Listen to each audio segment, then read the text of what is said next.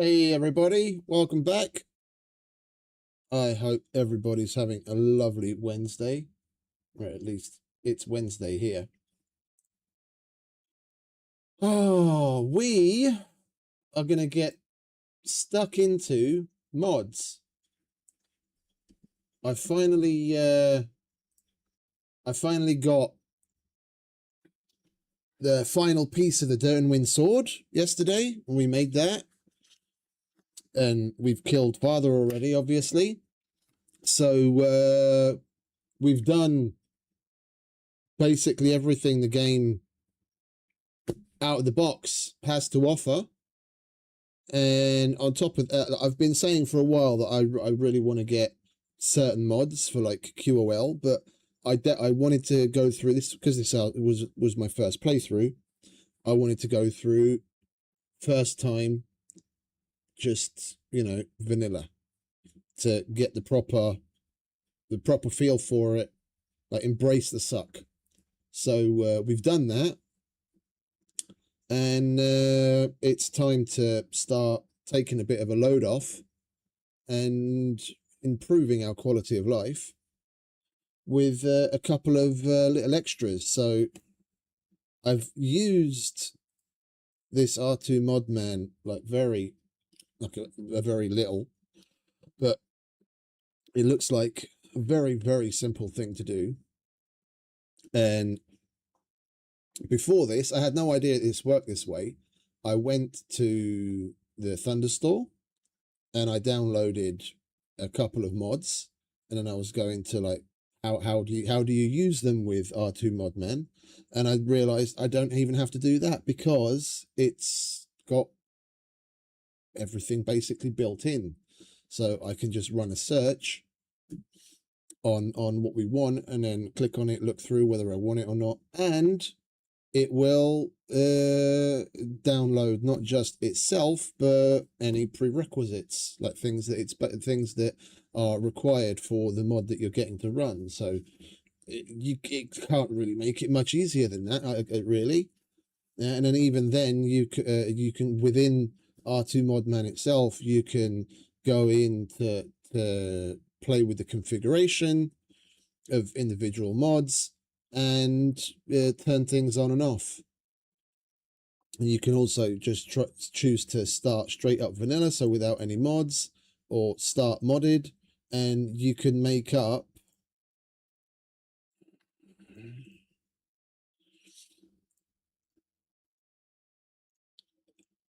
you can have different profiles.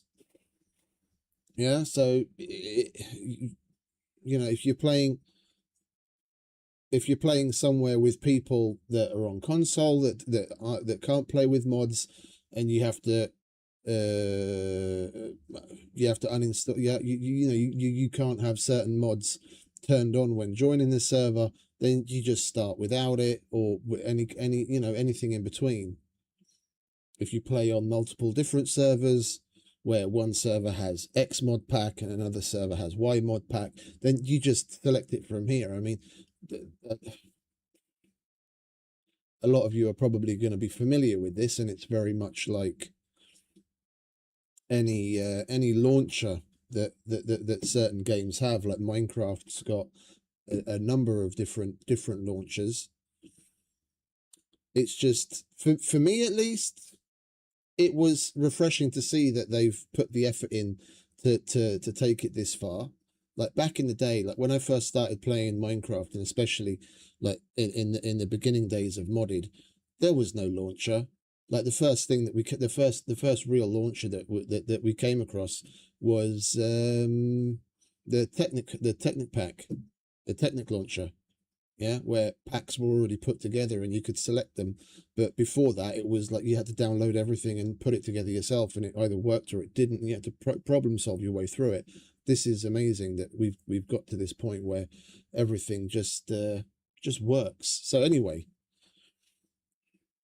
we are going to start with inventory. And I'm not sure which one it was that we wanted. I think it's is this inventory slots? That's extra slots. Let's take a look at this, shall we? Yeah, this is the one. This is the one where we get extra slots for our armor separately, which is what the way the game should be, in my opinion, to begin with. And then you've also got slots for things like ammo. In this case, what is it? Bait for fishing lures and bait for fishing and arrows. I don't know what else we can put in there, but we'll find out. And then you can have a key on you. Then you've got separate ones for potions, which is going to free up a lot of space. Free up a lot of space in our main inventory. Right, so that is the one.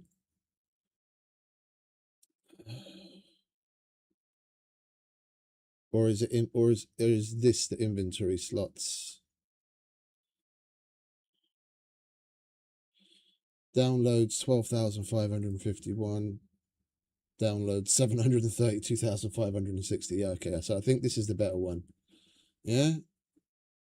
Then we go download with dependencies. And then now it's got everything that we need. And then there's nothing else that we need to do.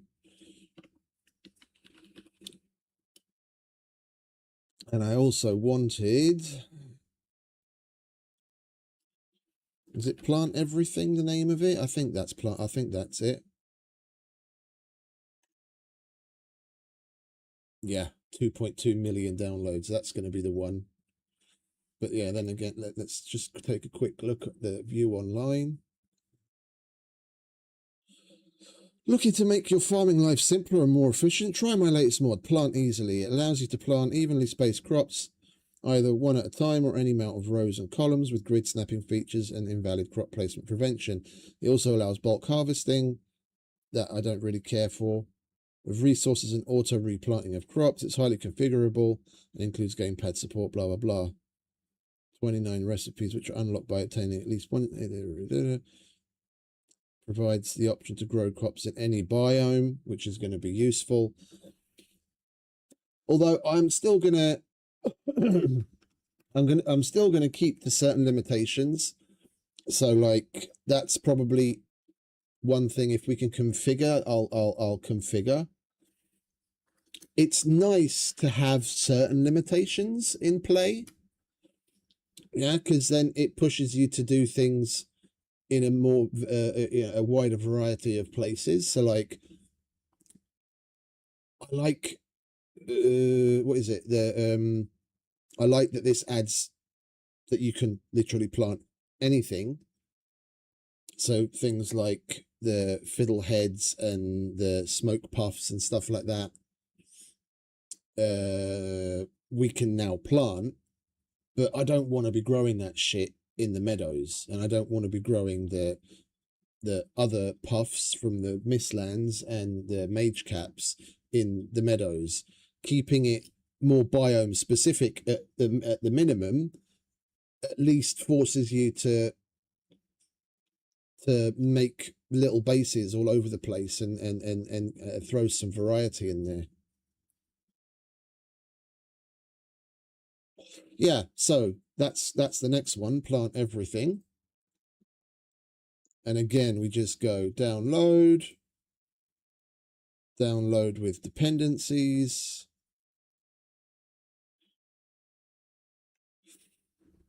Like so.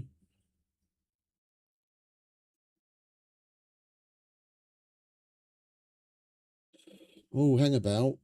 What version of Valheim are we on?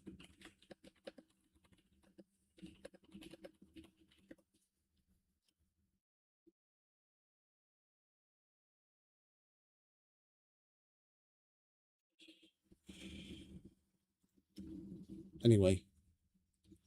Okay, so we have plant everything and we have the inventory. The other thing I wanted was the missing pieces, was an interesting thing, because even if we don't use things like the flat roofs and whatnot, it adds, like, we can go and view it online again so you can see what I mean. It adds plenty of other things that the devs should have really thought of by now and added to the base game already. I don't really know why they haven't. But like, just something as simple as a fucking stone stair corner. Why doesn't the base game have that already?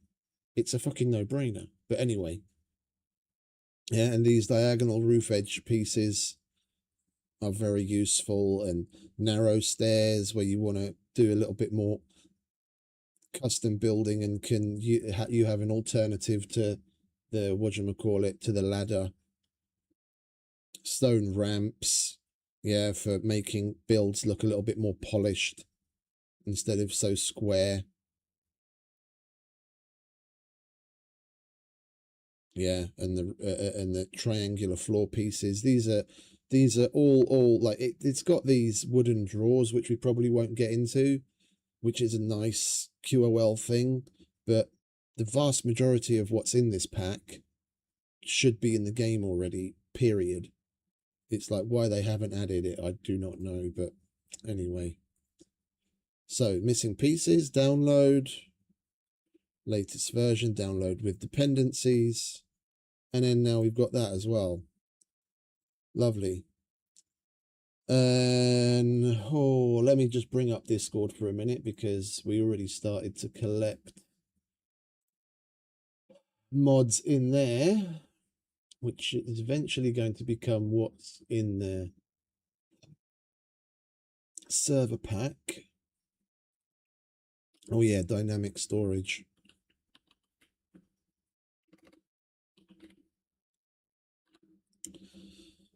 What's this called? Dynamic storage. Dynamic storage piles. Here it is. Now let's see. That's got 10,000. And that's got 75,000. Okay. Yeah, this adds, again, customizable, but as it says on the tin, dynamic storage piles. So instead of just being able to place a pile with 50 wood, you make a dynamic pile, and then you can add to it and take away from it without having to destroy the whole thing. And depending on how much is in the pile, it will visually be different as well, which I think is great, because just for decorating. Yeah, it's like, if you want to have, like I have in just outside the base, we've got a little woodcutter's shed where the kilns are. Yeah, and it would be nice to have wood piles there that we can keep wood in, which I do from time to time. Yeah, but then you can have the partially filled piles to add to the overall look of the place. Right, so yeah, we're going to get that. Dynamic storage piles, download with dependencies, boom, and then we've got that on the go.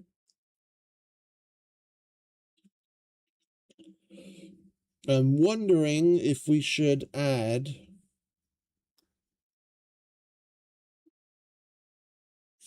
I'm not going to put the immersive build camera, or shall I? Because we are going to be basically doing immersive build camera. That's only got 1,200. That's only got 1,200 downloads. Build camera. True camera. Build camera. Yeah, the thing is, none of these have a significant number of downloads, and I don't want to go with anything that's not well used. We'll hold off on that for now. I'll do some more research into that.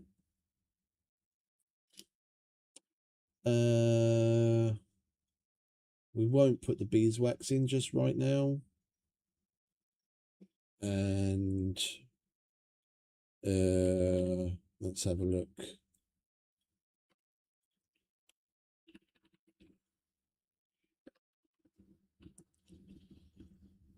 That's got 82,000. Yeah, so that's going to be a pretty good bet.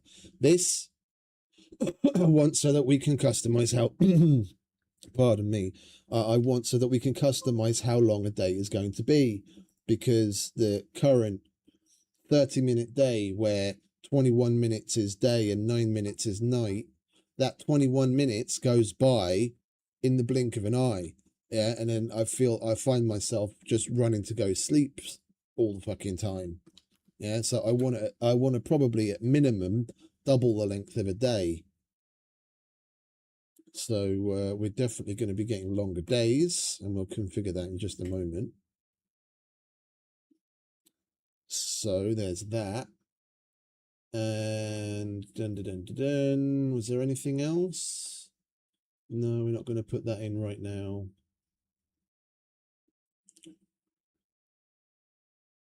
And yeah, that's really about it for now.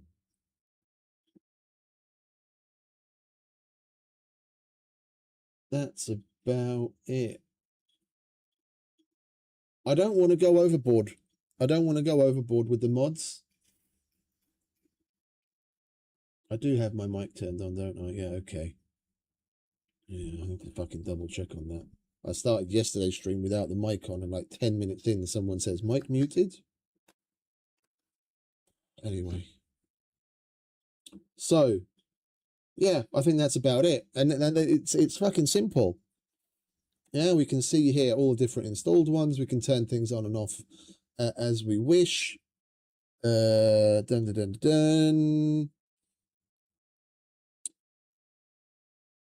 Drag to reorder.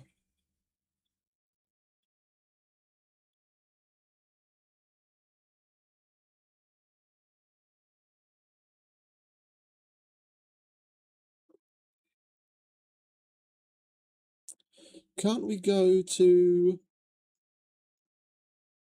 the config from here? I thought we could.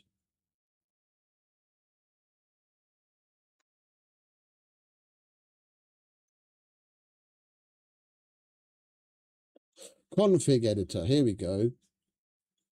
Configuration files are generated after launching the game with the mod installed at least once. Okay, so we go installed, start modded, and then, okay, then we let it start up, then configuration files will be made.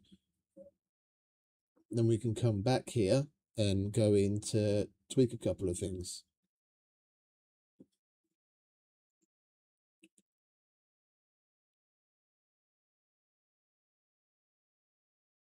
Right, we're basically just going to load up for those config files to be created. Hammerville, Diamond Hammer.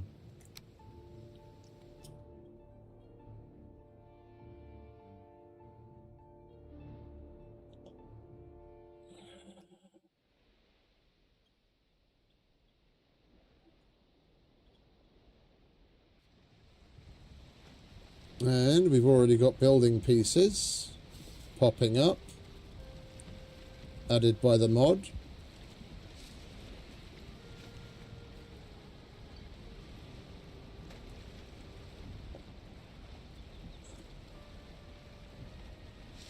A whole bunch of them, which is lovely.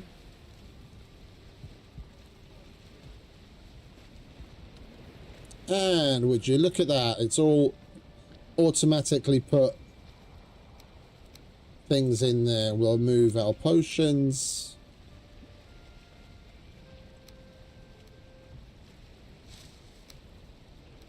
What else can we put in there? Those are our main potions. We'll put our extra potions up there. And now we can put our foods there.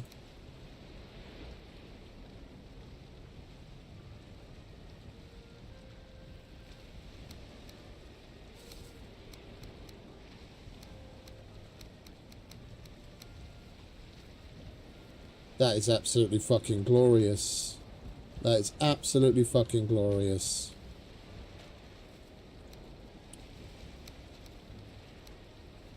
See, and we can carry around extra utility things with us. Oh, that counts as a trinket and that counts as a utility. Okay. Yeah. So I don't have to worry about not having that on me if we happen to go to the Mistlands, and I can just switch between which one's active. And I've got the wrong staff on me.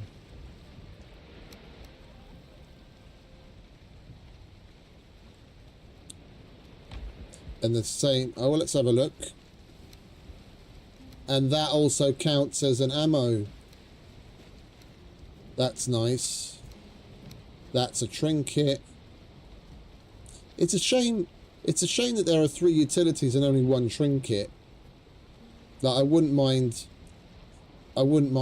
swapping out a utility slot for a trinket slot. Then I'd carry that and that with me.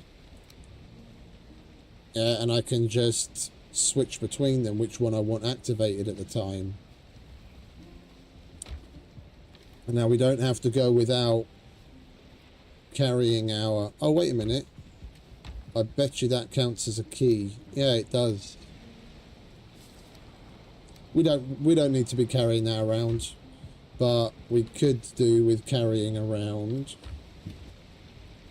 a crypt key, and that counts as a utility, so we can have that as well. So depending on what we're getting up to, we've got it on us and we don't have to worry about it.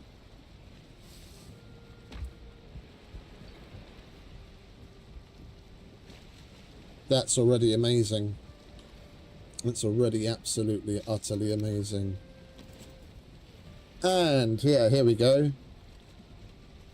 These are the dynamic piles where we can make all sorts of different ones. That's the basic one. Yeah, so you only need 10 wood to start making a stack, and then you can add to it. We're going to take a look at that in a minute. And then building wise, yeah, I remember. See, we need something else. We tried this the other day when we did some creative building. I have no idea, like page up and page down don't work here to scroll through the page here, because scrolling just literally takes you through that, even though you can do that with Q and E. And even doing things like holding control or alt or shift or a combination thereof, it always just scrolls through. So we can't even see all of the extra building parts that have been added, because we can't get further down. You have to add another mod to allow you to see the whole thing.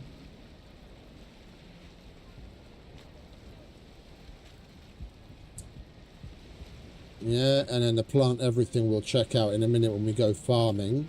Right, so we've started the game for the configuration files to be generated, so we'll go out of the game and go back to Modman and take a look at the configuration files that should now be generated that we can change.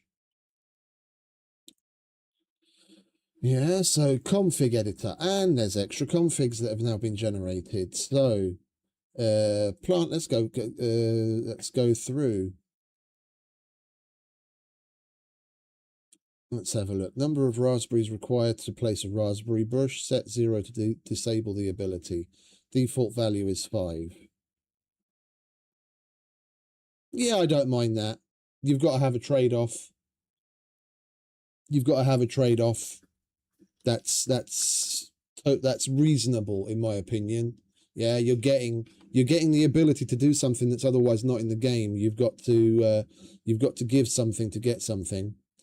And then number of minutes for a raspberry bush to respawn.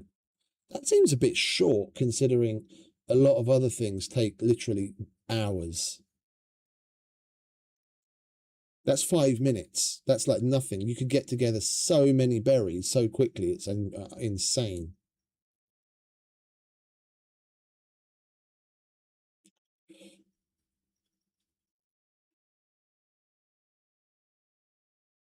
I'm going to set that at half an hour.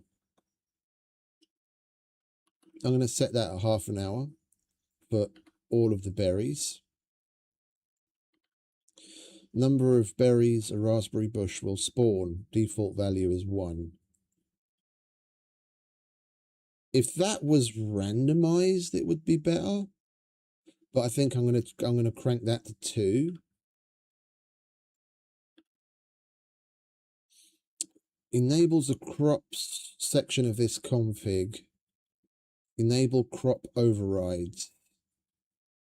And the crop section of this config.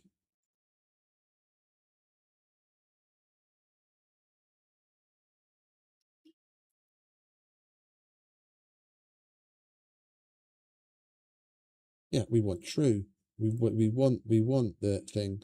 The minimum scaling factor used to scale crops upon growth. I don't know what that would do, so I think we'll just leave that for now. Maximum scaling, crop growth timeline, minimum number of seconds it takes for crops to grow. Oh, wait a minute.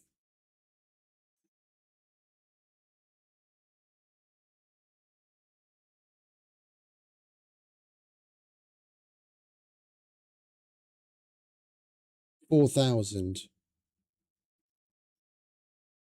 So that's like, what's that, an hour and a half?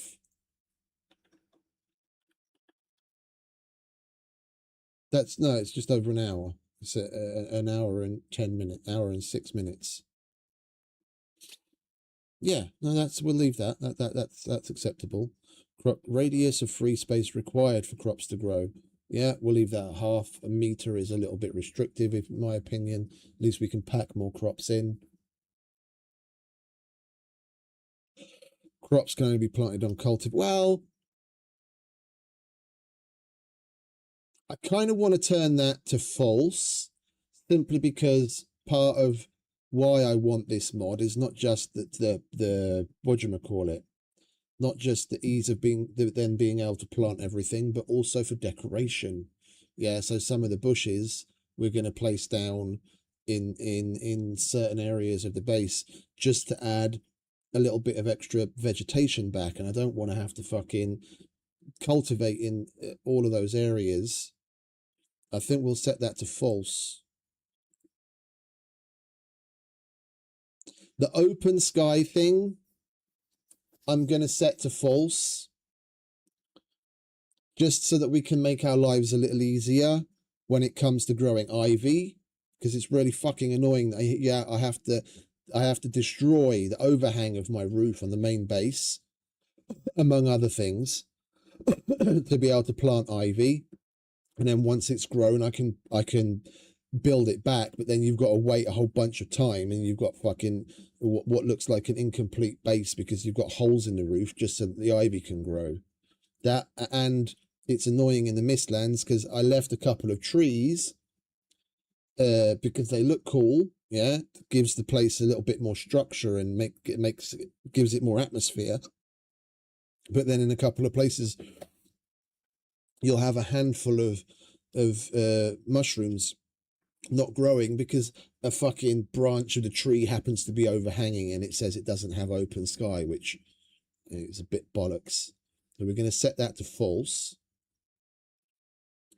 Crops require space to grow. This setting overrides the crop grow radius, but without altering it, allowing grid spacing mods to continue functioning. I think we'll leave that.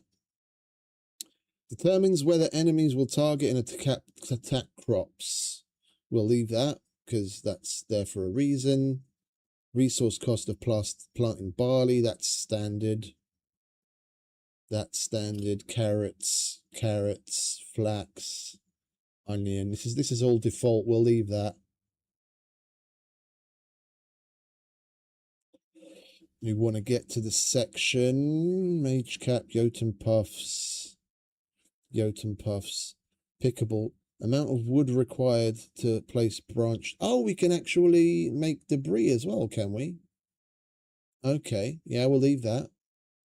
I'm not seeing any of the Ashlands crops.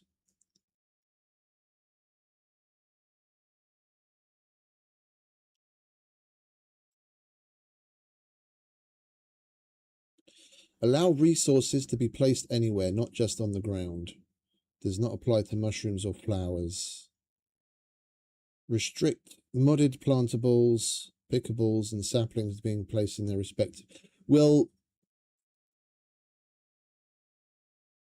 wait. Enforce biomes. This is a little confusing, the way that this is worded. Restrict modded plantables, pickables, and saplings to be placed in their respective biomes. False. Enforce biomes. So, is it enforcing the biomes, or is it not restricting? We'll leave it for now, and then we'll see when we go into game. Restrict vanilla plantables being placed... That's true. Okay. Plant requires shielding. Controls whether plants need shielding to survive in hostile environments.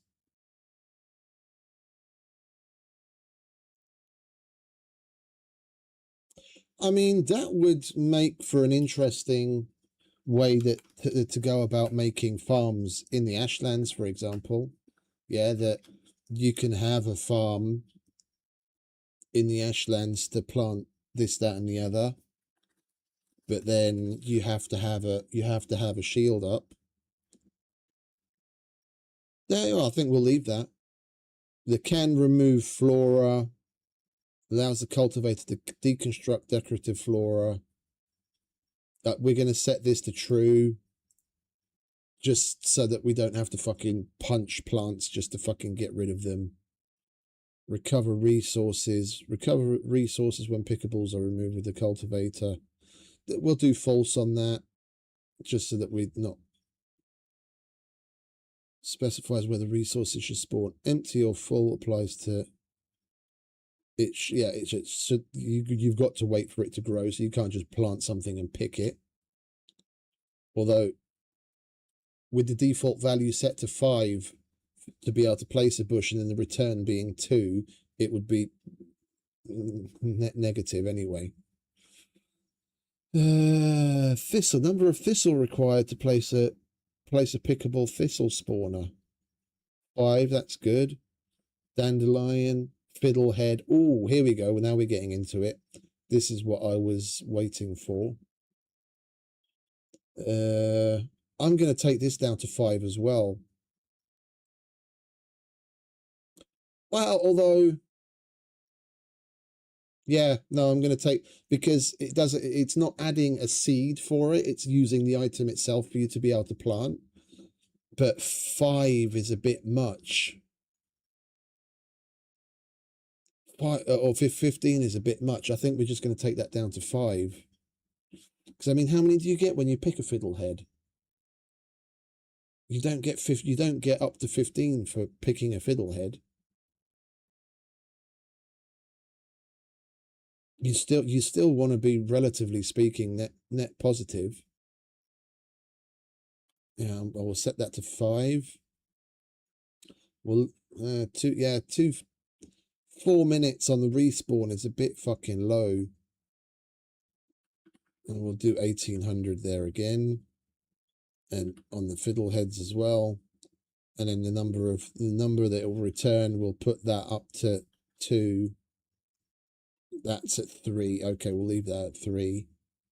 But I'm not seeing anything about mushrooms. We've done flowers. We've done debris. We've got crops. Ah, okay.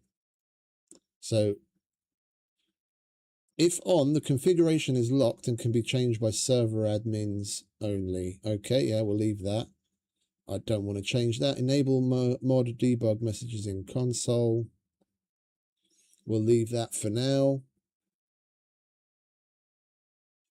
Continue to show mushroom, thistle, and dandelion spawners after being picked. I take it'll just show them with a slightly different texture so that you can see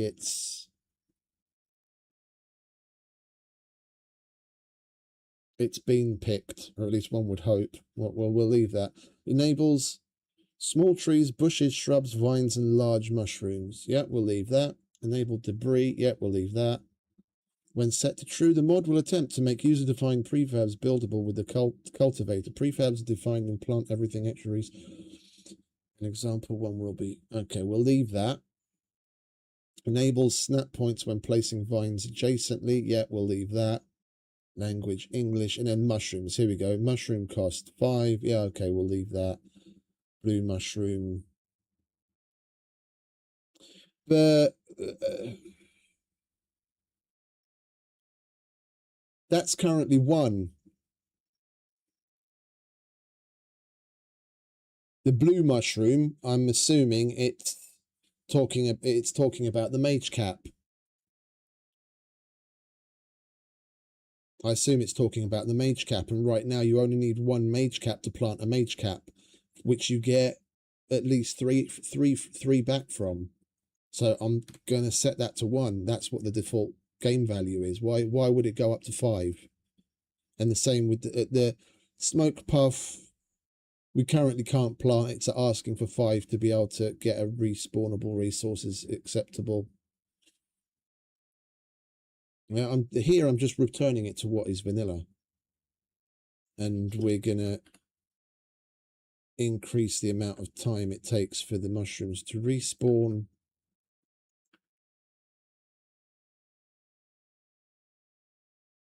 Yeah, 4 minutes is too short. And then we're going to double what the... No, not 21, 2. Yeah. The mage cap currently returns at least 3 to begin with. And the smoke puff will also set to 2. Applies all saplings modded sections to third party. Yeah, we'll leave that. That's okay. Radius of free space required. Yeah, but it's currently what the default is currently 1 meter. So why we'll leave that at 1.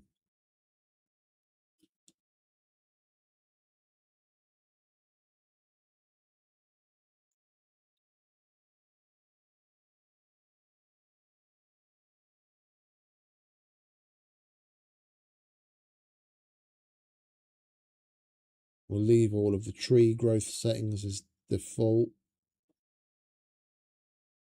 Oh, we can actually plant Yggdrasil trees. Okay, good. Seeds. Enables the seeds section of this config. Right now it's off. Tree. Yeah, okay, we'll leave that. Enables display of growth time remaining on pickable resources. That's a nice thing to have. They're all on. Disables the vine section of this config with the exception of color related settings. Vine attach distance, default 1.8. Yeah, okay, we'll leave that. Grow radius, that's the same.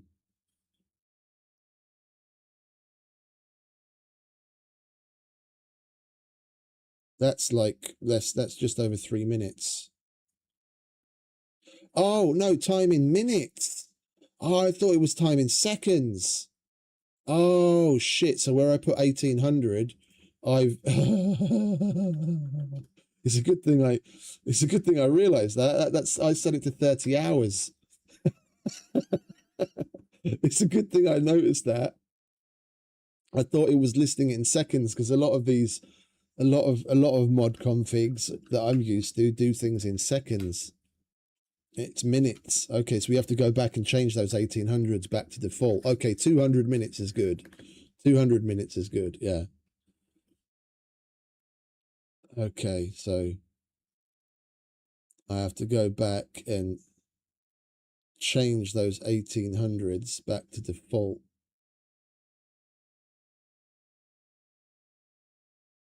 There it is, yeah. Smoke puff, that's 4 hours. That's 4 hours. That's totally acceptable.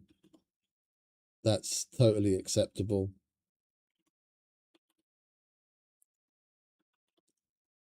Number of minutes, yeah, I wasn't paying attention.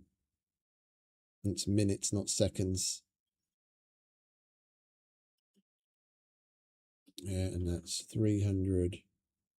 That's oh, that was 240 at default. 240.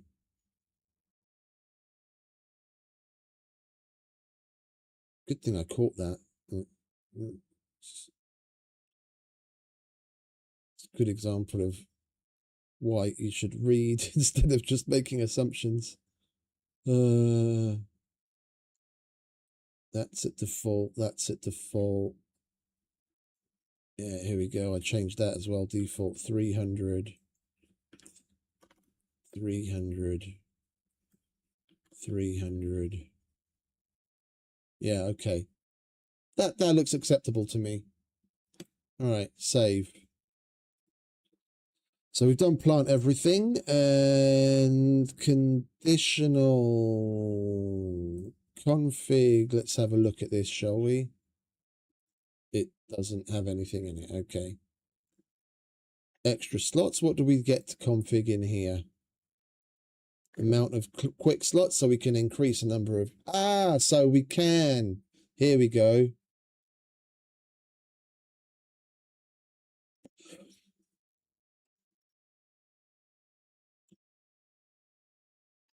The thing is, we had 3 extra utility slots when I started up the game.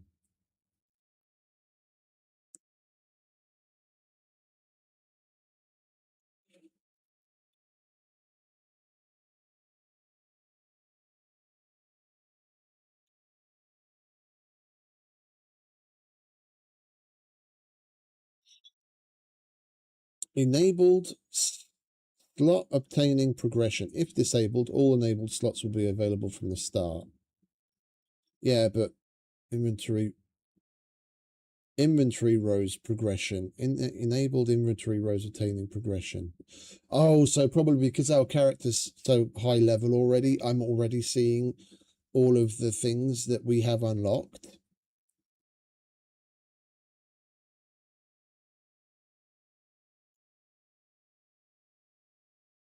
But if we'd started with a fresh character, then you'd only see a certain portion of what's currently available.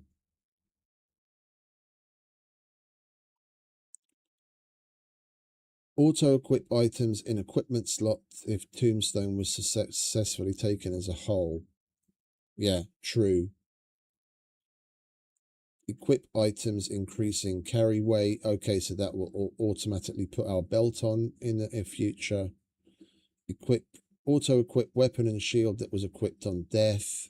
True, because it basically puts it back. Death tweaks, keep items, equipment slots, false.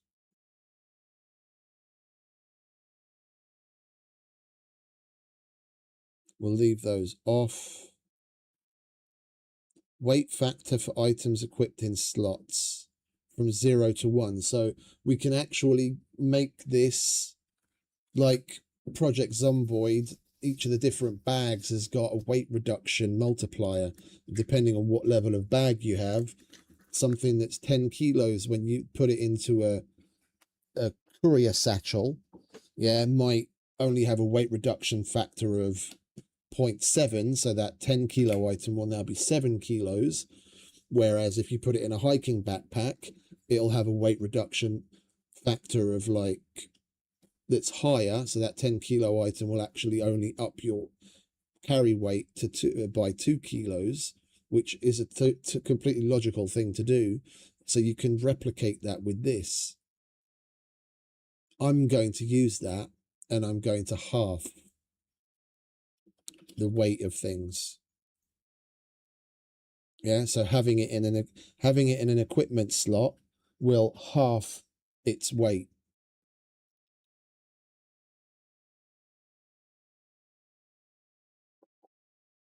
Items in quick slots we will also half. And then the food slots we will also half. Yeah, because this is the way I look at it. It's like the mod is giving you pouches. Yeah. And if you've got a belt on and you've got a pouch, and then you start putting stuff into that, it's not physically making things lighter, but you don't feel it as much. Yeah. It's the same thing as why parents might go on to their fucking kids to not wear their fucking backpack over one shoulder.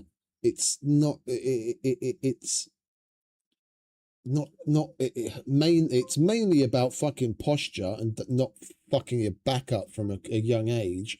But there's a reason why backpacks are made the way they are. When you've got it put on properly, you're spreading the weight, so that same 10-kilo backpack is going to feel completely different from when you've got it just slung over a shoulder and it's pulling you over to one fucking side, to when you've got it properly on both shoulders, and it completely changes your center of gravity and everything.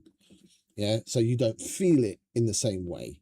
So this, using this to decrease the weight of things, is totally acceptable in my opinion. Ammo is tiny weight, so we'll just leave that as default. MISC slot, we're going to half that as well. Defines which inventory rows will apply weight reduction effect.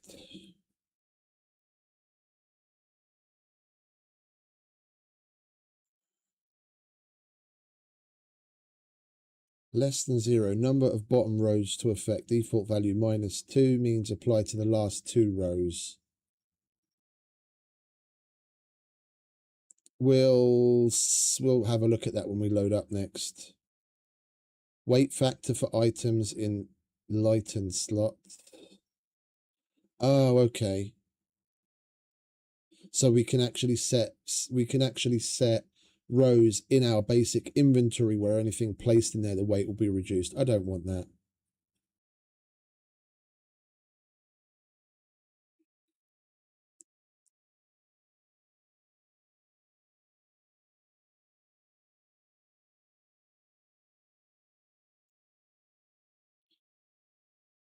Because there are predetermined settings that you can use here, a drop down would be nice. Because like I'm guessing I have to type in =0 to disable the feature, but that would mean me having to fucking change my keyboard settings so I can actually type in equals. I don't want that. We want to disable that.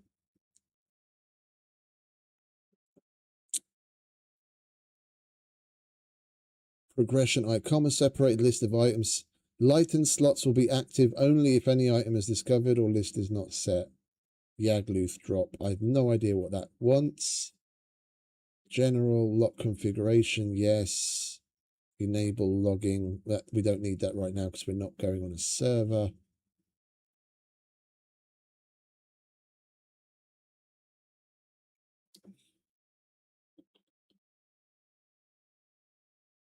Ah, here we go.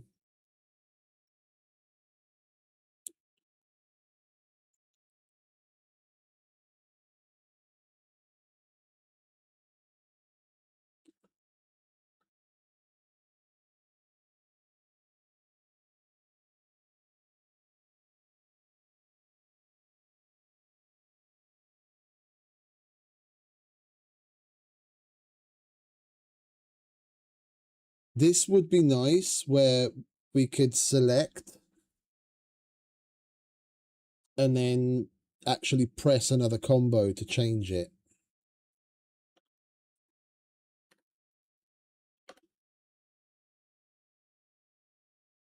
Yeah, but I actually have to type something in. I don't know if I'm going to get it right. I want to change this. Yeah, so like,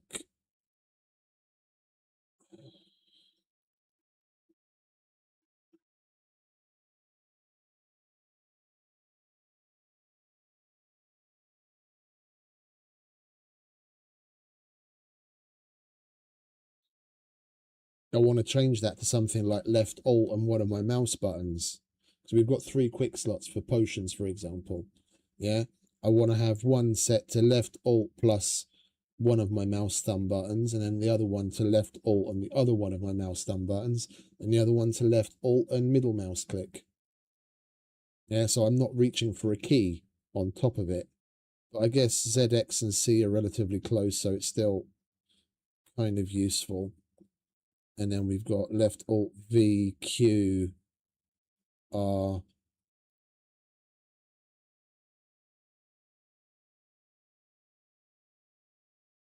Yeah, okay, we'll leave that. We'll get used to it. We'll get used to it. We'll get used to it. Okay, this, we don't have any other mods that it needs compatibility with. Oh, there's radial menus as well. Valheim radial. Well, we'll look into that in just a moment. All right, so save. That's that. Was there anything else that we want? Longer days. Here we go. Edit config. This is our most important one so far. Enabled this mod. True. Speed at which day progresses. 50% is twice as long as day. Default value is 0.5. Yeah.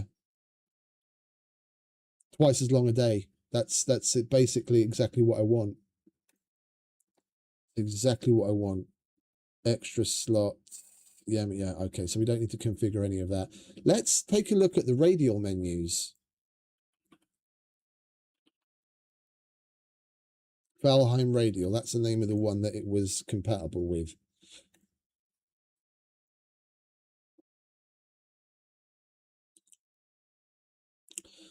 Valheim radial brings the console-style radial menu to PC in a way that actually feels good with keyboard, mouse, and controller. It hooks into Valheim's built-in HUD-M radial menu and gives you proper toggle and hold behavior for opening and closing the radio on PC.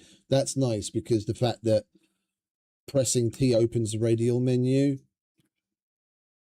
and you have to select something is a bit fucking annoying. You have to press it again for it to fucking disappear. I'd rather it just be a hold T, do what you want, and then release T. It hooks into da-da-da-da. I commissioned this mod after relying on Emote Wheel and Equip Wheel, which both use custom assets, da-da-da. Please consider supporting, blah, blah. Okay, and then we've got... Okay, so there's one for weapons. What I'm more interested in...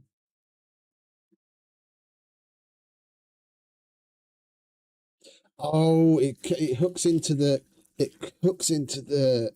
the hotbar, and then the compatibility of the other mod just makes it so that you can see the things that you put into the extra slots on the same radial.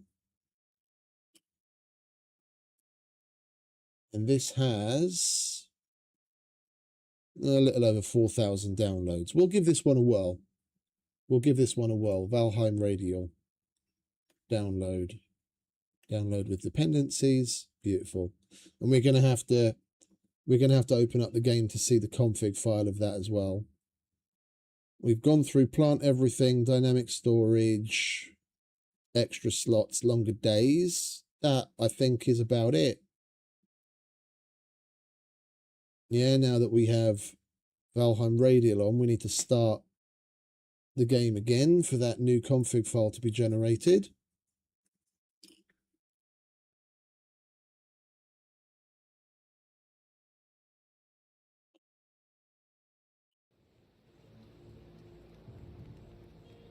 Start.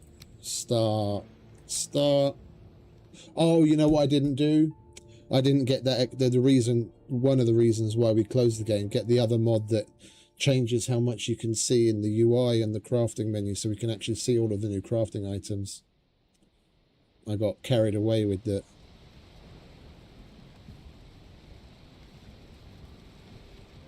Okay, and I can see there what the shortcut is for each of them. It's Alt QER for the foods and Alt ZXC for the... That's all right. And then you've got Alt 1, 2, and 3 for the... No, that's cool. That's cool. So right now, my Huzuma What's It, it's expiring and I was able to just eat. No, that's perfect. That's great. That's great.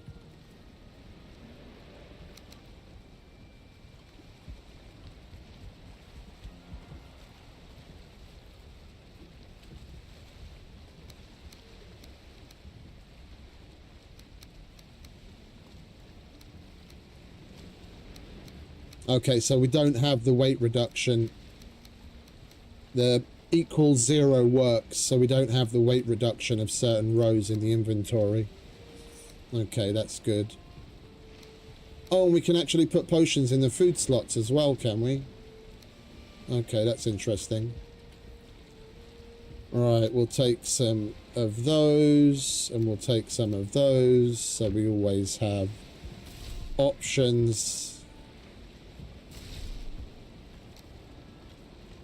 And then we've got a radial. Yeah, but that's only between the things that we have on our hotbar.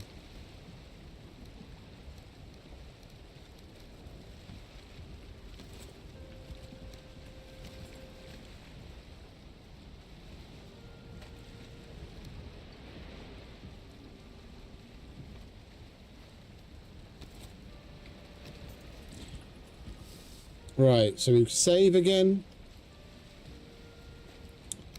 And quit. Now we have to go into the radial. Now that the radial, Valheim radial's created its configuration file, we need to go into that as well, and then go back into... Is it now created one? Plant everything, Valheim radial. Here we go. Edit config. Activation mode. Hold, yes. And then G is the standard. Open emotes radial is... Okay, so instead of just T, it's thing.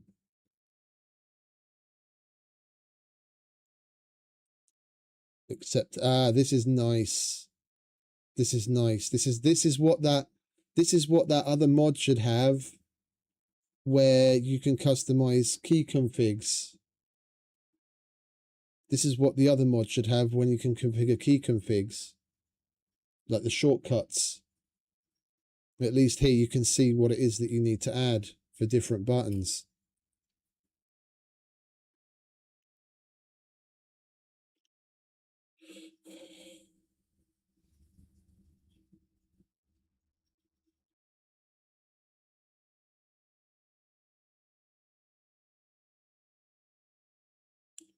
The radial scale is just fine. There was nothing that we changed here, so we can just cancel. But we want to go back to extra slots. And now we go to mods compatibility Valheim radial. Here we are. Adds items from quick slots. Valheim radial. Add items from quick slots. Add items from slots to Valheim radial panel. It was set to true, but it wasn't doing that, but okay. Add items from slots to Valheim radial panel. True. Okay. Then I'm not quite sure why Valheim radial.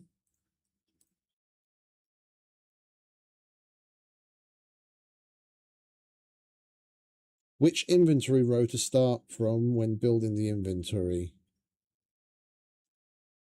Top row, default hotbar, second row, third. Oh, okay.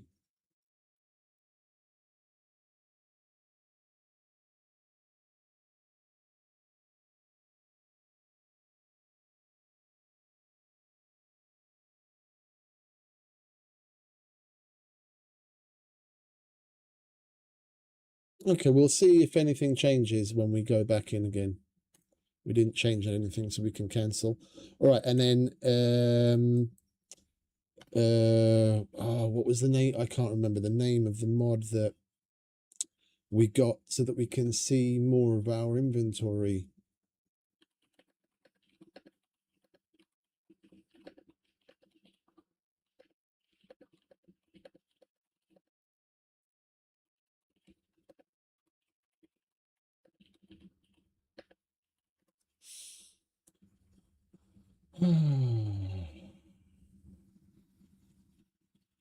Primary mod. Valheim, not enough items. So someone's played a lot of Minecraft. There we have JEI. Just enough items. Right, so what was it? VNEI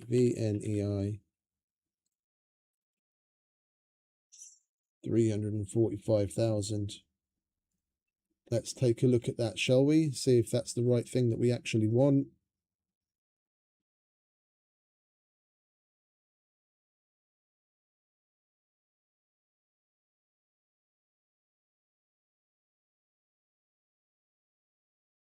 Oh, okay, so it actually adds Minecraft-like JEI functionality, so we can hover over an item, press R, and it will show us the recipe as well. I don't want that. I don't want that. All I want is simply to increase. I don't want an overhaul of the crafting menu. I just want the one that increases the amount that we can see in the UI. I think better UI.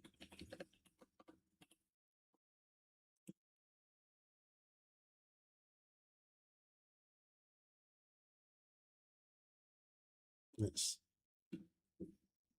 take a look at this as well. Is this also player HUD elements movable, custom health, food, stamina, item bars can be adjusted. Installation.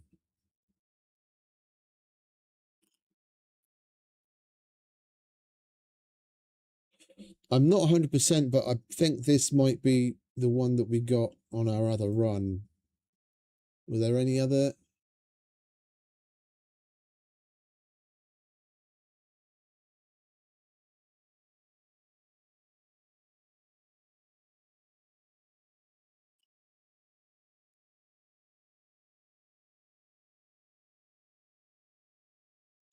I think we'll go with this for now, and we'll see what that does. Yeah, so we'll do better UI.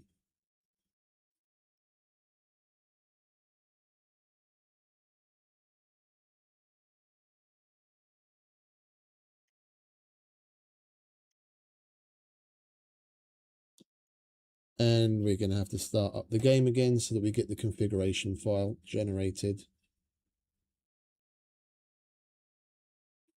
We're learning as we go. I've not used this. This is like the second time I'm using it. Ah, now we can actually see our... Holy shit, I've died 70 times. I thought I was around like 30 or so. Okay. 70? That seems a bit hefty. Though it is our first playthrough.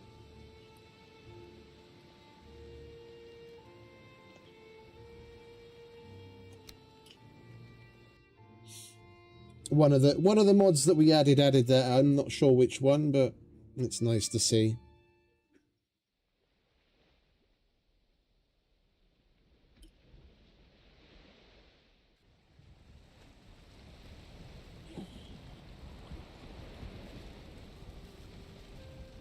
What the hell is that gold line at the bottom?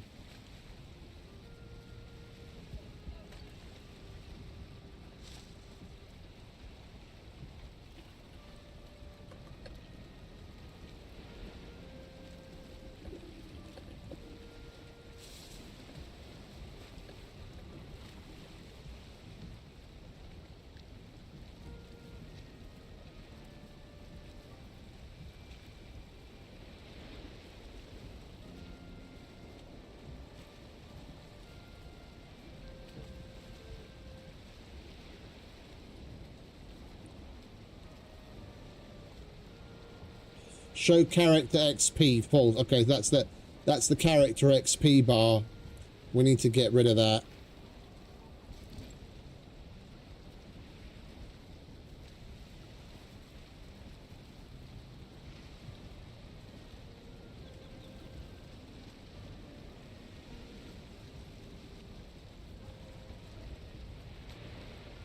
I still don't have what I want. I still don't have what I want. This isn't what we wanted. Yeah, scrolling still scrolls the top, and I've got I've got no means of scrolling through this.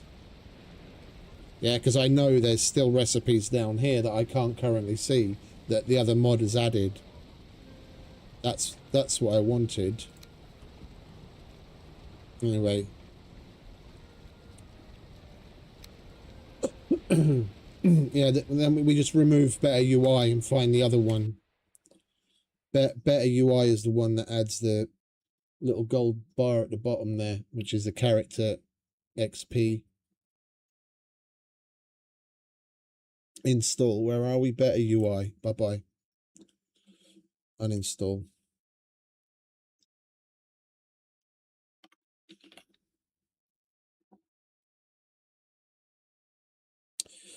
The thing is, I think the Infinity Hammer that we added was the one that added those extra things that I liked, but I don't want the other Infinity Hammer setting the additions.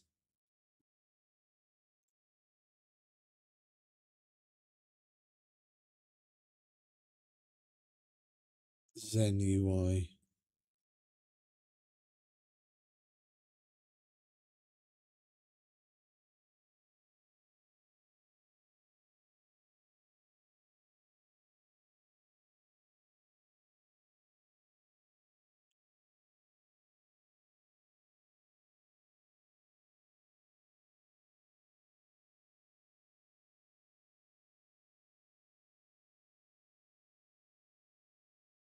Yeah, this is all stuff that's related to the crafting again, and not the actual building UI.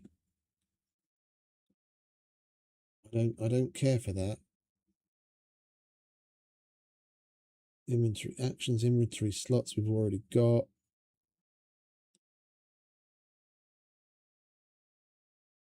Extra slots, waystones, my little UI, no.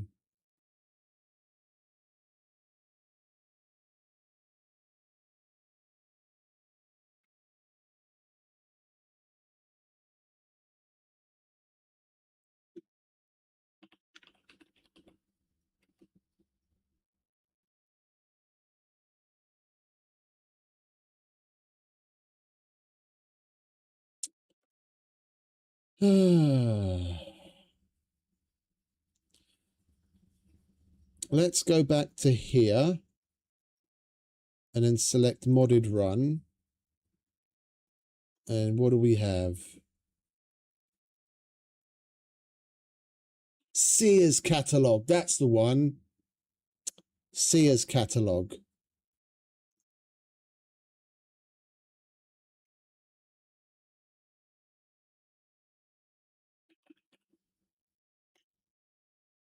That is the one. Yeah. Indeed. Panel resize. Yes, yes. That's exactly what we want. That's exactly what we want. All right, now we start modded.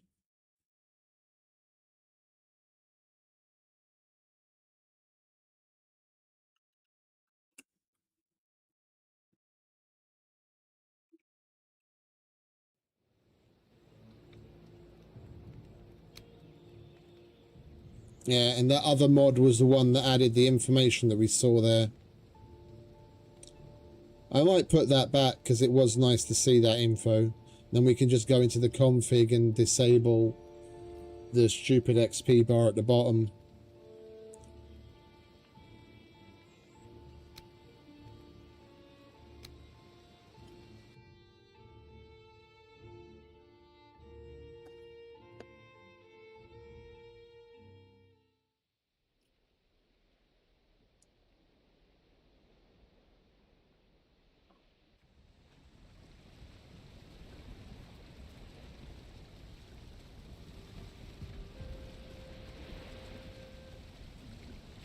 And you can do this. Yeah, so we just make it larger. Now we go to building, see? There's an extra row of things that we weren't seeing before. And if I made it small, now I can scroll through. Yeah, and I have to use Q and E to go through the different panels or click on the panel. Like, honestly, shit like this is how the game should be by default. I don't understand why it isn't. But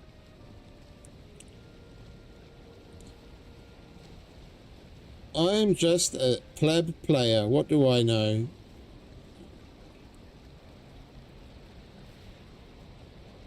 Yeah. Lovely. Glorious. Did that add any changes to the who's and what's it as well?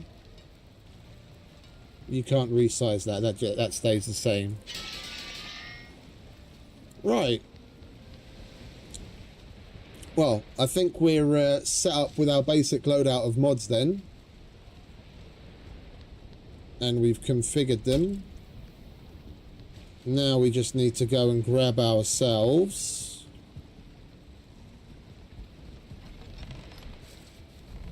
Oh, hang about.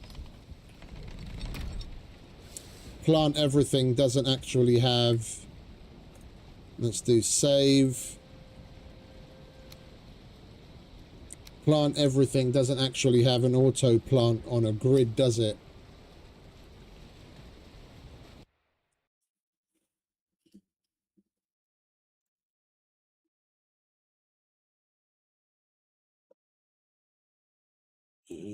Let's take a look. Does this have a grid system built into it? Options, displays, growth time, remove, plant, local, miscellaneous features, custom meshes, multiplayer snap points.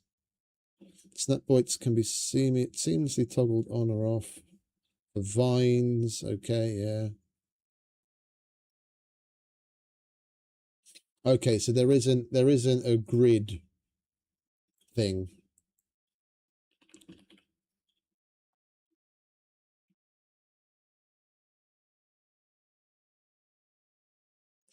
Plant easily. I think this is the one that people were recommending, and that's got over 700,000 downloads. What's plantations? No. Let's go with plant easily. View online.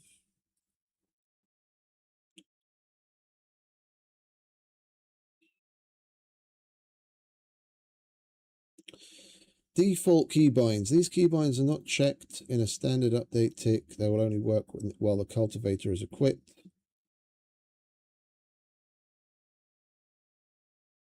Rows and columns. Shift. Okay, so I don't want to harvest with that. I like that we have the scythe. Pressing your vanilla alternative placement key allows free 360 rotation when snapping to a single piece. Toggles crop replant on harvest. Okay, so we can toggle it on and off. F6. All mod features. Toggle grid snapping features. Okay, so we need to remember F6 and F10. And we need to install that. Plant easily. Yes, download with dependencies, and then boom. And we won't see that here until we've started the game. Taking us a little while to get through and get shit customized and set up, but once you've done it, then you're past it, and then you have an amazingly improved quality of life.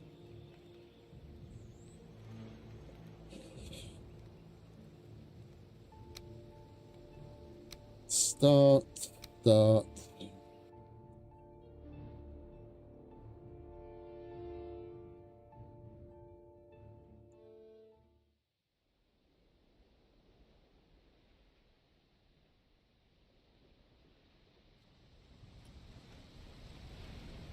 Right. Let's go and get some sleep. Has this stayed the way that it was? It has. Well, no, it didn't. Because I pulled it down like that so we wouldn't have to scroll at all.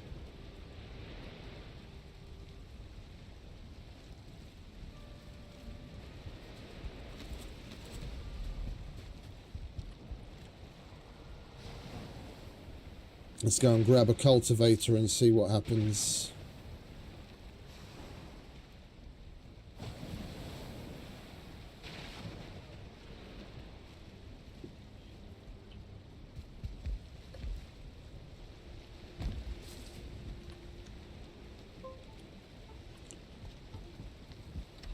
Oh! It says day 494, so even that has been adjusted. It's looking at the amount of time that's passed and then showing the days accordingly. Because we were at like day 900 and something, but because we've halved the normal time settings, the number of days have been halved as well. That's interesting.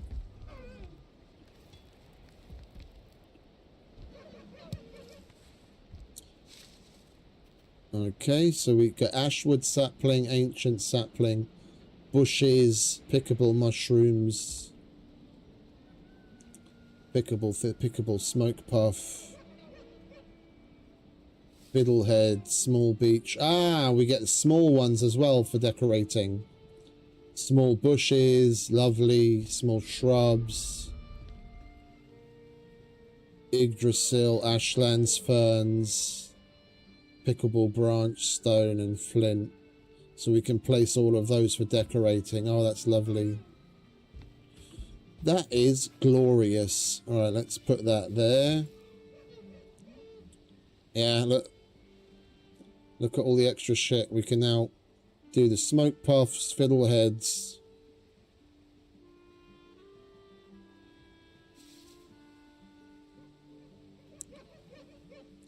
we can place generic bushes,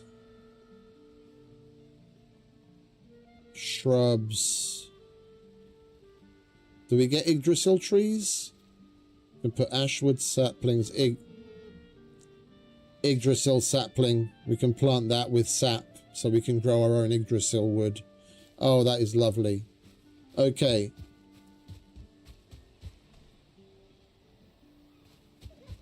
Okay. So let's grab the scythe as well.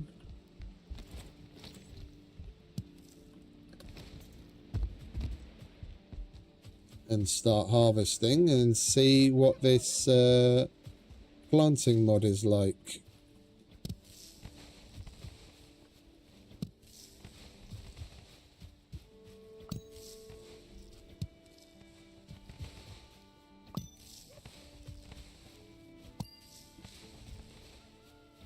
I left all of these fields here unpicked on purpose so that today we could come to it and try out the mod straight away.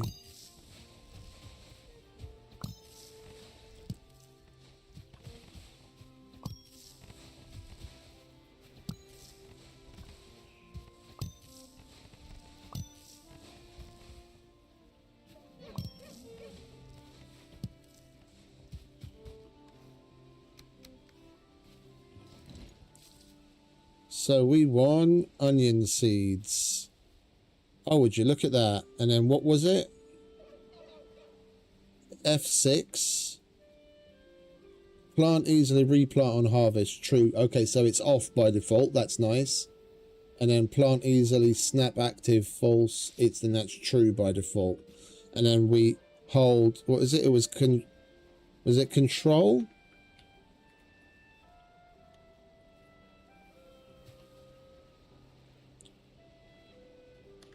Yeah, it's supposed to be right control, but I'm pressing right control and it's not doing anything. Oh, right control. Why the fuck did you put it over there? Oh, would you look at that gloriousness? Oh my word.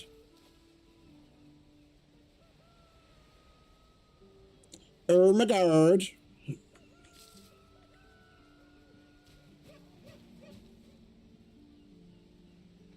And I can even extend that with the columns as well. Oh,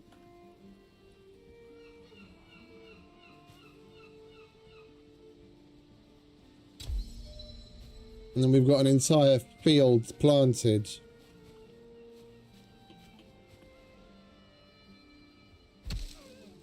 Whoops. That was the wrong button.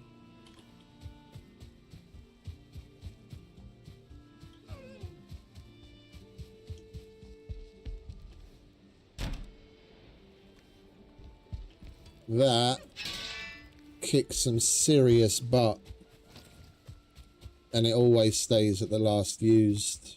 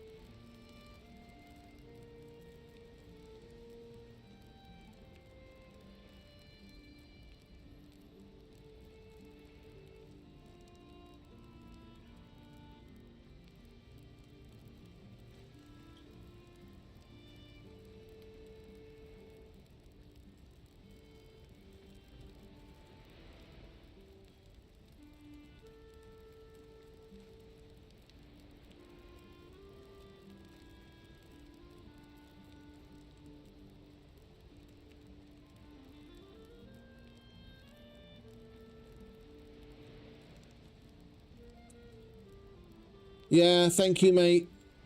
Thank you very much. Appreciate it. I pressed the wrong button when trying to configure the whatchamacallit, the planting in the mod, and I must have accidentally pressed my mic mute keyboard shortcut. I appreciate you for telling me. You're the first person. I probably had it muted for like the past 10 minutes.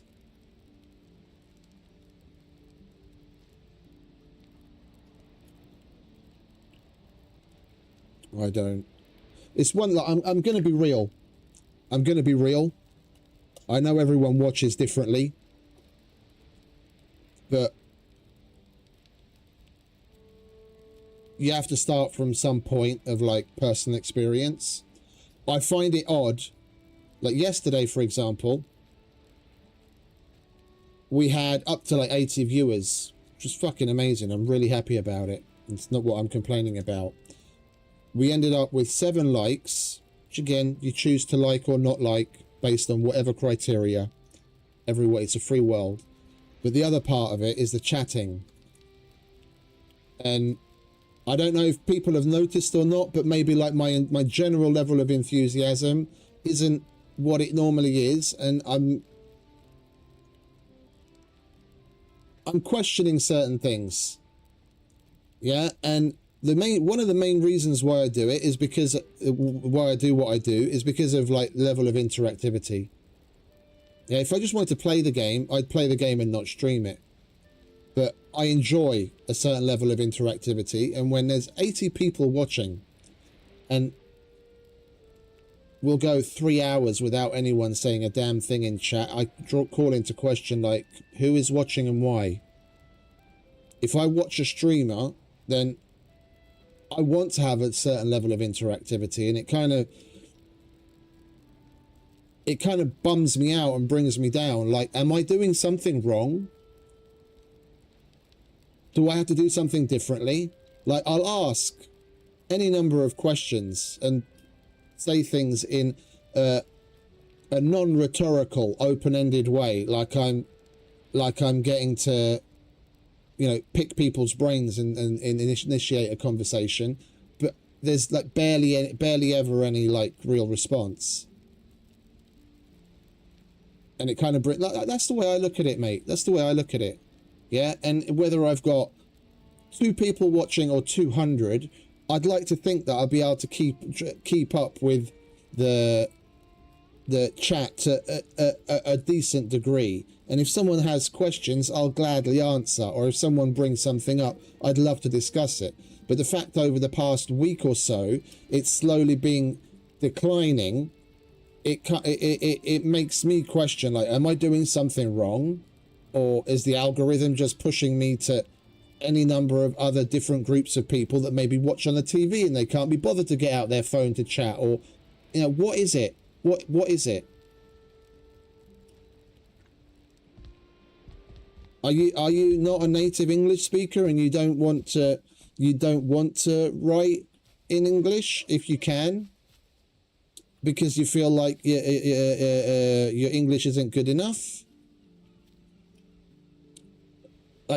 Like what? I don't get it. But anyway, that's my little existential rant over. I'm trying to get past it. It's just with this game in particular, it's something that I've found, unless like a certain core group of people like yourself, Bigfoot. Yeah, unless a certain core group of people are around, I could sit here and just talk to myself for hours and no one will say a damn thing. And it's a little disconcerting because it makes me feel like I'm not doing things well. A certain minimum level of interaction would be nice.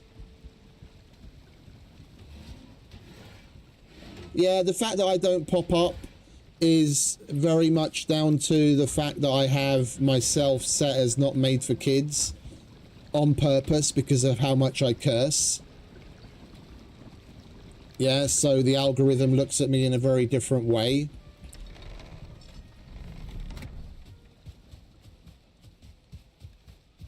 Like if I didn't curse as much and I had my channel set to made for kids, I'd probably already be at like 2,000-3,000 subscribers by now.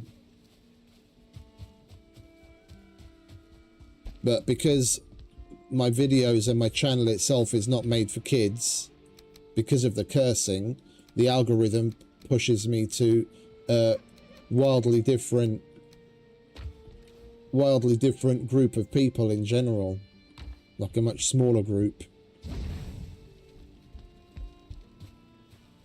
And certain notifications, unless you've specifically got it set to notify you, it won't necessarily notify you.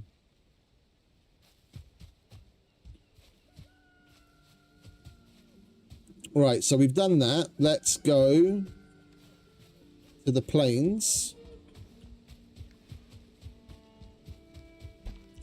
and do the same on our barley farm.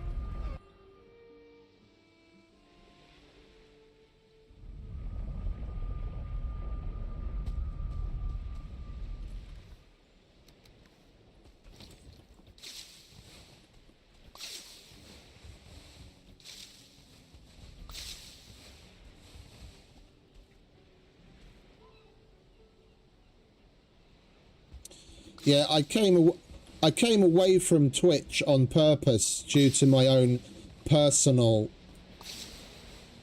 issues with Twitch in general. Like, you can only really if you have a certain leaning, the only way you can take a stand and show any level of integrity is by standing by what you preach. And I don't like Twitch's politics in general, and I think it's just a big group of blue-haired fucking woke-tards. Yeah? And they're behind the curve in general.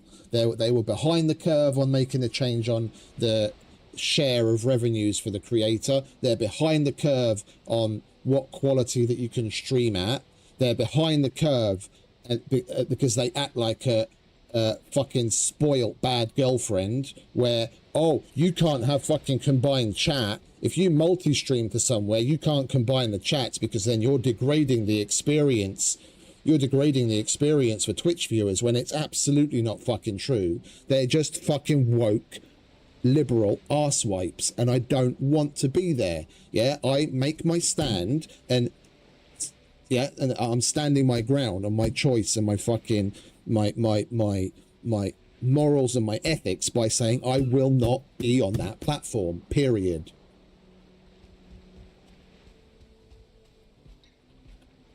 Yeah, and it's a certain level of integrity that unfortunately, yeah, I don't want to generalize, but unfortunately a lot of people in the streaming space don't have. I'm going to fucking stand by it, and if that means that I have fewer viewers, it means I have fewer viewers.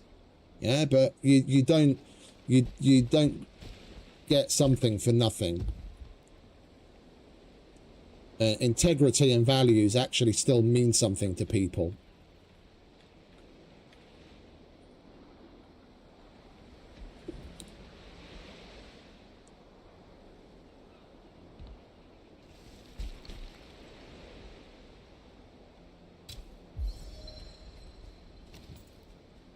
Yeah, the problem is a lot of these that it's planted here are gonna go a weird color, that they don't have the room needed because proximity to a portal works differently than other things.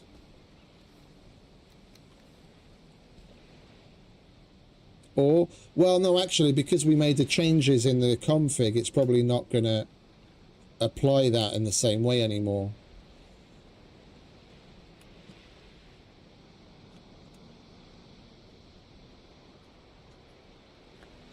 Oh, about the same age thing is very obvious. Like I look at my analytics from time to time, and the overwhelming majority of people are between the ages of 35 and 45, like well over 50% of the people watching. Would it be nice to have, you know, a nice spread among other age groups? Yeah, but because of, one, the way in which I speak, the kind of games that I play, and my general ideals, I can see why I don't have as many viewers from those other categories. It's the way it is.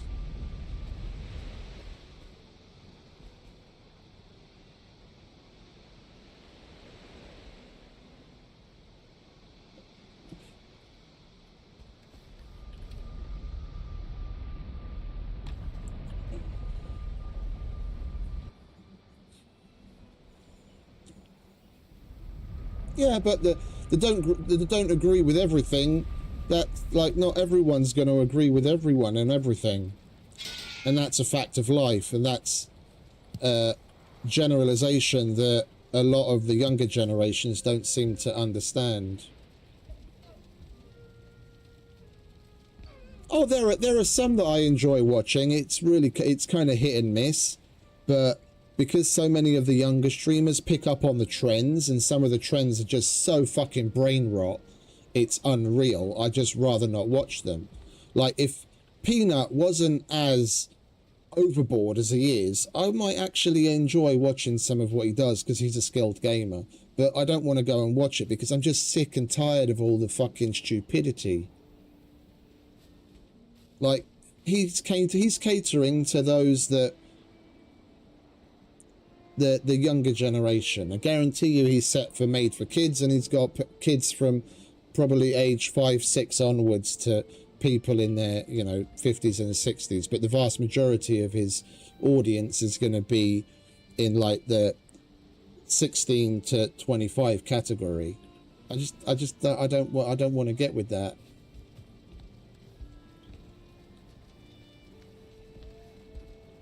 But he's got a winning combination, and like he's doing good. I'm not hating on him by any means, don't get me wrong. That's not why I'm bringing him up in particular. There are some of his stuff that I enjoy. It's just, it's a bit too much for me.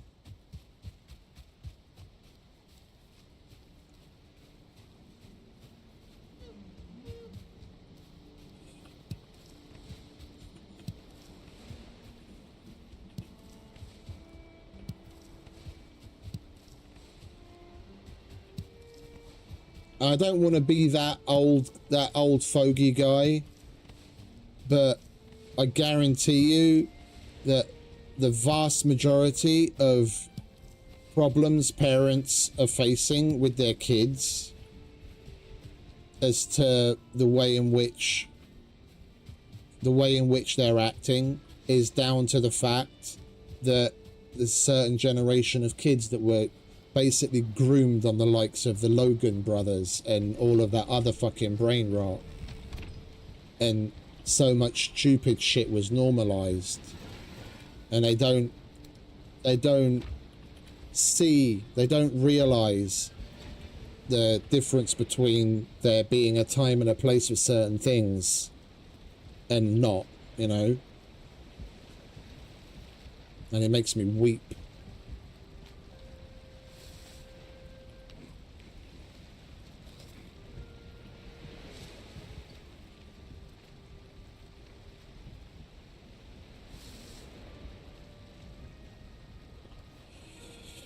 Right, well, we've gone through and we've planned... Oh, wait, no, we haven't. We've still got the Mistlands. And then we've got to set up, now that we can actually plant the puffs.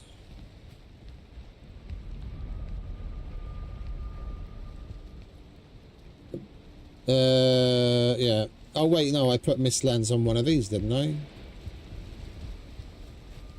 That's Fortress. Yeah, we put Mistlands on this one.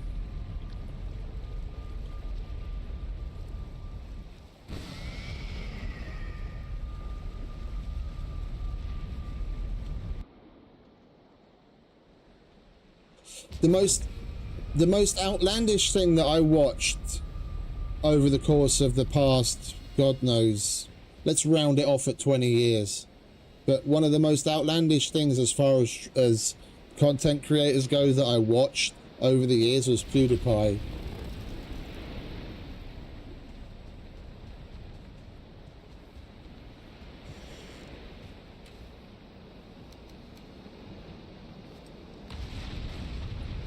and Jacksepticeye.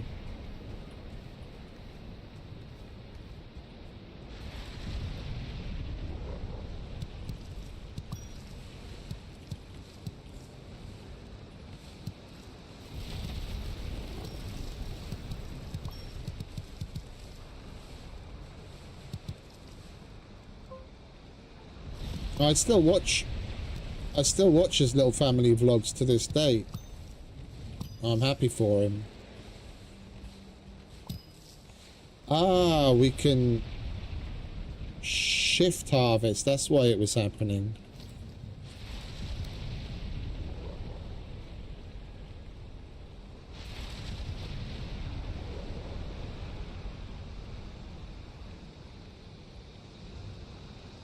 Right, so we go to this corner. We line it up accordingly. We'll go out that far. Or should we go from here and go like that? Let's go from here and go like that.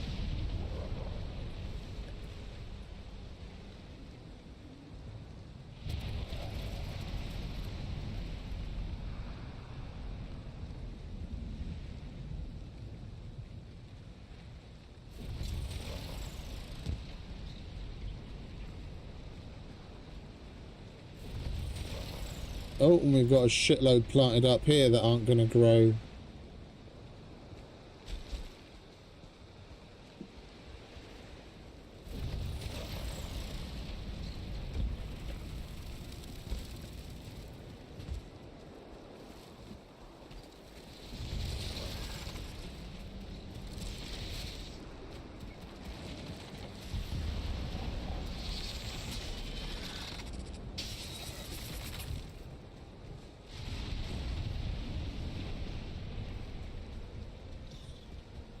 I see it automatically changes it in and out of the slot as well.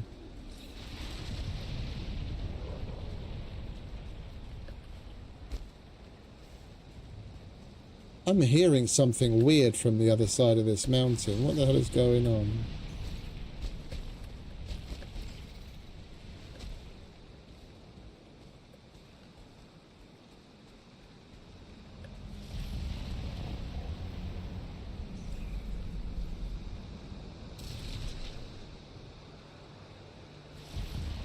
It's probably just background noise from the storm.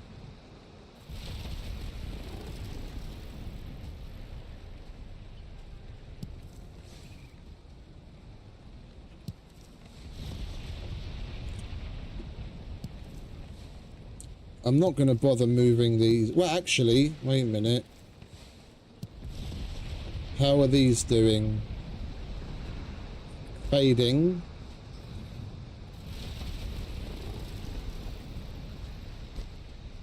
And I think the other one is likely fading as well. Let's finish up here, shall we? The only reason I stopped.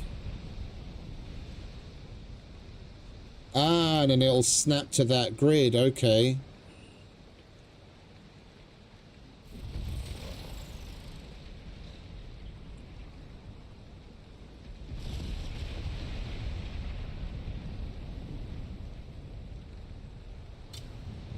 There we go.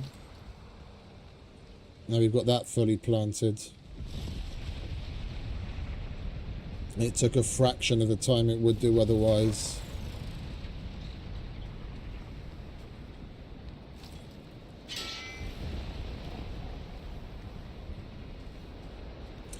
Yeah, what's this one? That's fading as well. Okay, so they haven't gone back to pulsating yet.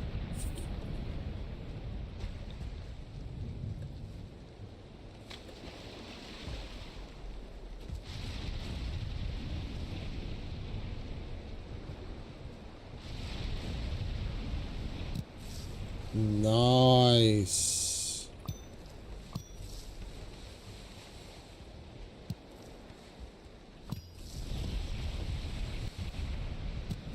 I love that feature. Alright, now we go to puffs. We line them up.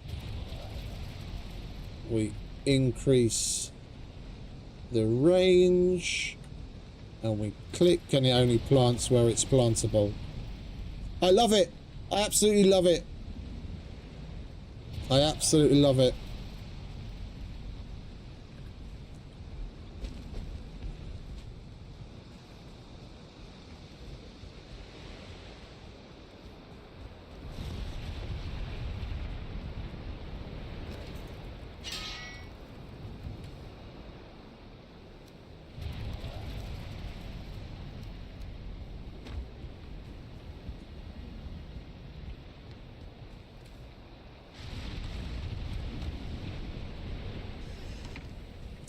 Now we're going to go to the Ashlands, and we're going to set up a biome specific farm in the Ashlands.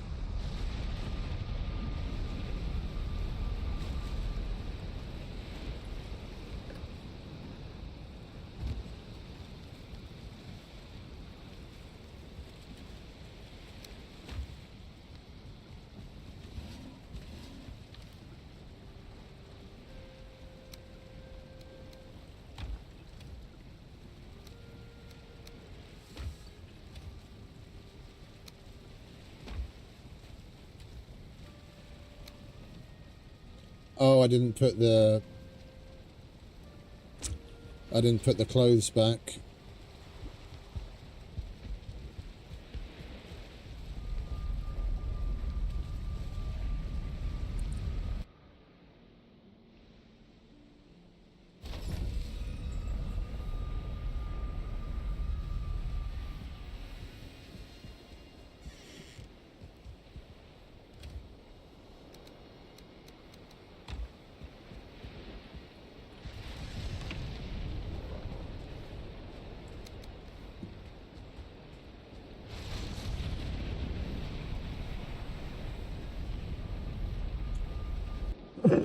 It would be nice if there were planters.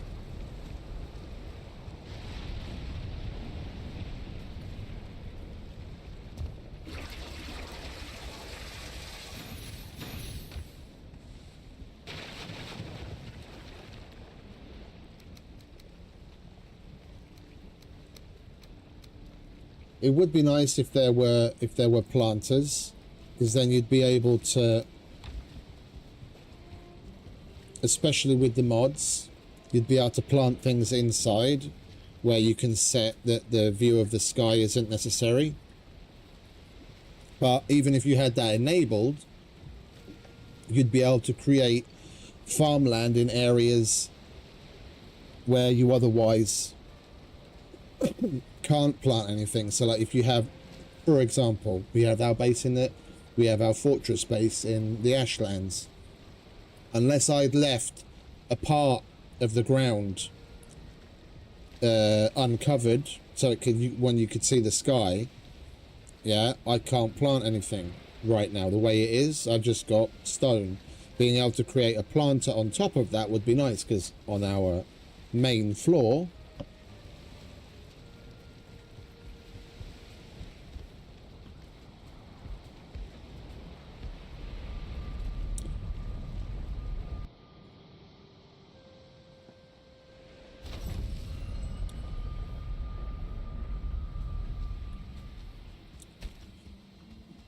yeah, on our main floor, we could designate a certain area, yeah, where we place a planter bed, and we'd be able to plant in it. We've got a view of the sky, and we're, oh shit.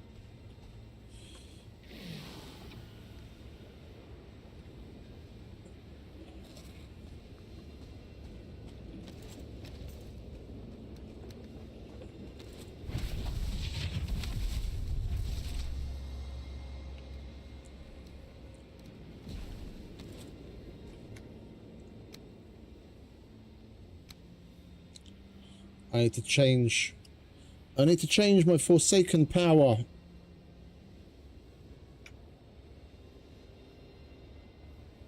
Do we have B on anything? We don't have B on anything, do we? There we go.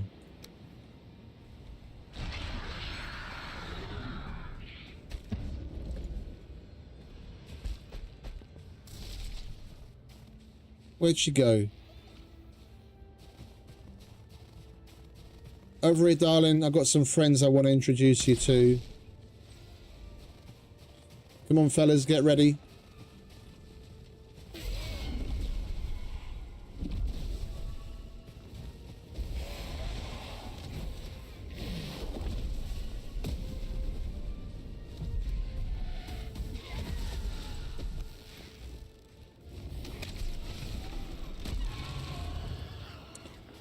Thank you very much, fellas.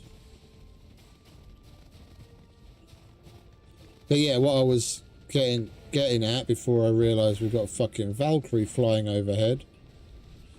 It'd be nice if in a place like this we'd be able to put down a planter box. Why do I hear a fulling? Or is that the sound that the dudes make?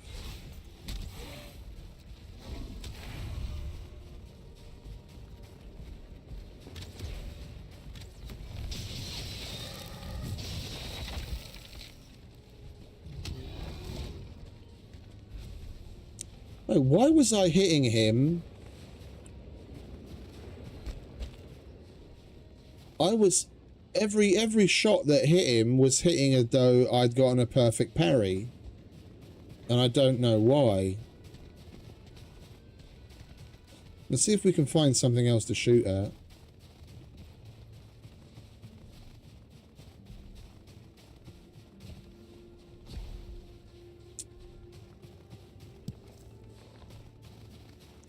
Ah, and that config is affecting the vanilla picking of things as well. So I'm getting 2 puffs for the price of 1 now. Hey Jay, welcome back, mate.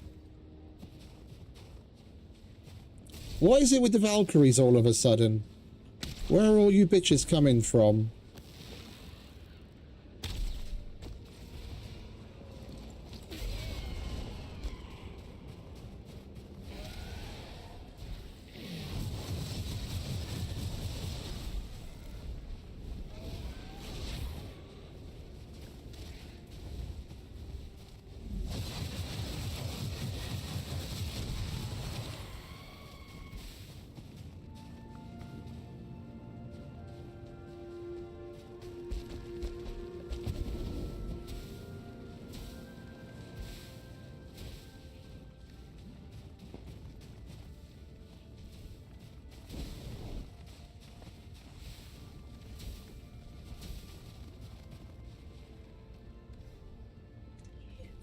Right, bear with me a sec. I need to check something. I am on my work shift, unfortunately, after all.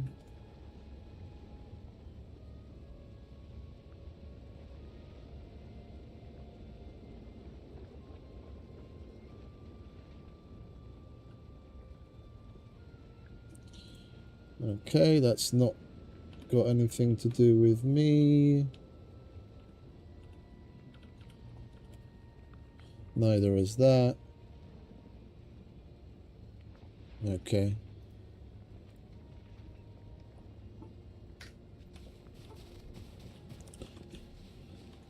I do have a cultivator here, I believe.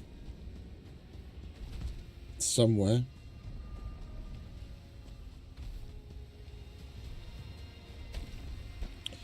Unless I took it back to the other base.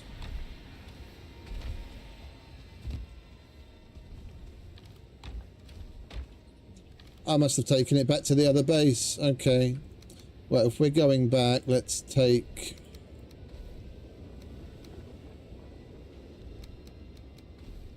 we might as well leave that here in case we still want to build something. We're going to leave that there. We'll leave that there.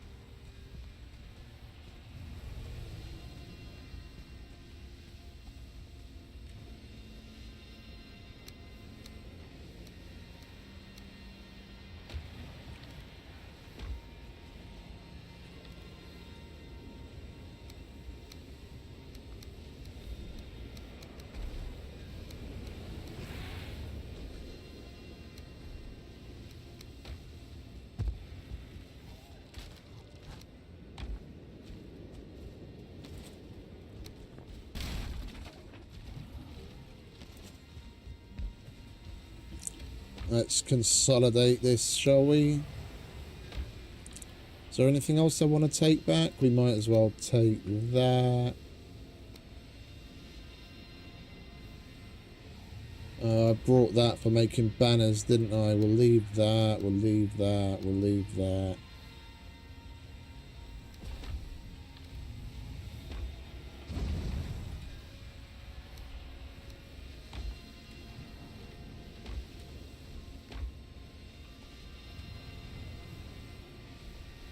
We don't need that. We'll leave the shield core.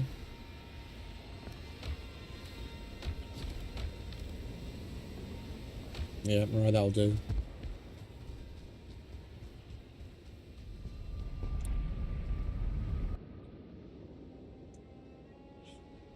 I kind of want to go over to the other fortress and then set up the inside of that as a, whatchamacallit? An ashlands farm. Like, I might even be inclined to go as far as destroy the middle tower so that we can use the entire internal space. Plant vines round the edge so that it creeps up the side of the inside of the base, and then use like one half of the inside for puffs and the other half for fiddlesticks, fiddleheads.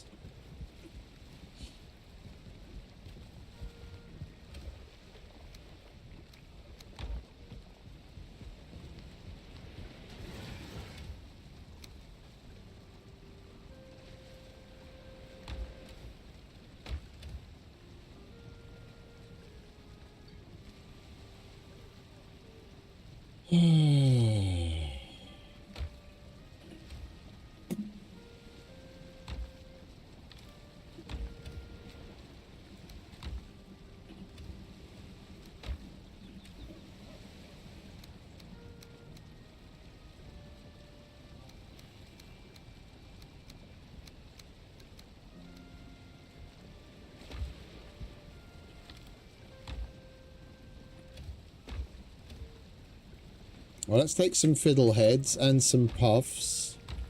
Do we have any more puffs? We don't have any more puffs, do we? Okay, so we're going to want to plant those. Let's put some of this away.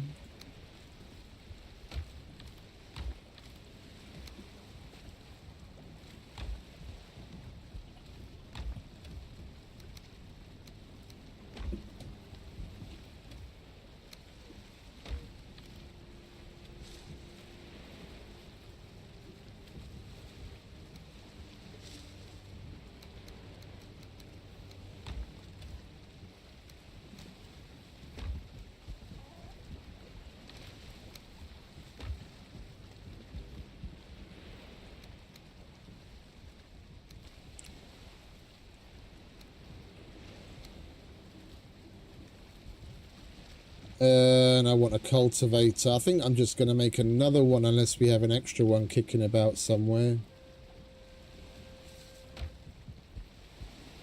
We've got one here. I should have another one somewhere. I know I made... Oh, you know where I left the other one? In the build box.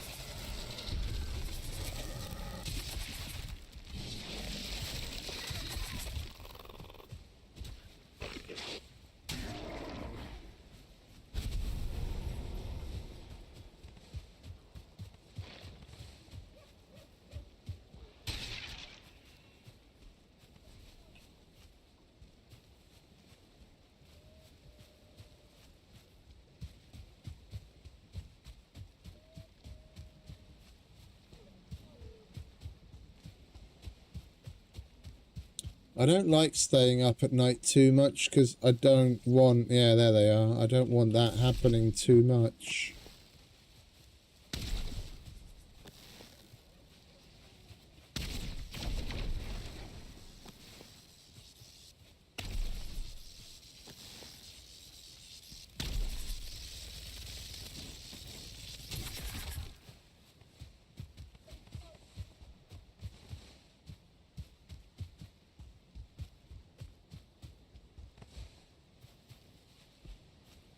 Hey, what's up, Odin? Look at what I got, dude. What do you reckon? No, he doesn't care.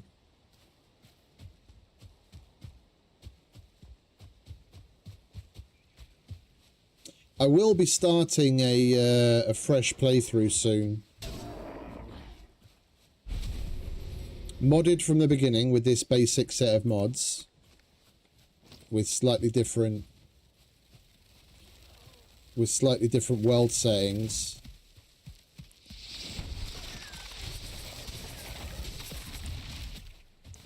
But I do kind of miss the thrill of the beginning, building up and getting things established.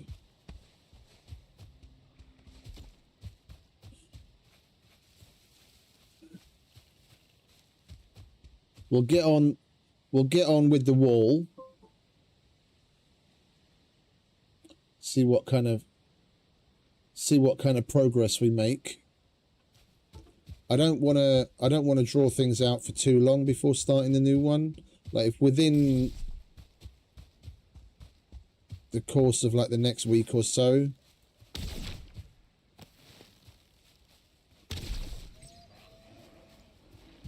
we can make enough progress to call this place, you know, finished to a certain degree, then we'll move on to a new world, new opportunities.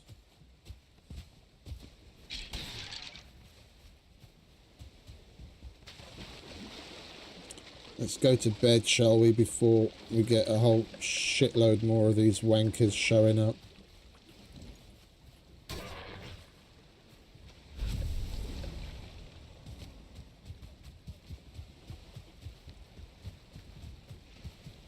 We've got shit to do in the Ashlands.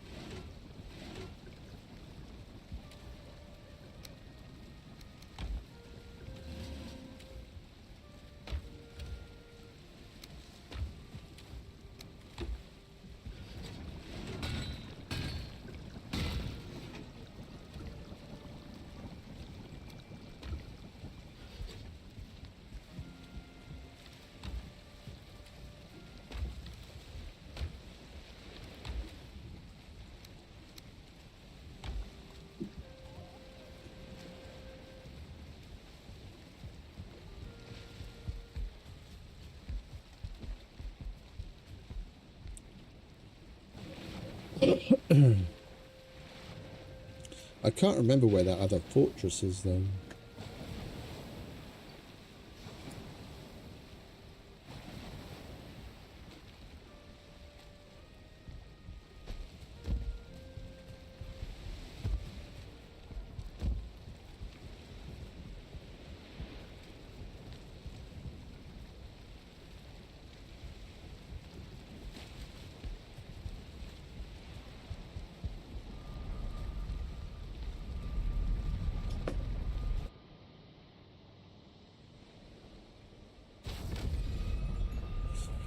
We still need to make ourselves another cultivator.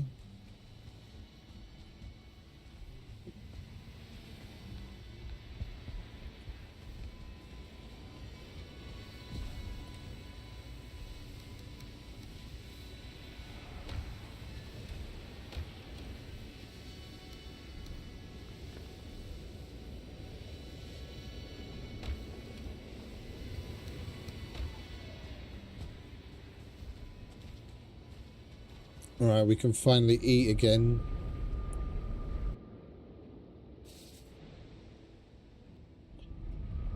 Alright, we'll make an extra cultivator, and then we'll eat something, and then we'll go and find that fortress and try and set up a farm inside of it. Although, it's not like we're really going to need a stone portal there. Although, we've still got plenty of cores. We might as well make it a stone portal just in case. Cultivator, where are you, cultivator?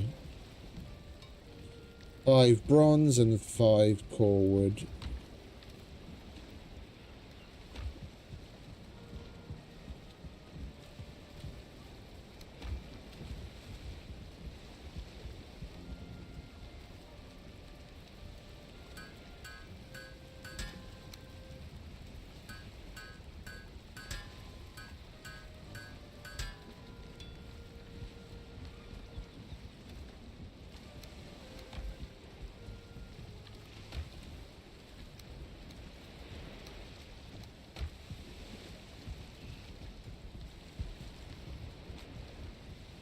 Oh, we're out.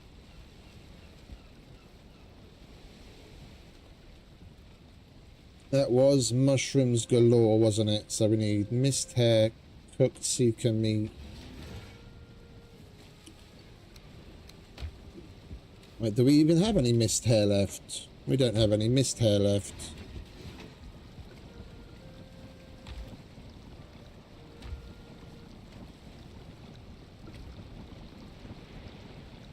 It's honey glazed chicken. Okay, we're gonna have to go and get some mist hair.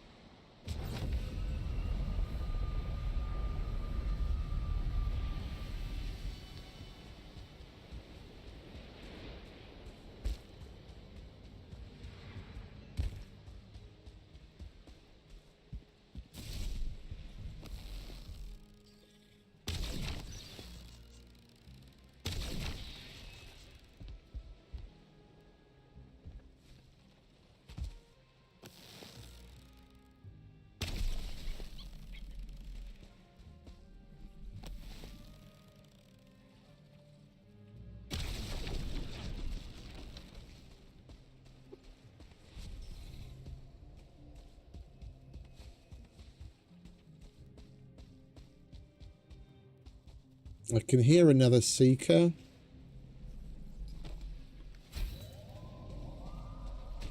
And a yowl nearby, which I'm not really liking.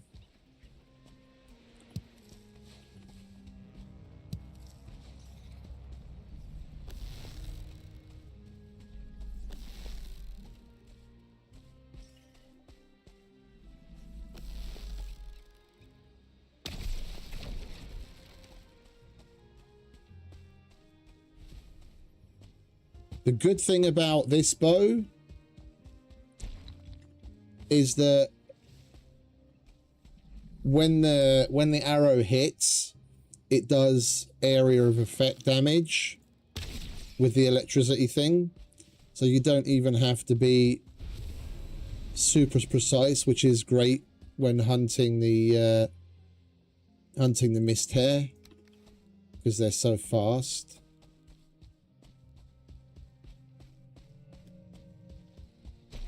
And they change direction so erratically. You can literally just shoot near it and it'll kill it. That wasn't close enough.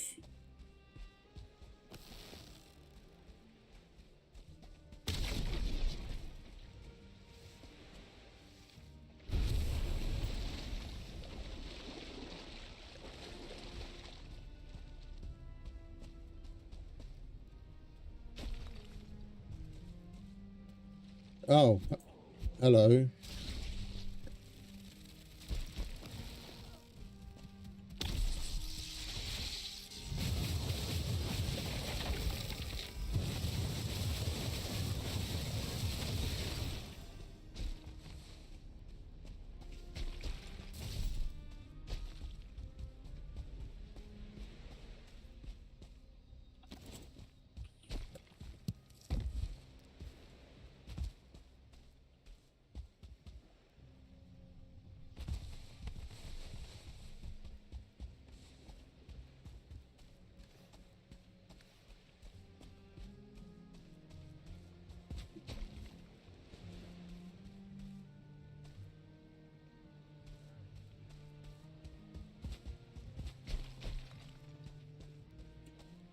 I might actually look at a couple of mods that do something about the mist.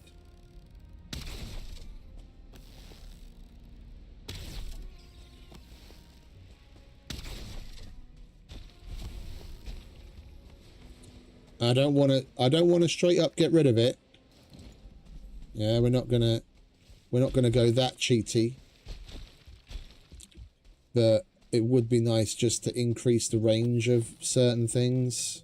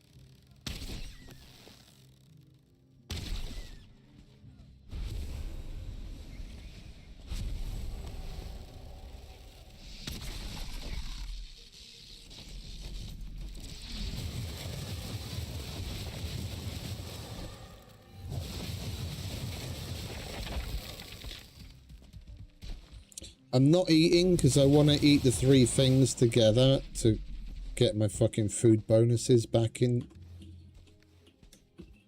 decent order.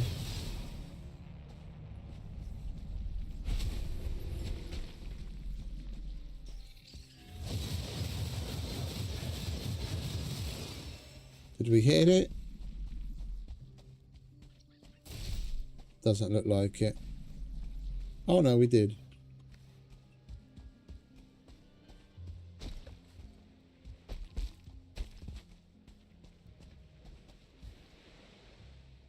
Like the range of the wisp lights that you actually physically place down, I think should easily be like 2x what they are now. Yeah, and the area that the wisp light gets rid of, make that like somewhere between another 20 and 50% larger. It's just, it can be a bit excruciating going through this place sometimes.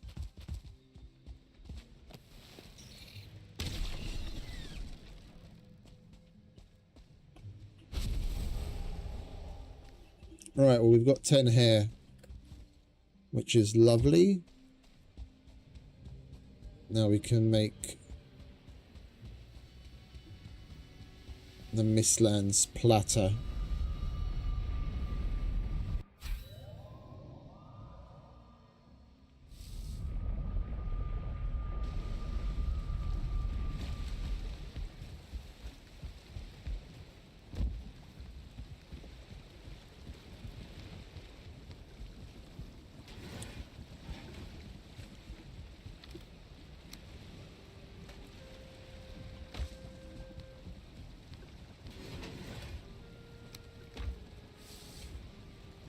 We need the cooked seeker meat.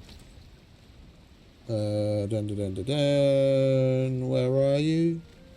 Mushrooms, there it is. Mist hair, Yggdrasil porridge, and herbs of the hidden hills. So mist hair supreme. Puffs and carrot.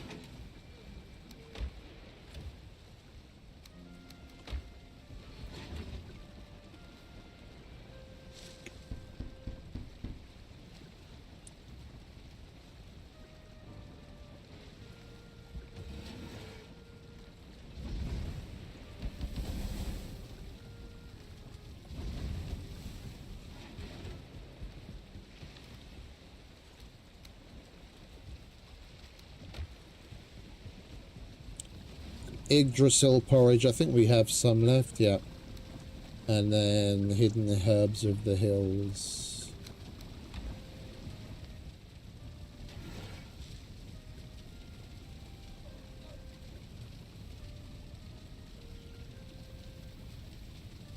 We might as well make a bunch now, if that's what we're going to be eating going forward.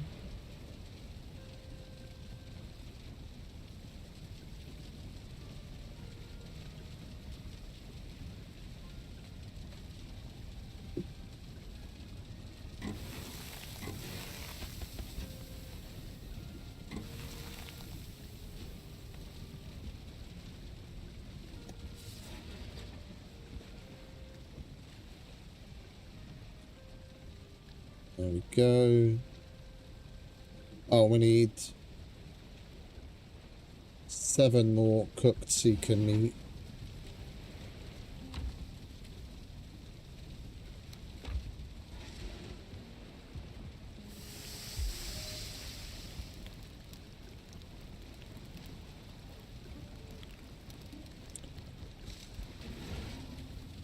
I don't need the puffs anymore. I don't need the sap. I don't need the mist hair or the carrots.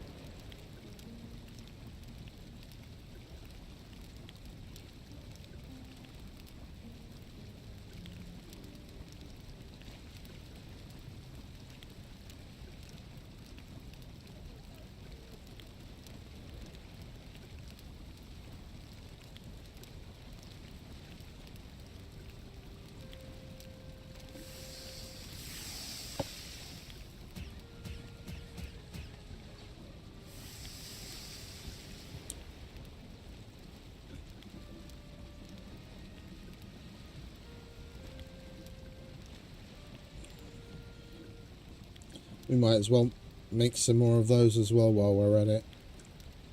Marinated greens.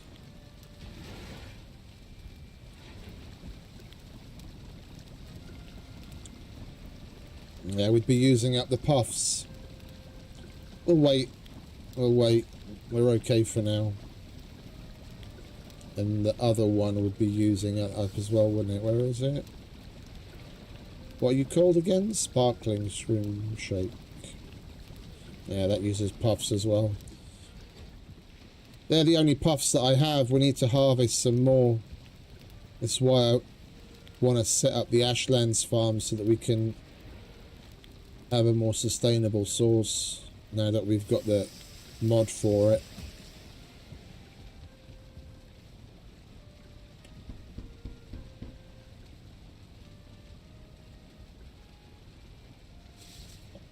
Lovely jubbly. We need the platter.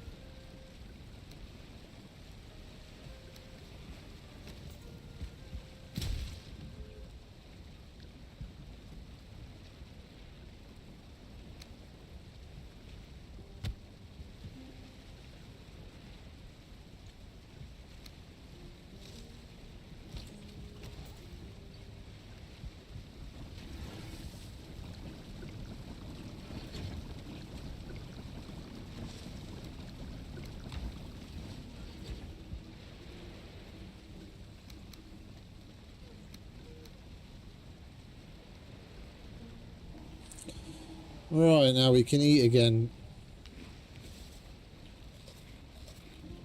Lovely.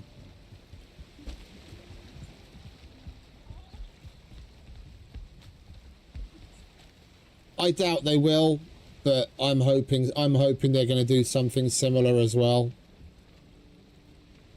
I'm hoping they're going to do something similar as well.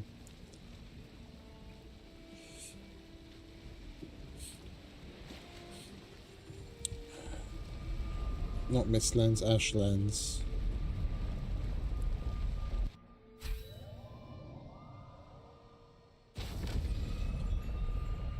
I don't know why they have such a why they have such a hard-on for keeping certain elements of the game hardcore. It's just adding levels of difficulty for the sake of it, going against the grain of all other games. But I don't remember another game that's got any system like that I've ever played.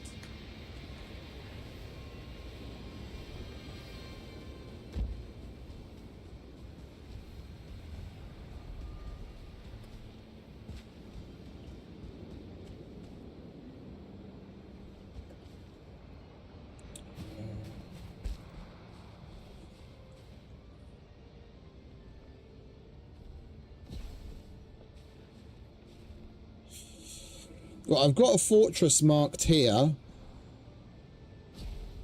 I just have no idea if that's one that we've already cleared or not.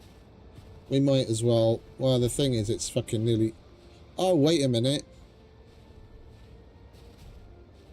Yeah, I have no idea whether it's bedtime or not. I don't want to be going through the Ashlands at night. I did double the length of days. So instead of 21 minutes, we've got 42 minutes of daylight.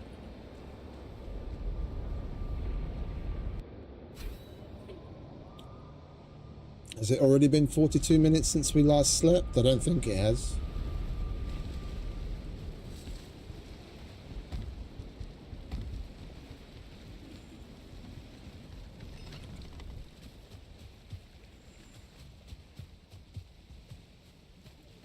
Oh, it's about midday, so we've still got about 20 minutes to go.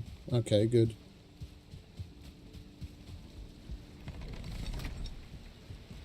So our rested bonus is going to be our timer. We've got roughly that long until bedtime.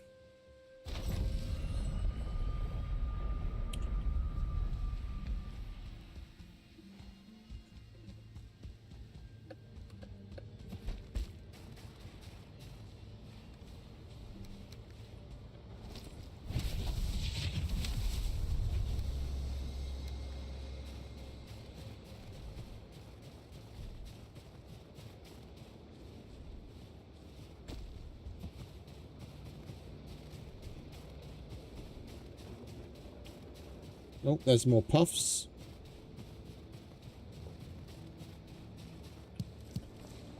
I'll take some puffs.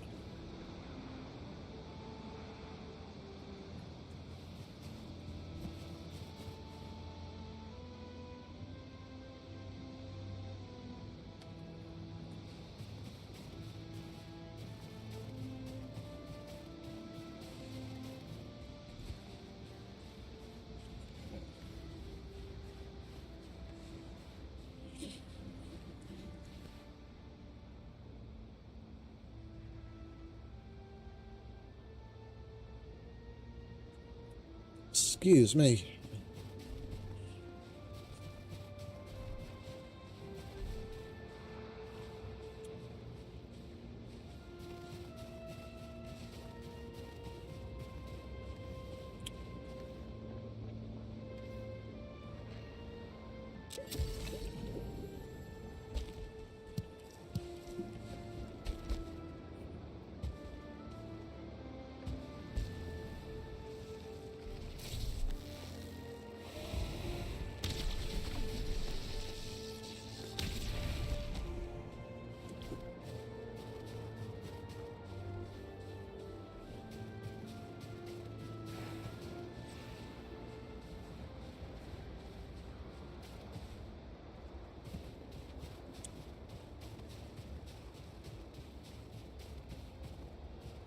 Yeah, I think we've cleared this fortress.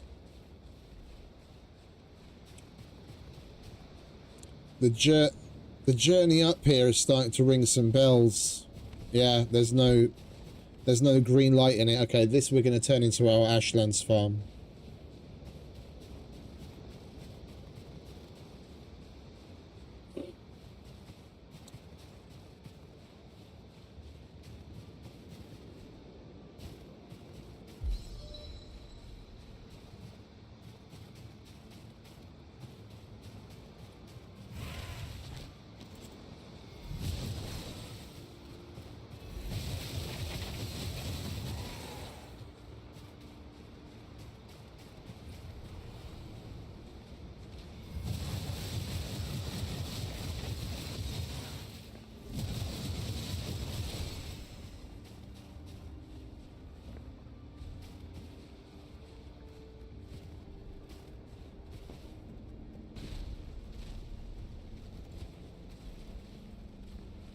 I think I'm going to try and get rid of the tower as well.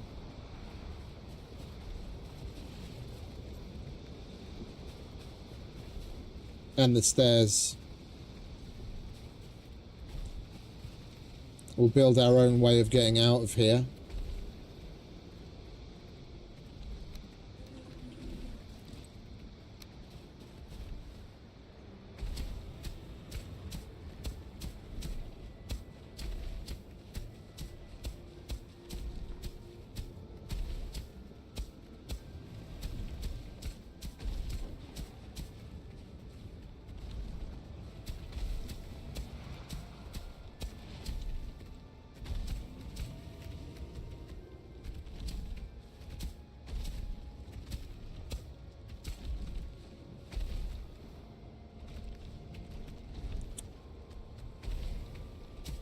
Or should we leave the tower?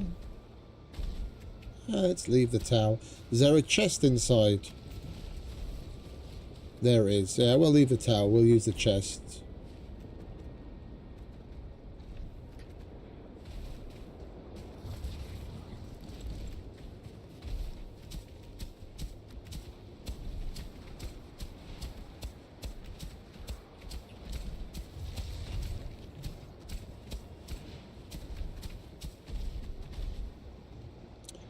Now, we're going to need to do some digging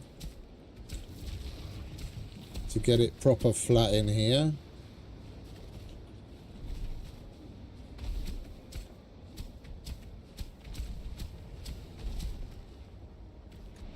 Let's get the portal down.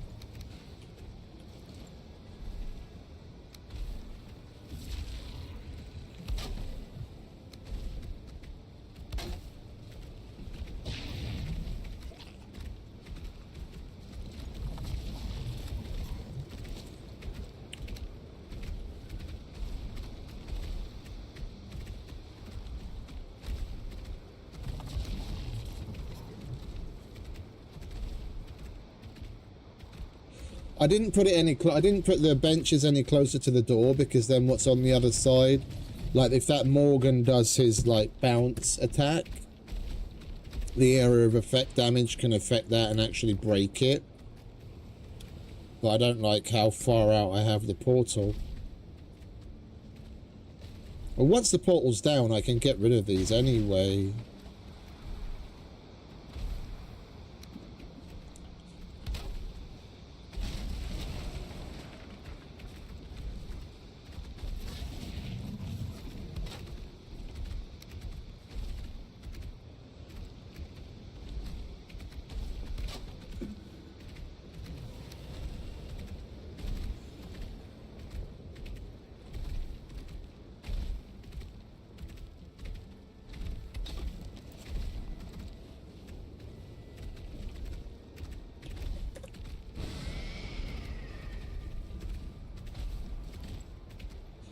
No, we'll walk back. We'll name this Ash Farm now already.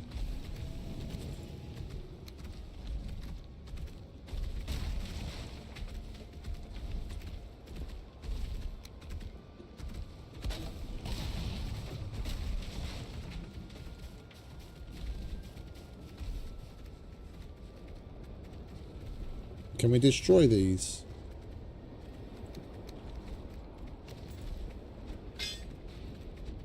No.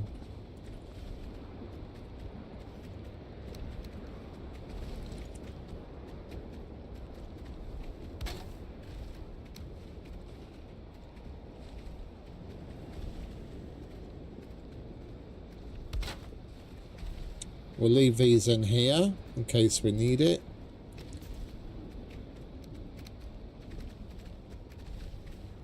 Right, we'll take the rest of the shit home.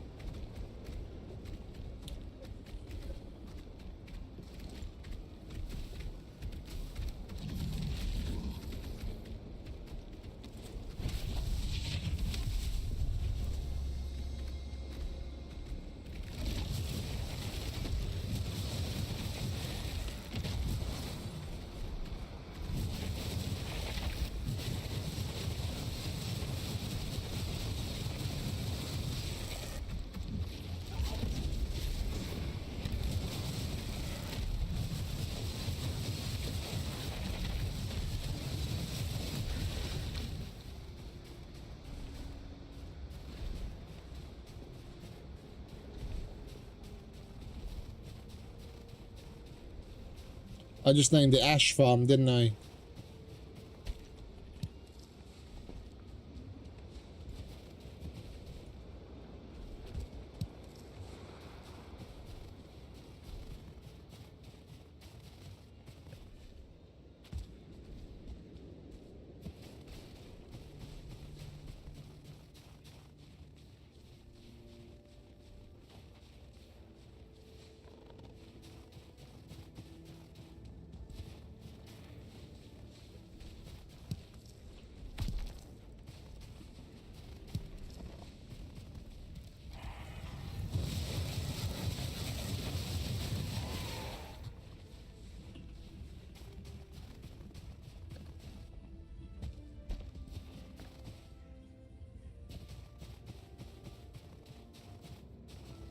Why do I still have that stupid fucking whisk? Oh, I've got multiple utilities on at once. Oh, the mod enables it so you can turn all the utilities on at once. Even better.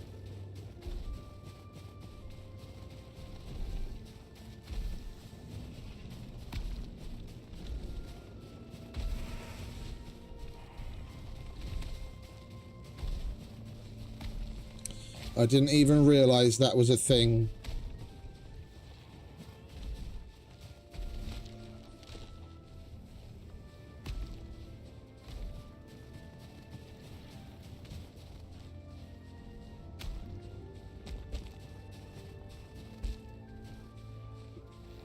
I'm letting them follow me because we've got some diverger outside the base. They can play with the... They can play with our friends. Is that a puff? Oh, I see. So that's the way the mod does it. So you can see, instead of trying to remember where certain spawn points are, you see a small, like a baby plant version of the thing that you've picked, and then you have to wait for it to grow again. That's better than it just boom respawning and you having to fucking remember where you saw shit or put marks on the map everywhere.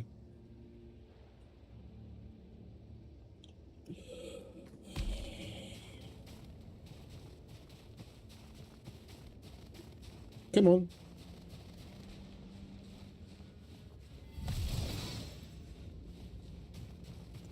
Say hello to my friends.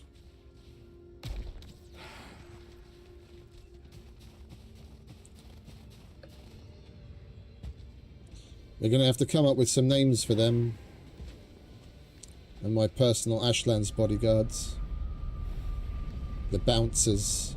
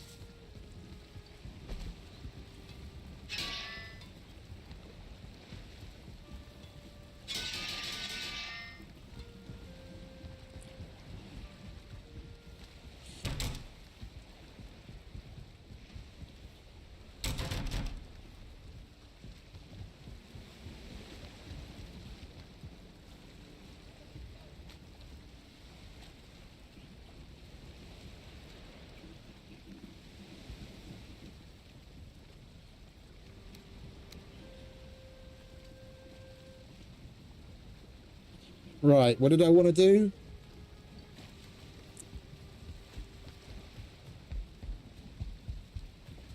Change this to Ash Farm.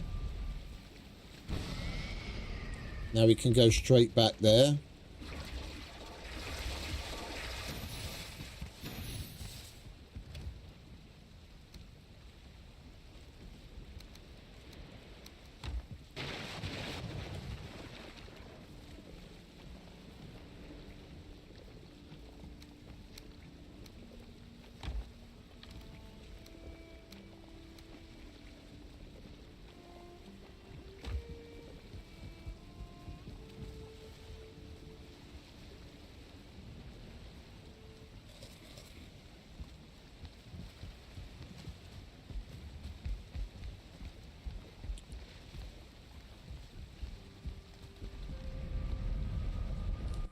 And we've still got so much time left in the day before I have to go. Oh, I know what I wanted to bring. Want to plant some berry vines along the inside, along the side of the tower, so we can basically have all three things ashland related growing in one spot.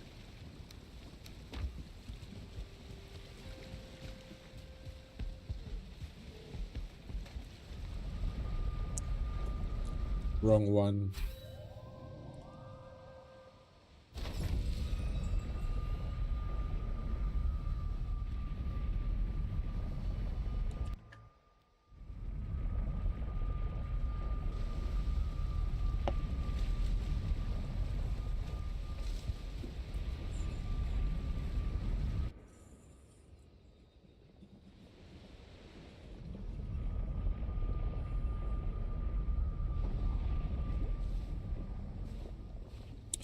Right. Let's get to leveling, shall we?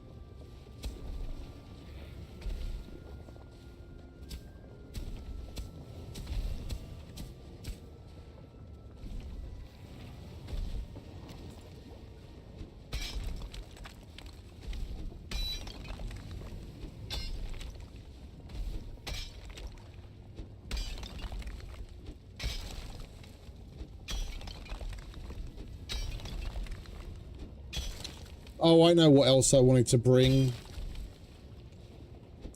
A shield generator. Well, get on with what we're doing now.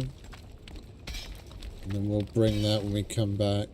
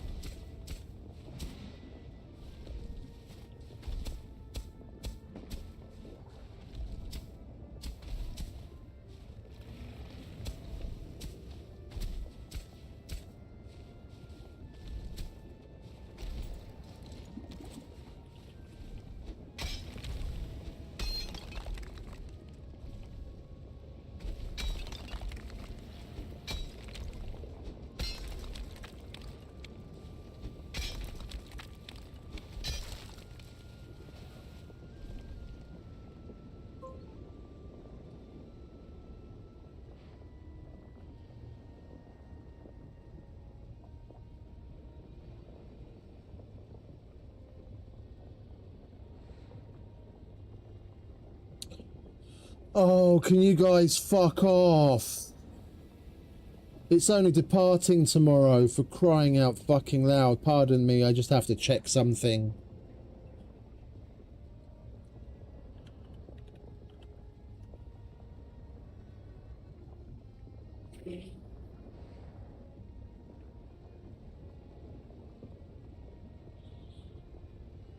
I need to make a phone call.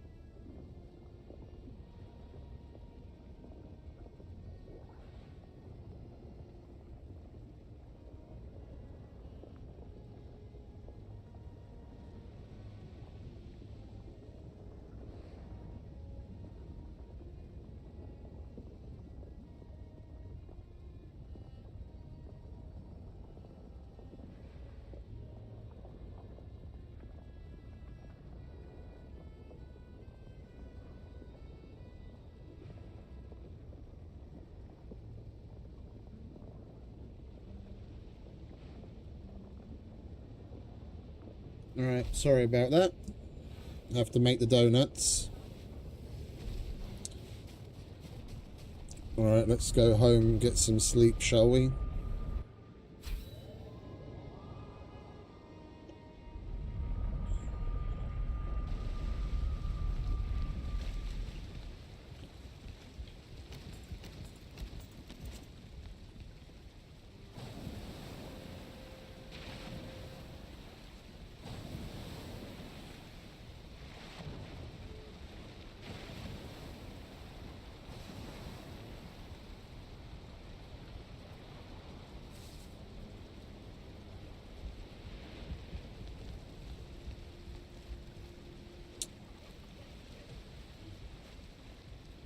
We might as well get the shield generator now, eh? What do we need to make one? Apart from the core?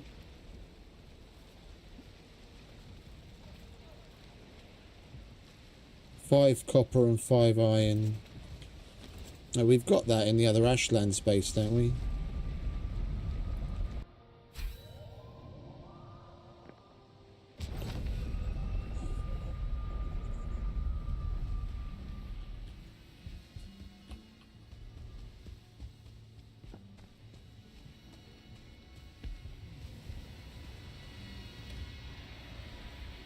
We've got the copper, but not the iron.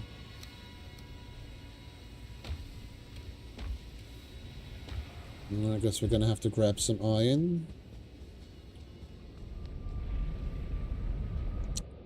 I didn't get the fucking shield generator core, did I? Oh, I'm such a scatterbrain.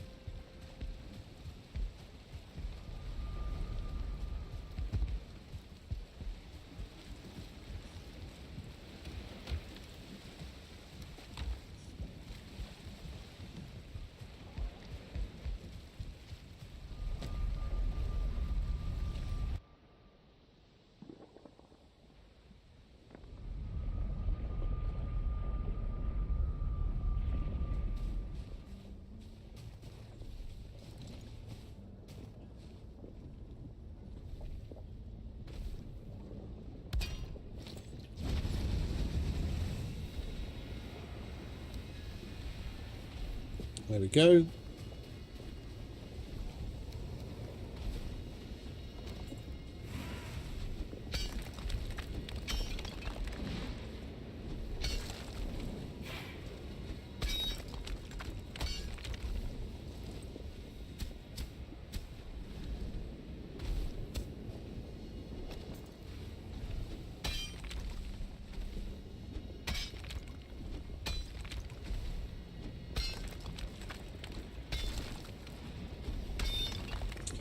I wouldn't mind getting rid of these stairs, seeing as the stairs themselves are already destroyed. There's no point in leaving these blocks there. If we want to leave, there's still the stairs on the other side anyway. I think we'll bring the battering ram over as well.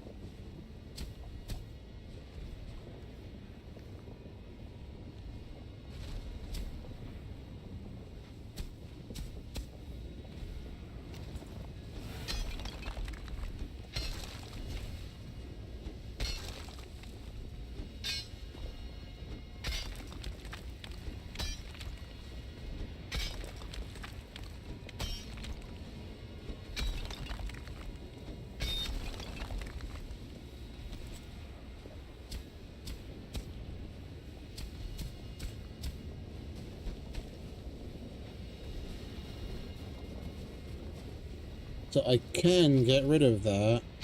Okay.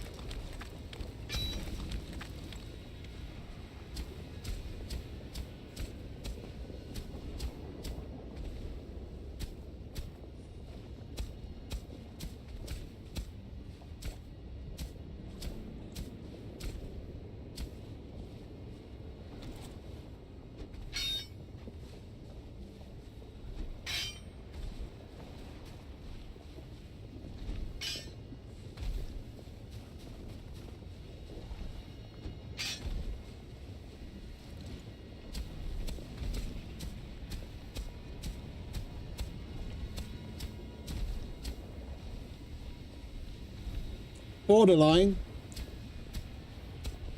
But nothing broke.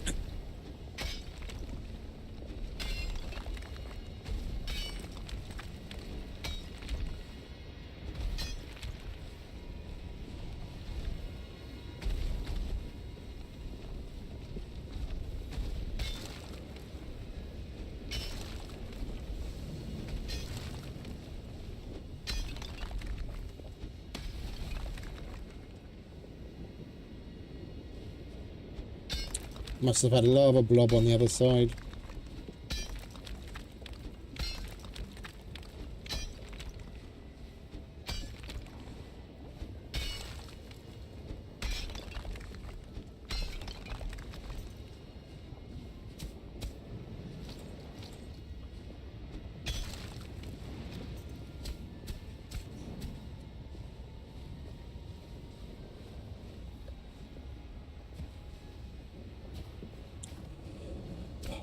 Thought there was a Valkyrie outside.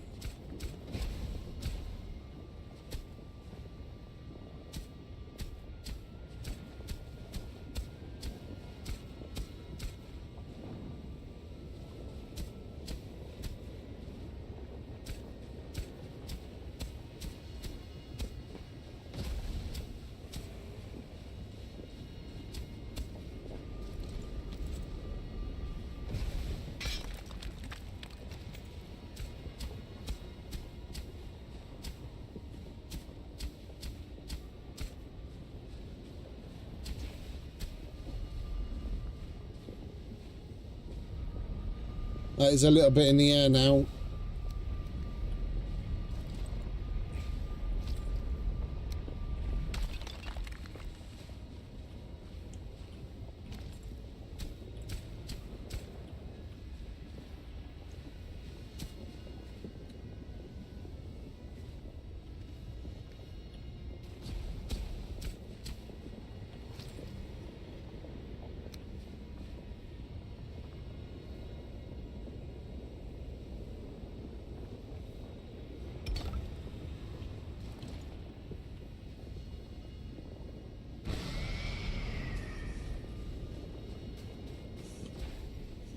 Right, so let's go and get the... Well, the battering ram isn't going to make any odds to already planting up the vines.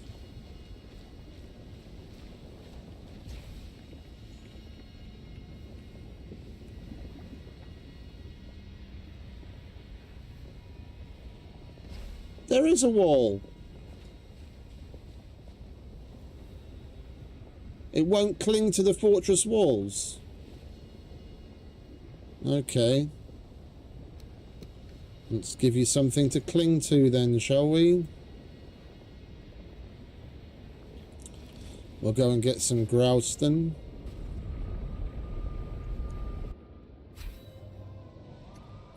I guess we're going to have to line all of the walls. Then we might as well get the battering ram so we can get that out of the way. Then we'll be able to build the walls where we need them freely. Where are you? 10 flame melt, 2 cores and 20 ashwood.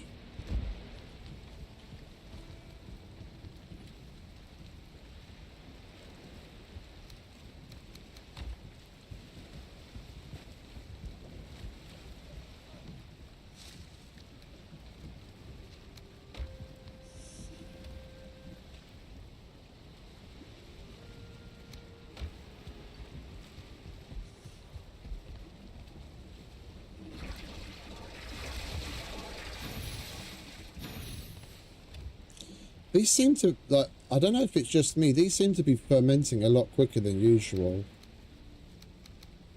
Maybe it's just because the longer days are kind of throwing our perception of time out of whack.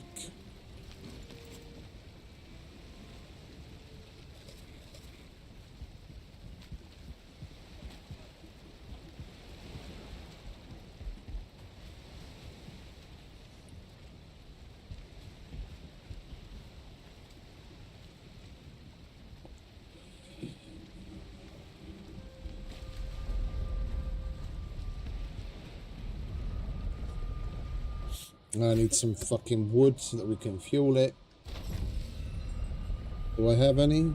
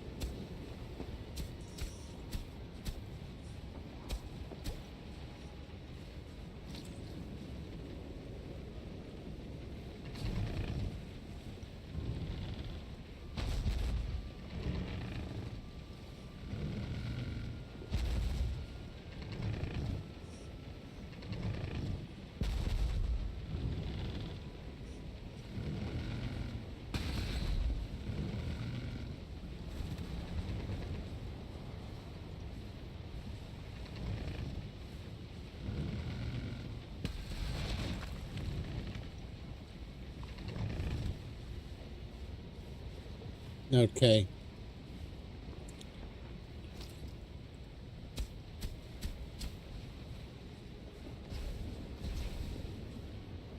We're just going to have to live with that. At least we can place here as well now.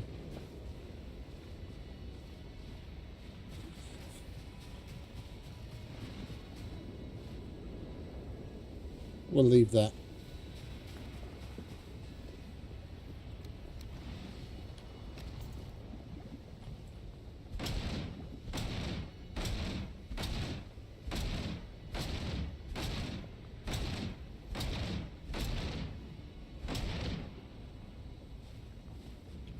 Wonder if this damages it.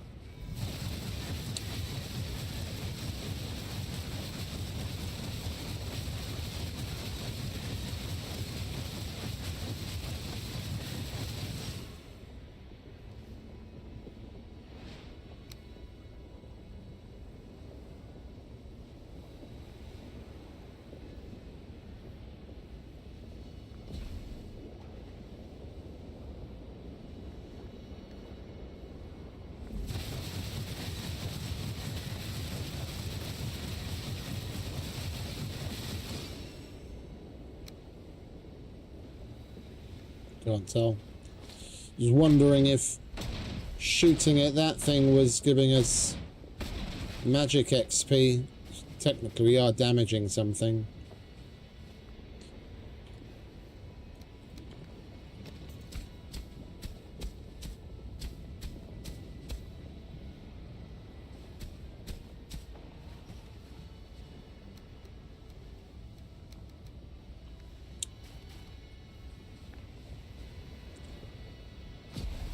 Alright, wait, I was thinking of something else that we needed just a minute ago. More Grouston.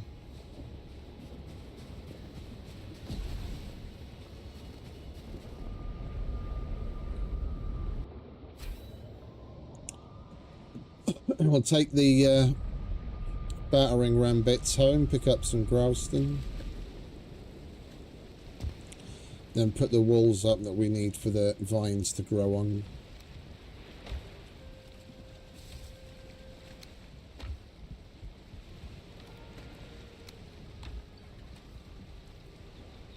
Oh.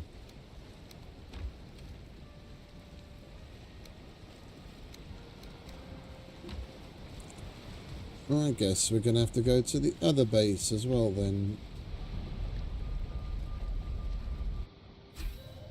Or I could have held on to the battering ram and gone outside and destroyed a couple of big things, but never mind. I think we've got some left here.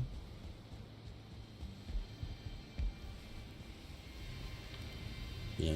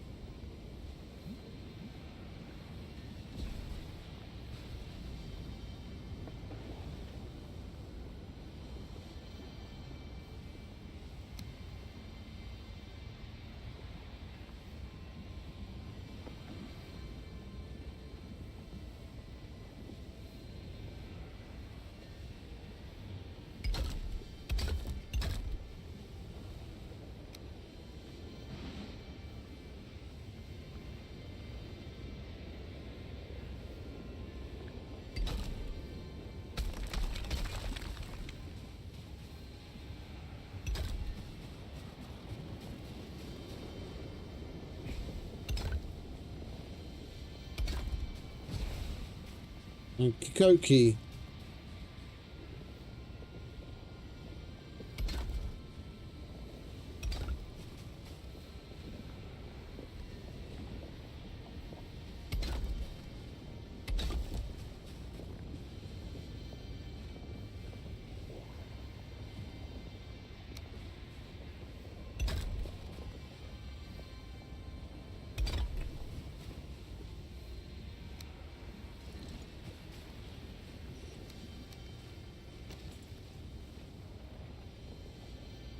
Perfect.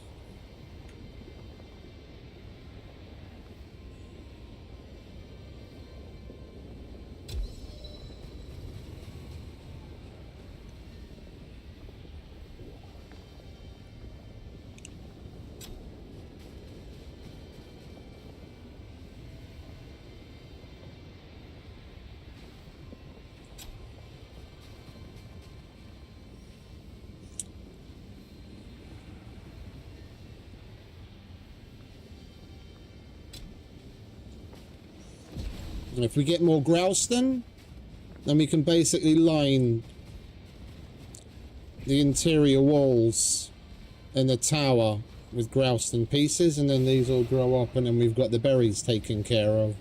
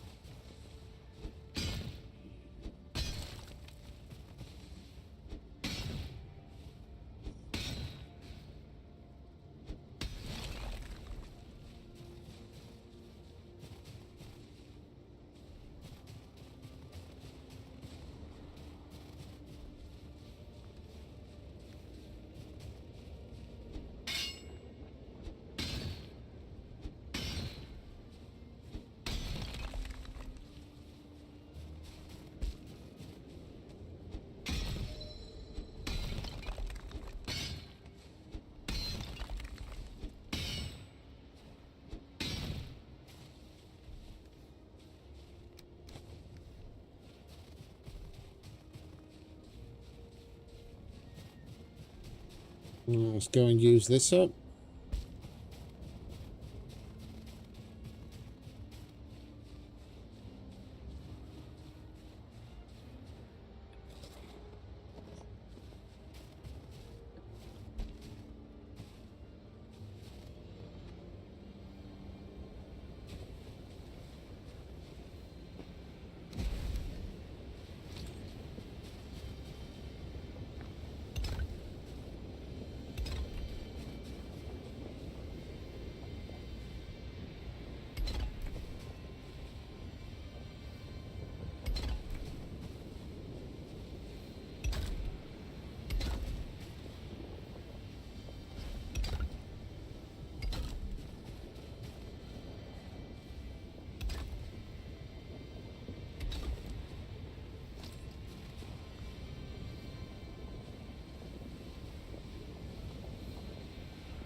Why does it plant it like that then if it won't?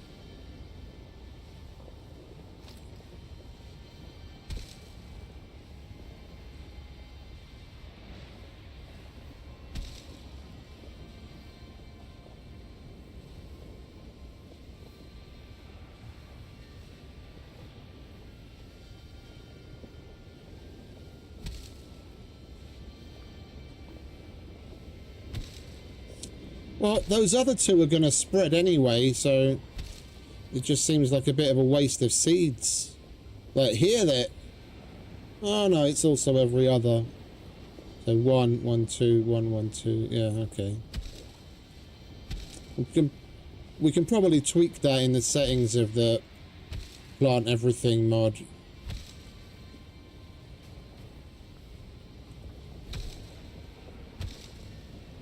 Or the plant easy, or whichever one it is.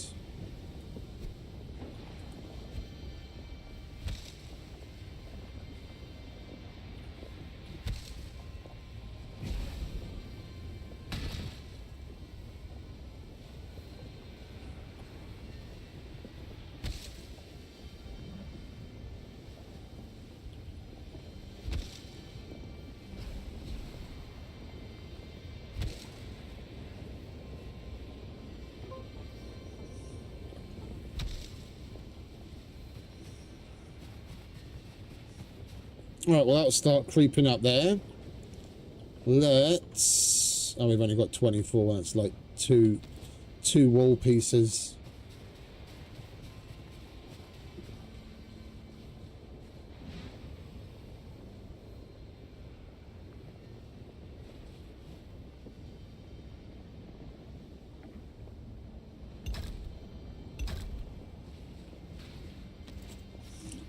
Alright, let's go and get some more, shall we?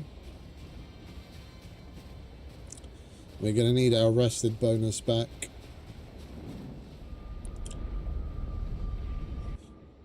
Although that probably means it's nearly bedtime. It's kind of hard to believe that's already 42 minutes has passed since the last time we slept.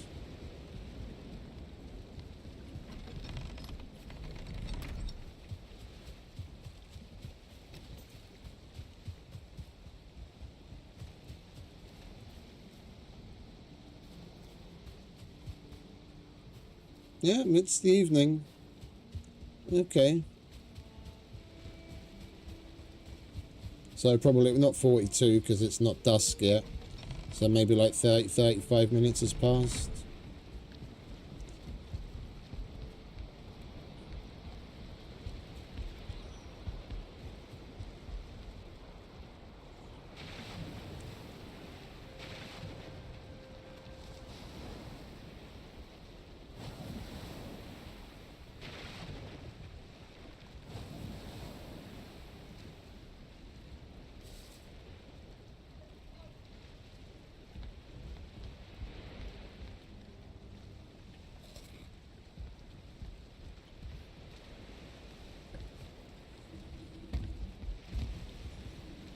We are going to need that.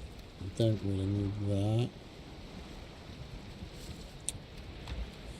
And we don't have any more greystone here at all, do we? Alright, let's go and mine some. Let's go here.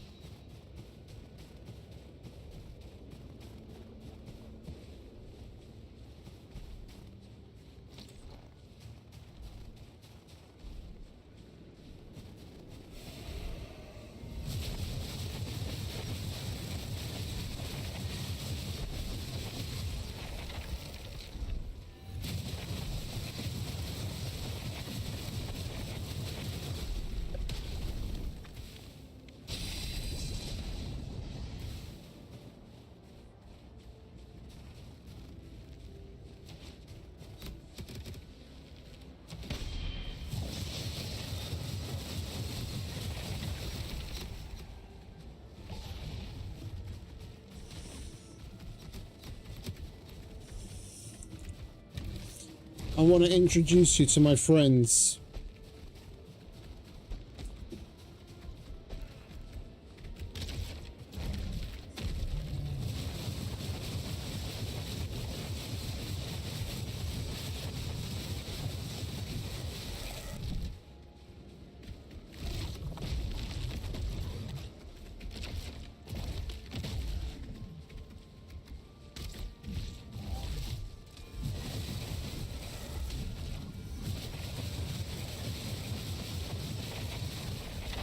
We did have 2 rogues here. One of the other ones has been killed.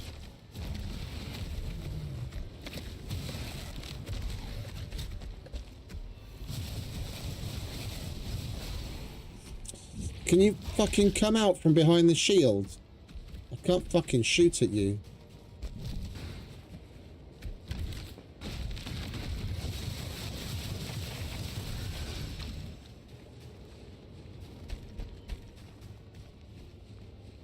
That's a shame. One of our bouncers has gone.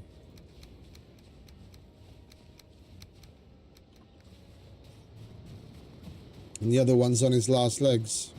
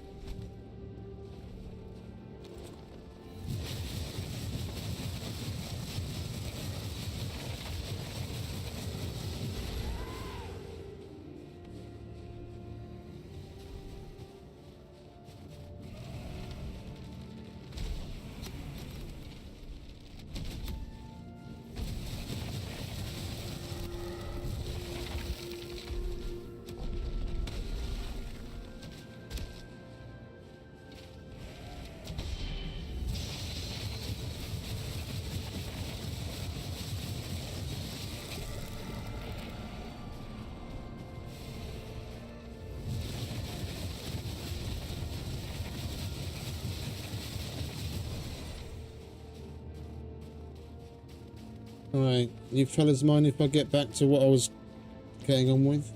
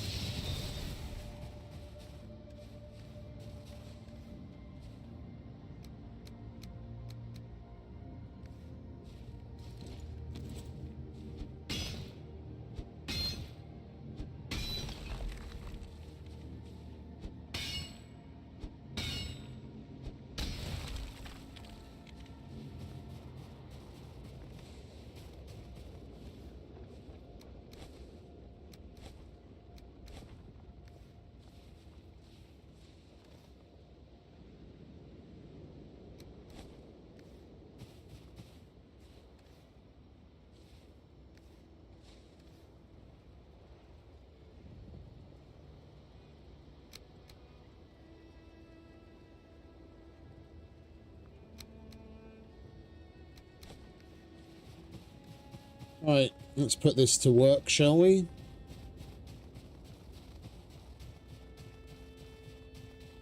We're going to need to make some more food as well soon. We're going to need to go back to the Lord Rito outpost. There's a bunch of puffs around there. Because we need puffs to make the food. I was hoping to have the farm done by now.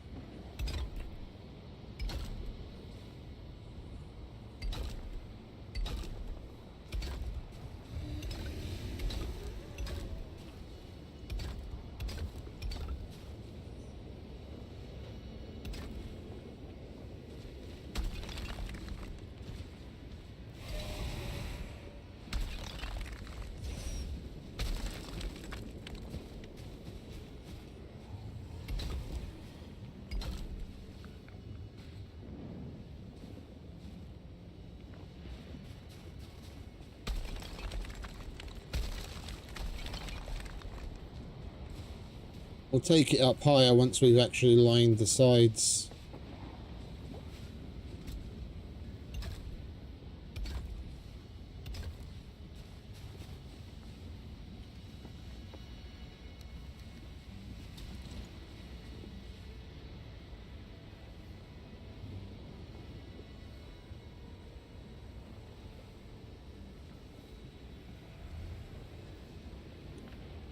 Yeah, that's too many. Oh, what? Wait. Things are growing. Things are growing way faster than I expected. When we set everything back to default. We just put those there.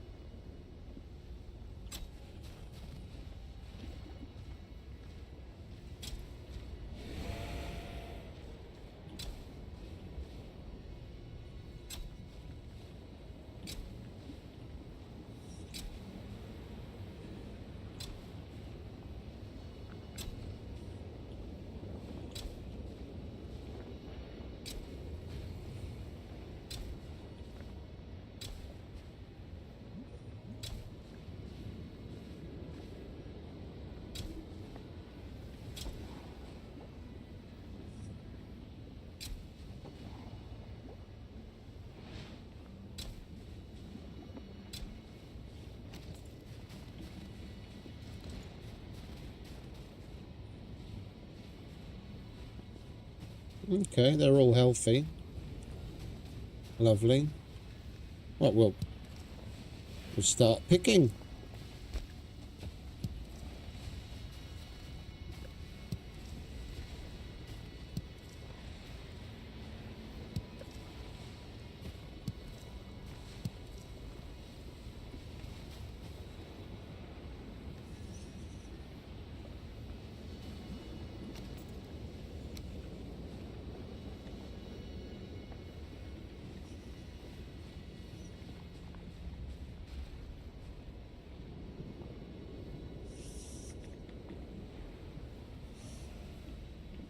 Oh, yeah, because we need 5 puffs.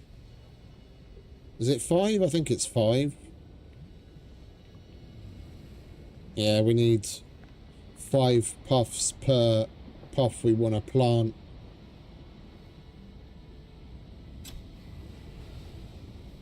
Right, and then we'll put the fiddleheads over on this side.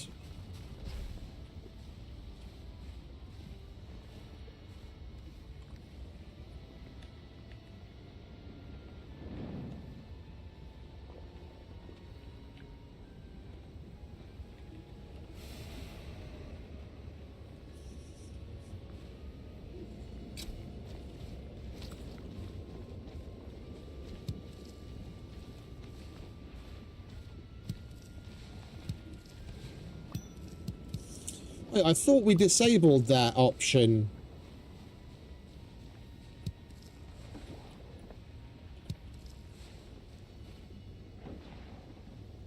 I thought I set that to false. That when we plant, I have to go back and check. Because there is a flag that you can toggle true false, that when you plant it, it's fully grown already and you can harvest it and then it starts growing, or you plant it and it grows. I wanted the latter, but I thought that's why I toggled it to. I must not have set it up properly.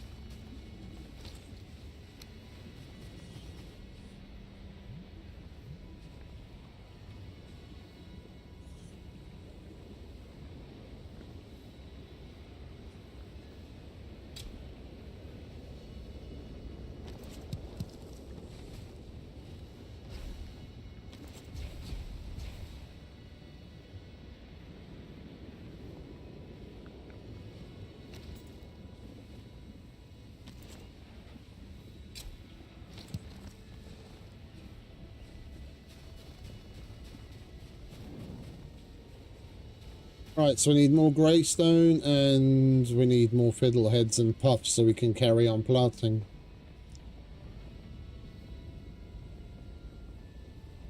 And we need a greystone to line the inside of the wall so we can get that going. Lovely. Like, honestly, it's this kind of shit that should be in the game. Yeah? Why can't we plant the ashland stuff just like we can plant everything else? Why not? Yeah? Give it the prerequisite that you have to plant underneath a shield. It's not a big ask once you're at this level of the game. Gives you a perfect use for fucking fortresses. Nice safe farms.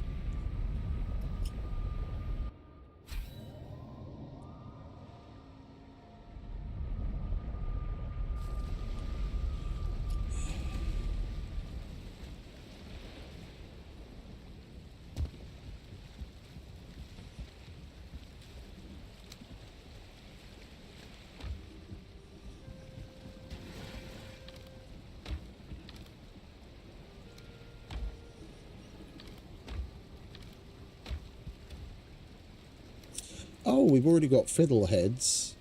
Alright, we'll take some more of those. Plant them up. It's just the puffs we have to get some more of.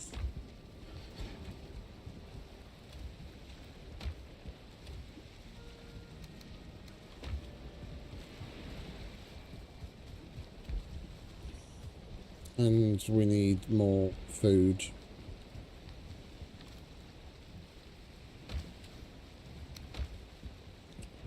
For which we need more puffs. Is three enough to make at least one of the foods that we want? I've got another sparkling shroom shake. What was the other one? It was the marinated greens. It is enough. Okay, so we need sap, cap and the puffs. Sap, cap and the puffs.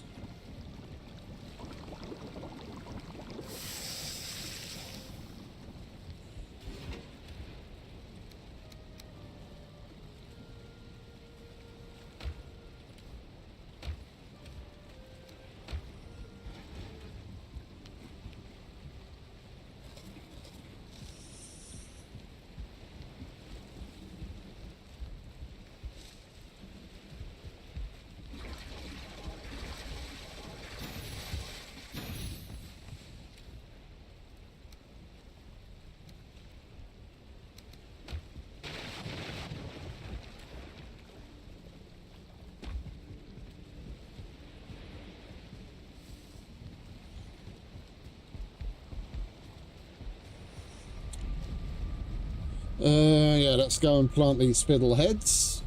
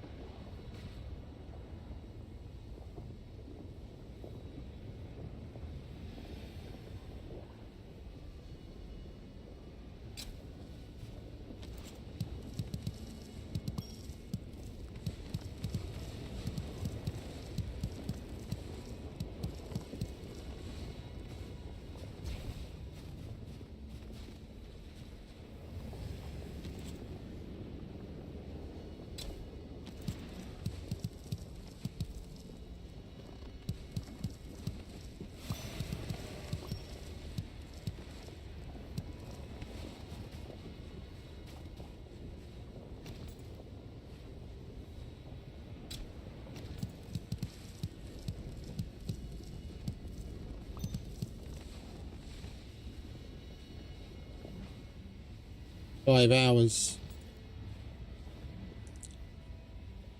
Yeah, there's still a trade-off.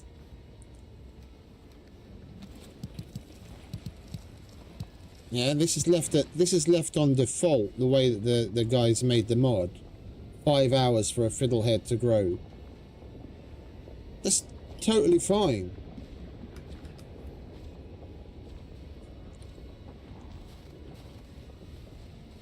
It's a high-end resource. And I mean, you can tweak it.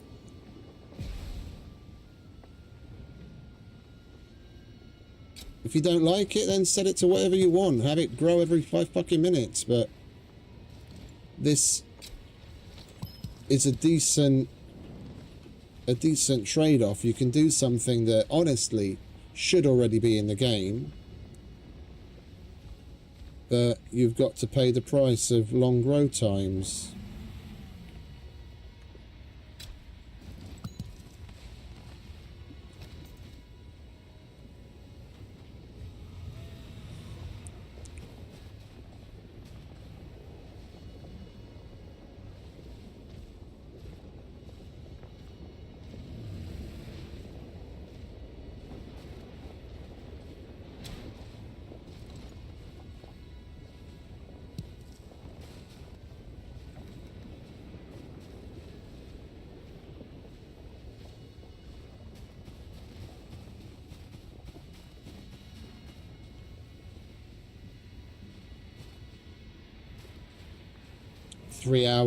Little over 3 hours on the clusters. That's totally acceptable. I can totally dig it. 4 hours on the puffs. It's fine. Right. Let's go to our Lord Areto portal. There's a shitload of fiddleheads around that, so we can harvest some more to plant.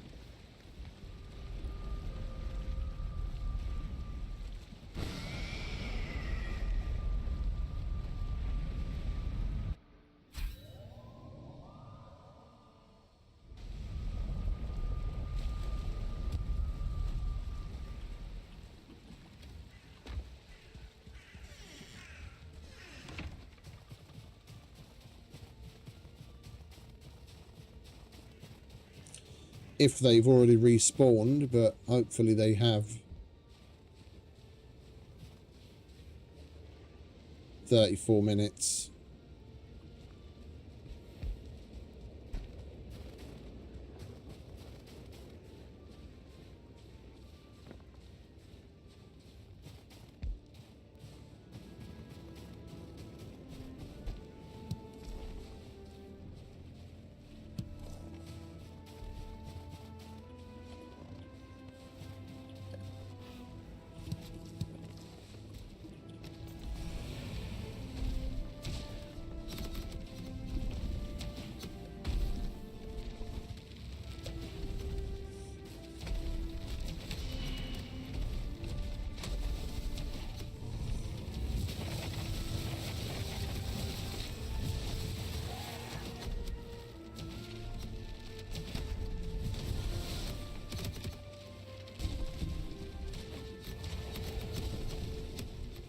How many of you fucks are there? Jesus Christ.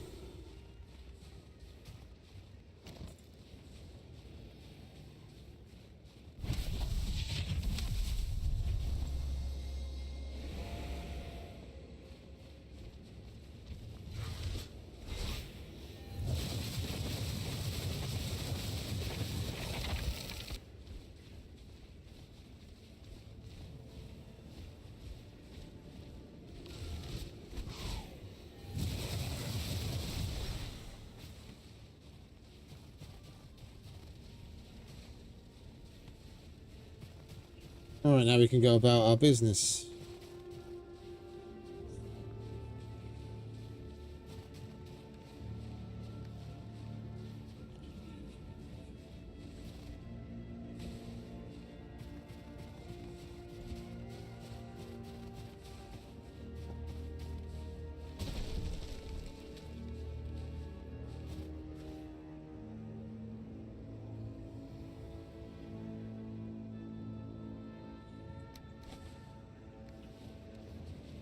That's definitely one of our campfires. You don't just pick up, you don't randomly pick up 5 stone.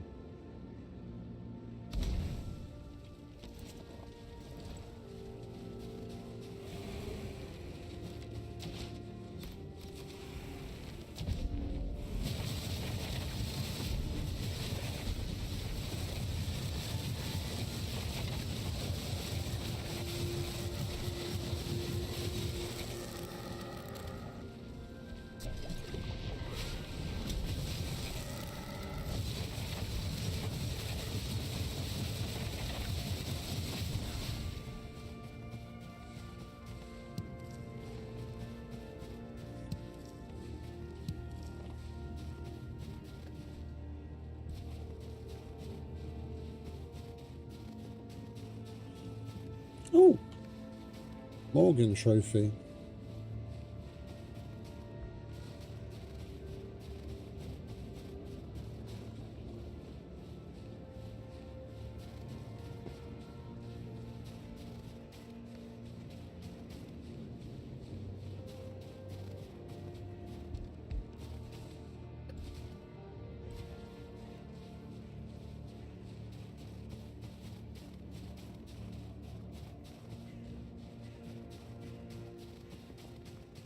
Well, let's go and say hello to the fellas, shall we? They've got fiddleheads galore in there. If these have already respawned.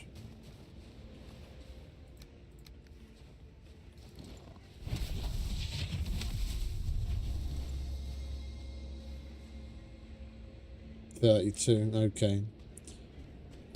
Alright, well, at least we're getting some puffs. We're going to have to come back here to get the fiddleheads.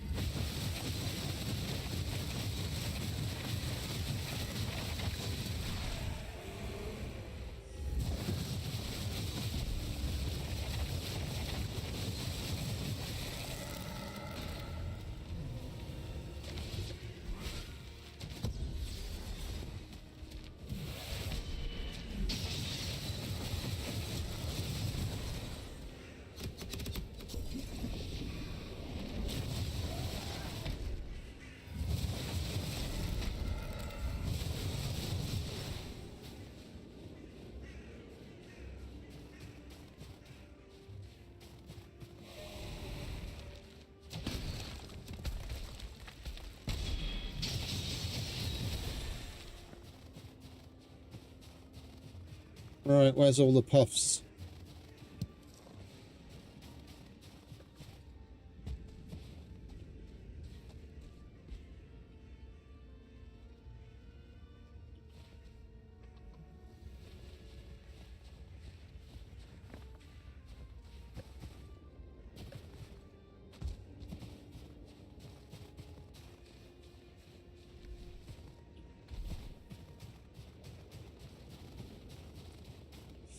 I think I'm going to use these to make some food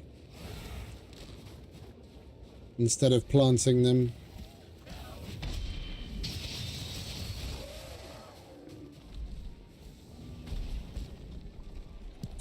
Great, and we've got a storm coming in. Alright, let's make our way back to the base.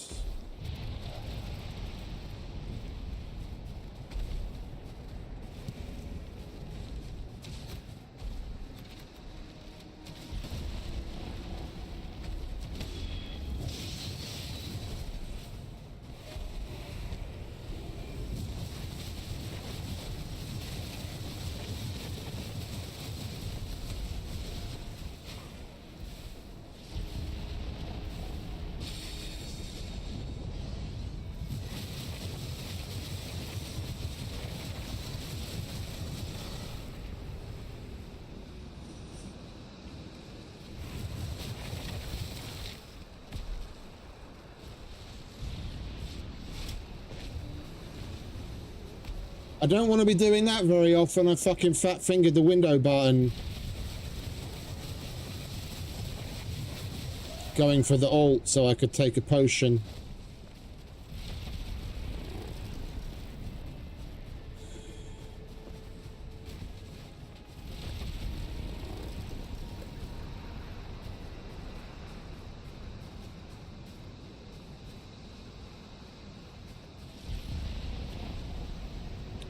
I think I might change those the potion shortcuts to control instead of alt.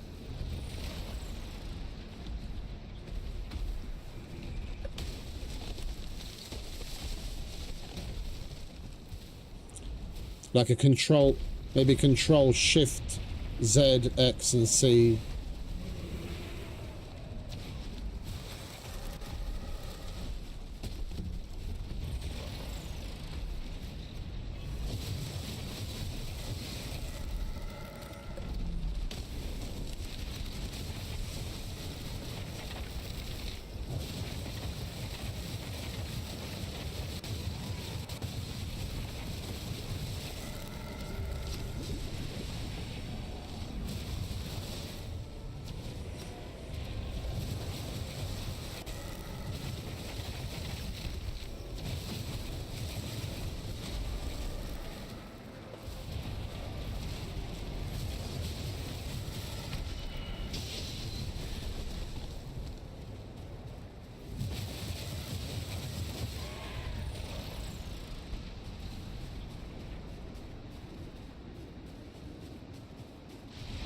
This is why I want to leave. This place at night or in storms is fucking crazy. We've got the general area spawn proofed. They still crawl in from all over the place. Where is the base?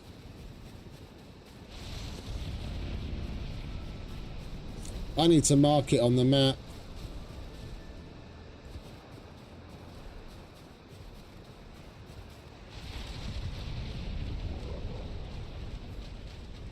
It's another thing I always forget to do, mark shit on the map.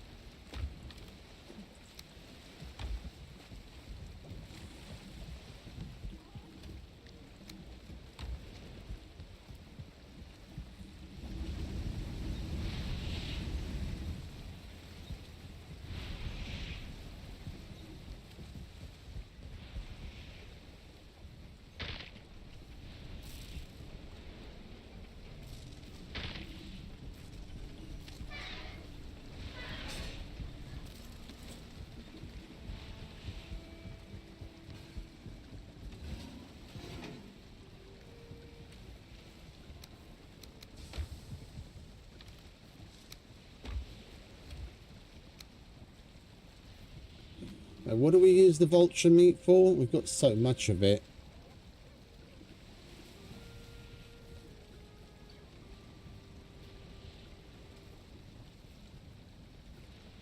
Mashed meat. Where do we make? Oh, what the hell?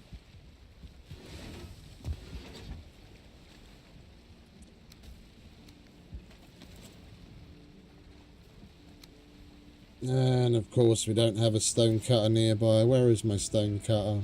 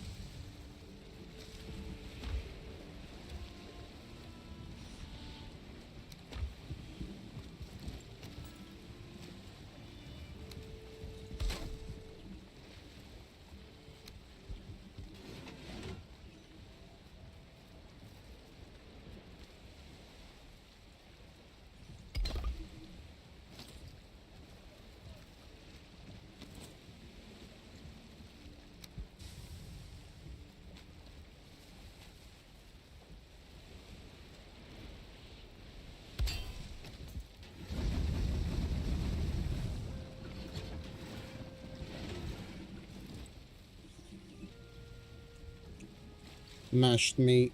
Oh, that's why I wasn't making it. Because it's just a normal food, not an ITA food. Yeah, we've been concentrating on ITA foods for a while now.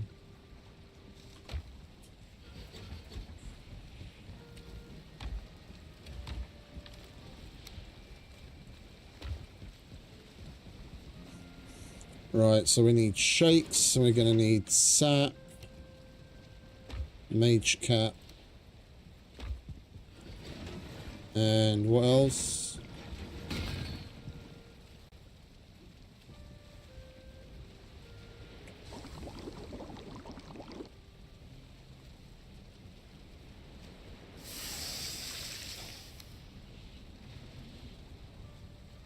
Berries.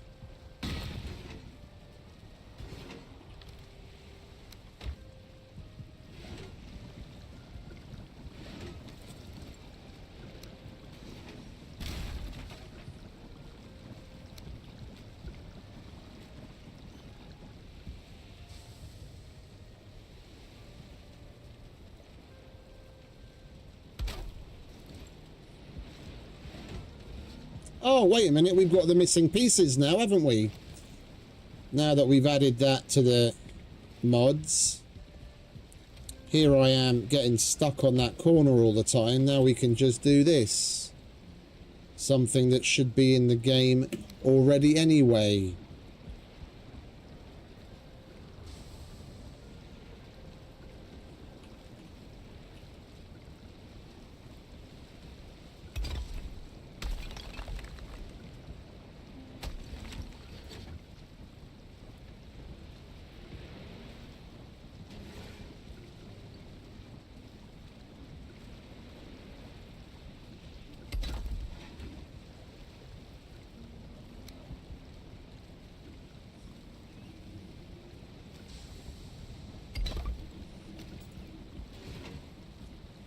That one little simple piece. Yeah, that.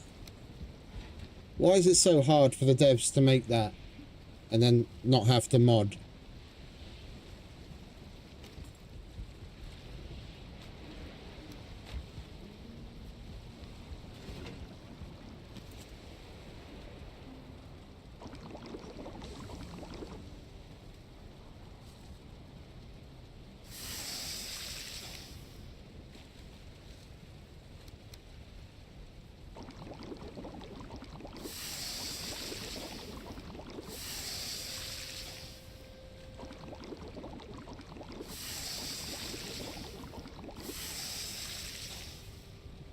Right, that'll do.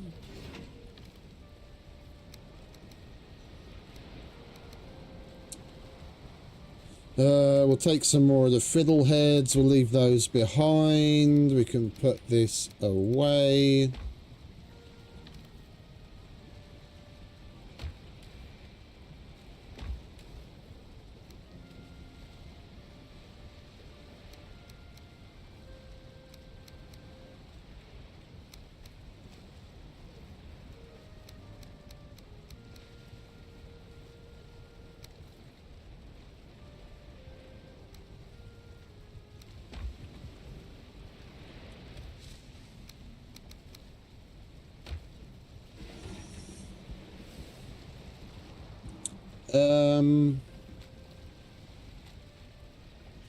Oh, I didn't put the hair away, did I?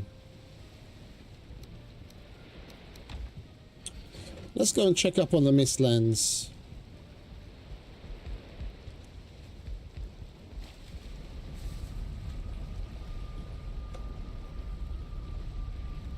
See if anything's grown there. I didn't look at the timer on it the last time I was there, to be honest.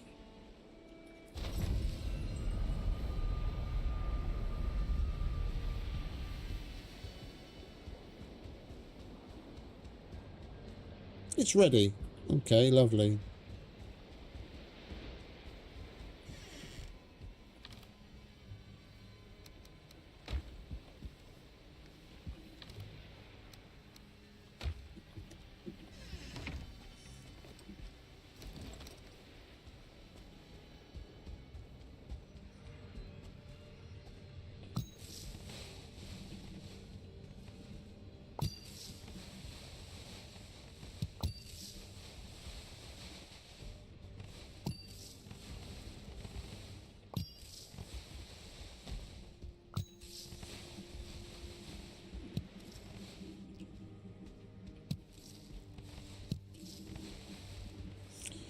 I didn't mean to plant these. Alright, let's...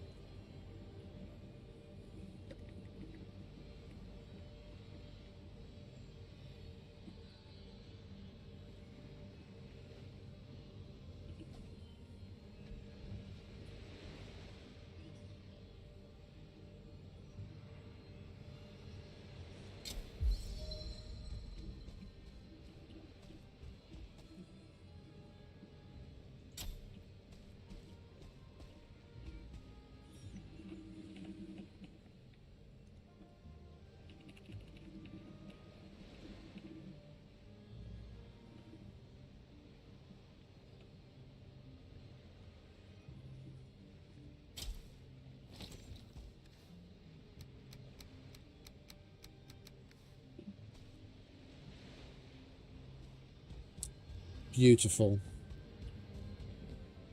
And we've replanted in a fraction of the time it would normally take us, and we've done it with perfect spacing.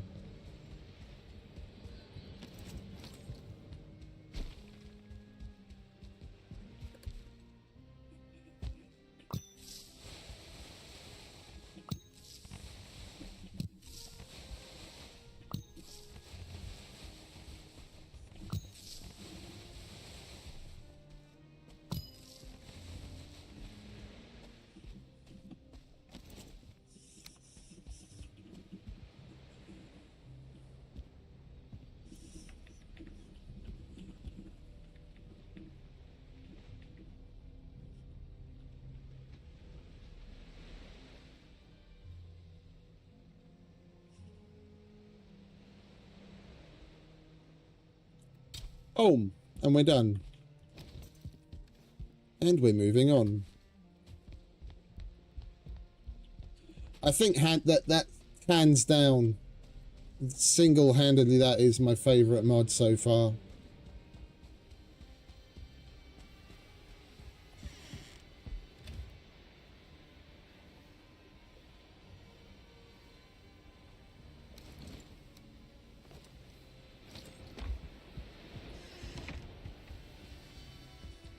Oh, we might as well check the collectors while we're here. I should really move them. Yeah, this is pulsating with energy again. We're going to move it.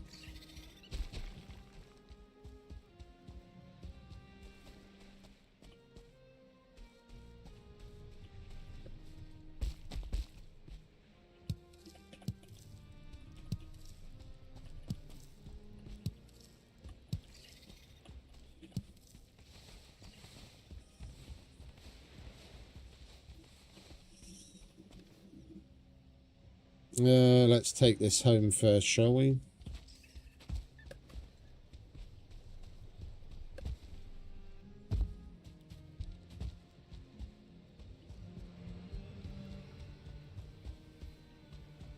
And that's pulsating with energy. We'll put 3 here and 3 on the other one and it'll be fine.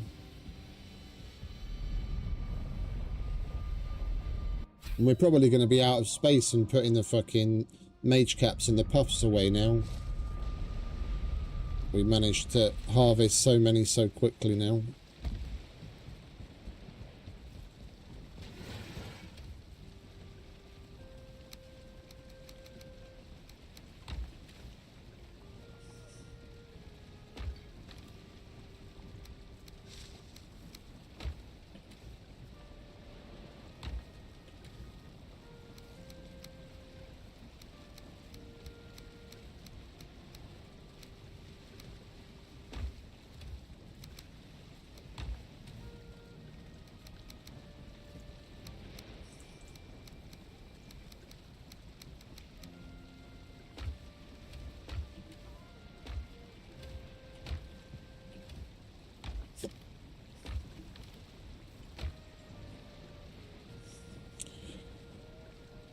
I'm definitely going to try out a different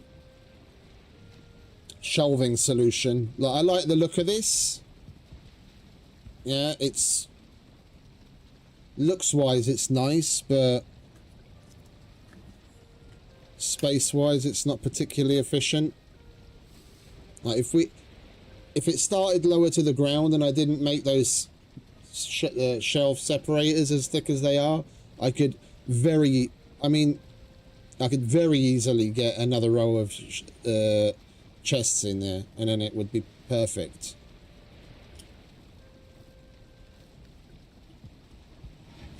And if I didn't limit myself to here, but we came out maybe at least like an extra ½ a meter, then we could get another 2 per shelf.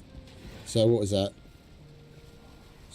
4, 8. Yeah, we'd more than double the amount of chests we'd be able to put here just by changing the spacing and coming out, or not ½ a meter, should I say, sorry, another 2 meters. We more than double the amount of space we have here.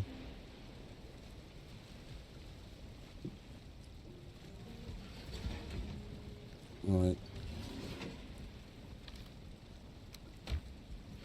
Let's go and move those extractors, shall we? No, it's night time again. Are you serious that another 42 minutes has gone by already? I have to double check to see whether that we're going to time it now. It's 5:15 in the morning now. The mod is working. I shouldn't need to go to bed any earlier than 5:45.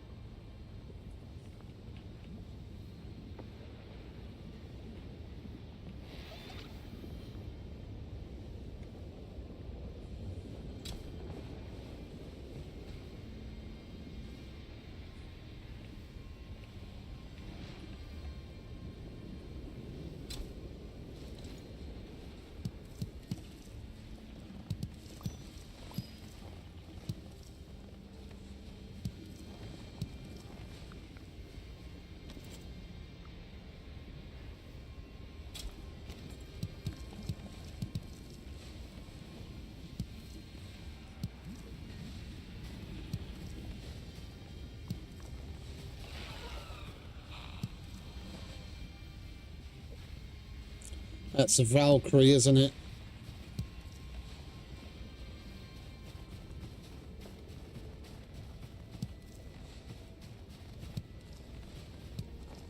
Oh, look, they are climbing up. Yeah, that's a fucking Valkyrie.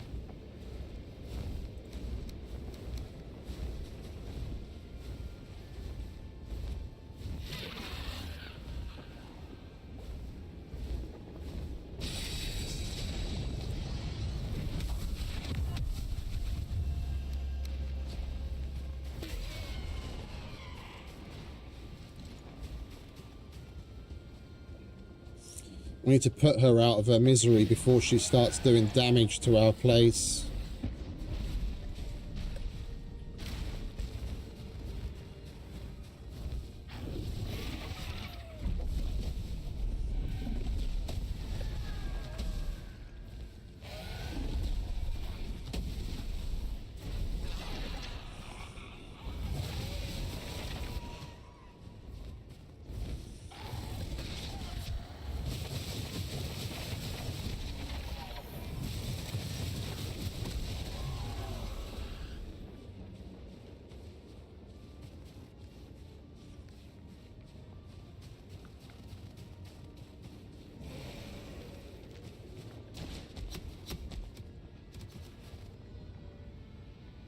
Did she fuck up any of our plants? I don't think she did.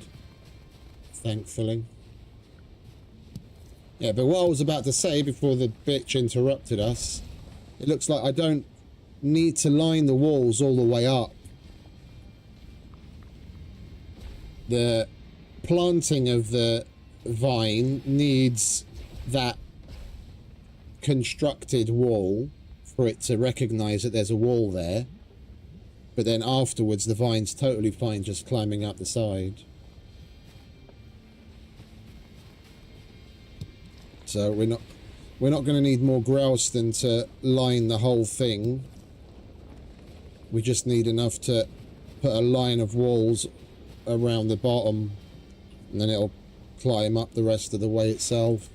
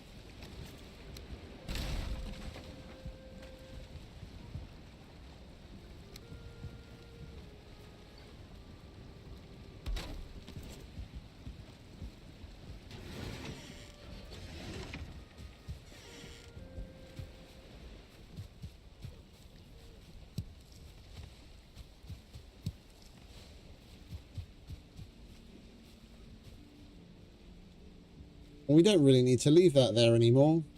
We've got our own dedicated ash farm.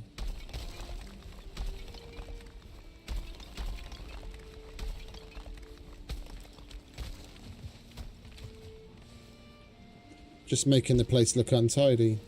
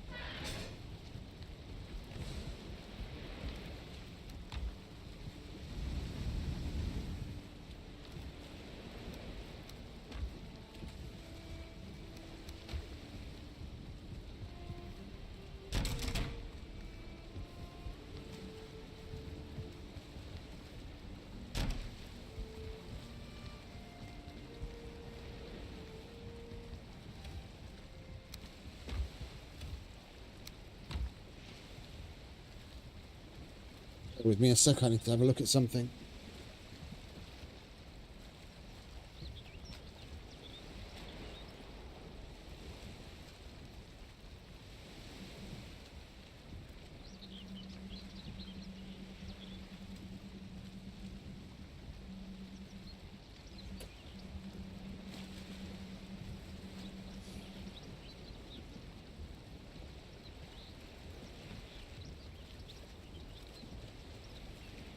Actually raining at long last. For like over a week now. It's been more overcast than it has sunny. But we never got any rain. It's just been cooler, which was nice. Now finally it's raining.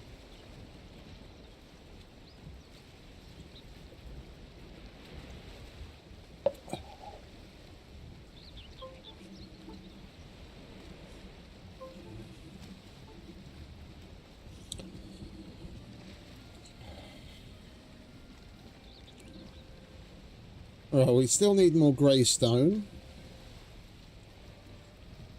Oh, that's weird.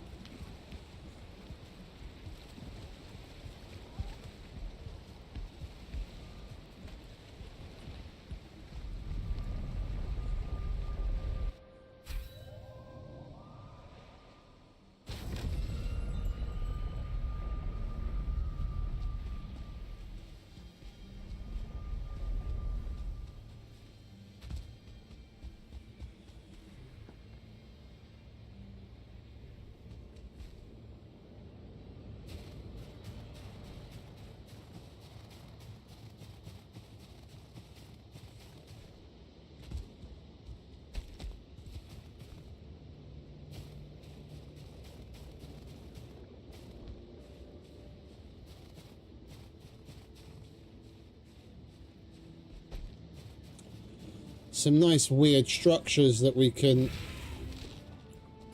easily pop would be nice. Hey T-Mac, welcome back mate.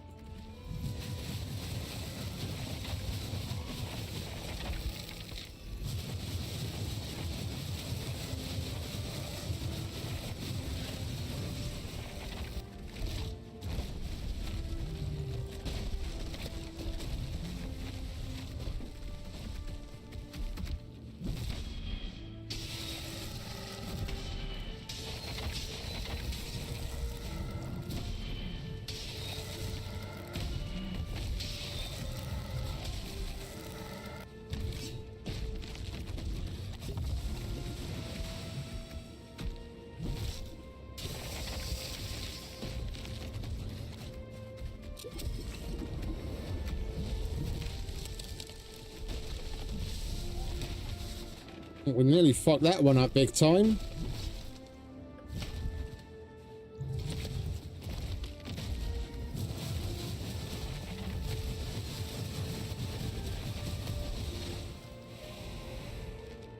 No, mate, we got that yesterday.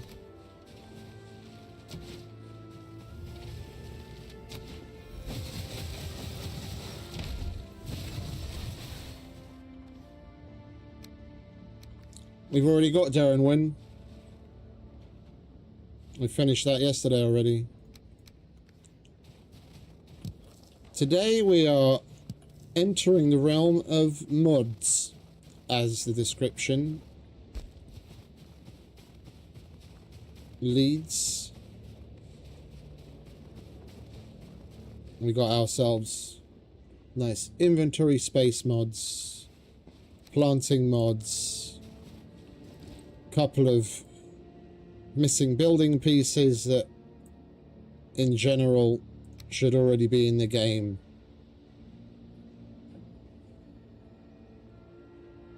Oh no, I'm starting over from zero. I'm not gonna cop out on that. I want the full experience. I want the full experience. New character, new world, new opportunities. I'll probably, well, we'll need to disable the mods when the update first comes out, because I doubt any of them are going to be anywhere near compatible. But as soon as some of the base mods, like what we're using right now, are updated, if they're necessary, you know, depending on what the mods deem fit for us to have as far as additions go related to the inventory. Oh yeah, no, if it's anything like some of the other games that I've used modded on, I know they get on that pretty quick.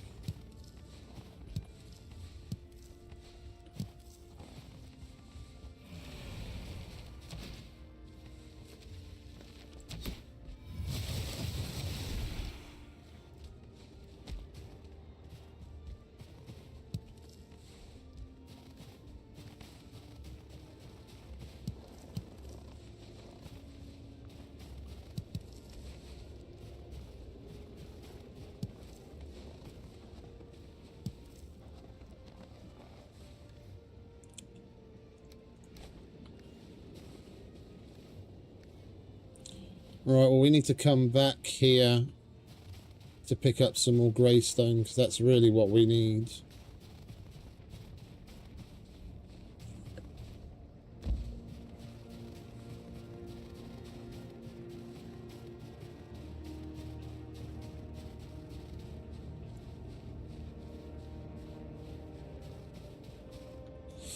I'm not sure. There were two. Well, there's more, but there were two main ones that I saw a lot of people had downloaded.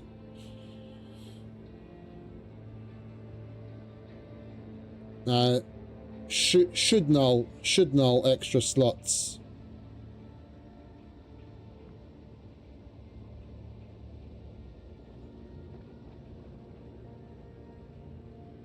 But yeah, this is what we've got so far.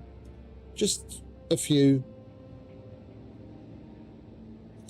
Plant everything, missing pieces, dynamic piles, longer days, so we don't have to sleep so long. The VALHEIM radial, which I'm going to try and configure. At the moment, it basically just gives you a radial menu to select what's on your hotbar, but you can configure it. Hey, Duncan. Hey, how come you don't have your... what's it? Is this a different account, mate?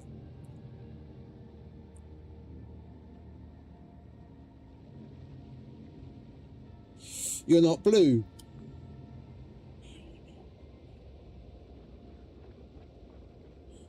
Yeah, and then plant easily. That, if this dude... No, Duncan I'm talking about. If this dude had a donate link, I would instantly donate like $5, $10, 100%. Just that mod alone, the... Oh, okay. Well, then let me do this.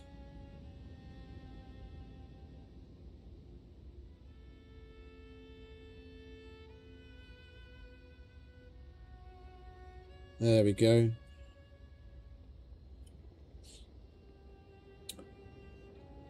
Yeah, even if you don't go with anything else, just this plant easily.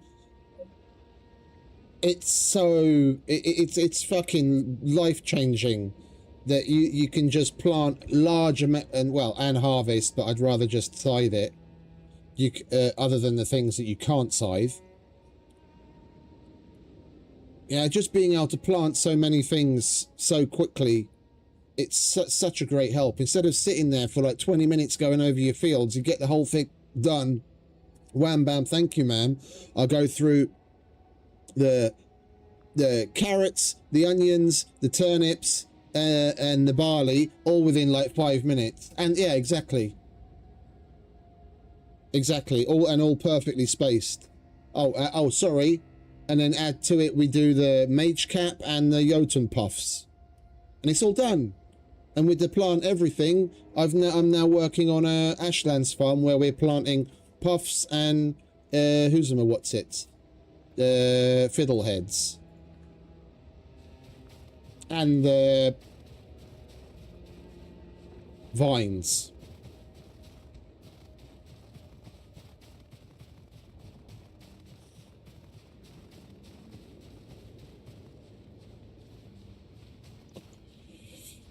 Well, I get why something like the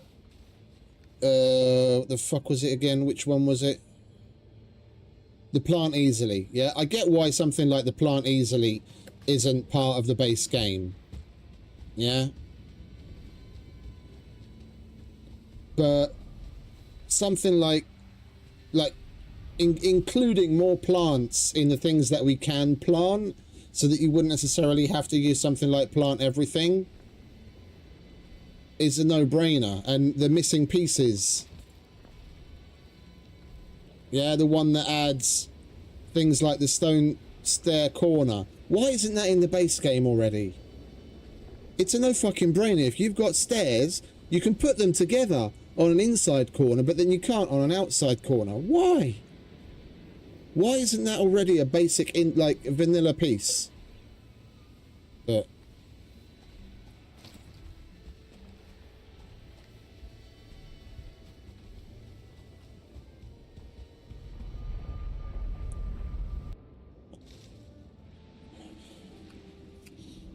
oh, I wouldn't want to go back after this, and if anyone has issue with it, that Puritans are like, oh, it's not real fucking gaming, bro.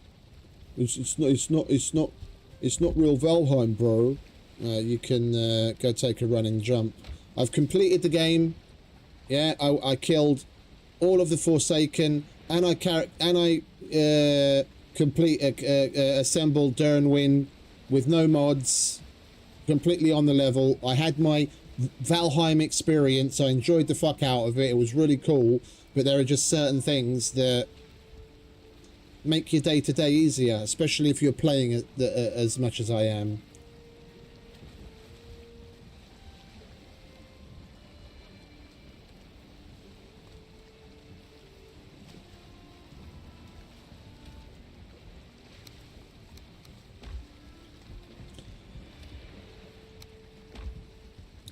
No, I can see where purists come from, yeah, because there are certain things where I'm also a bit of a Puritan. Yeah, in Icarus, for example, some of the mods are just straight up OP, and people act like it's a fucking necessity. Yeah, but like there really is, outside of things that tweak difficulty, because you can reach a wall in that game where it just starts to feel too easy. Outside of mods that tweak difficulty, you don't really have much of an excuse to need too much modding, other than like if you're bored with it and you want to expand on things. That game really is pretty well balanced and well complete, and they're constantly updating it. Like every Friday there's new shit being added and tweaked and optimized. You really don't have much of an excuse to have to use mods there. And I like the game on the level and clean. But here, there's certain things that are really just beyond me why the devs are so adamant on not adding into the base game.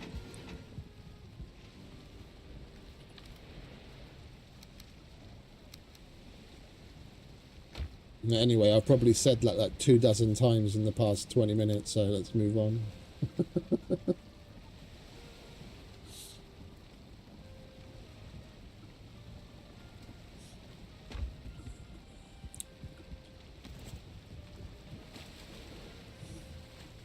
Right, let's go back to the... Well, actually, we've got an okay amount of food. Let's take more fiddleheads and puffs with us.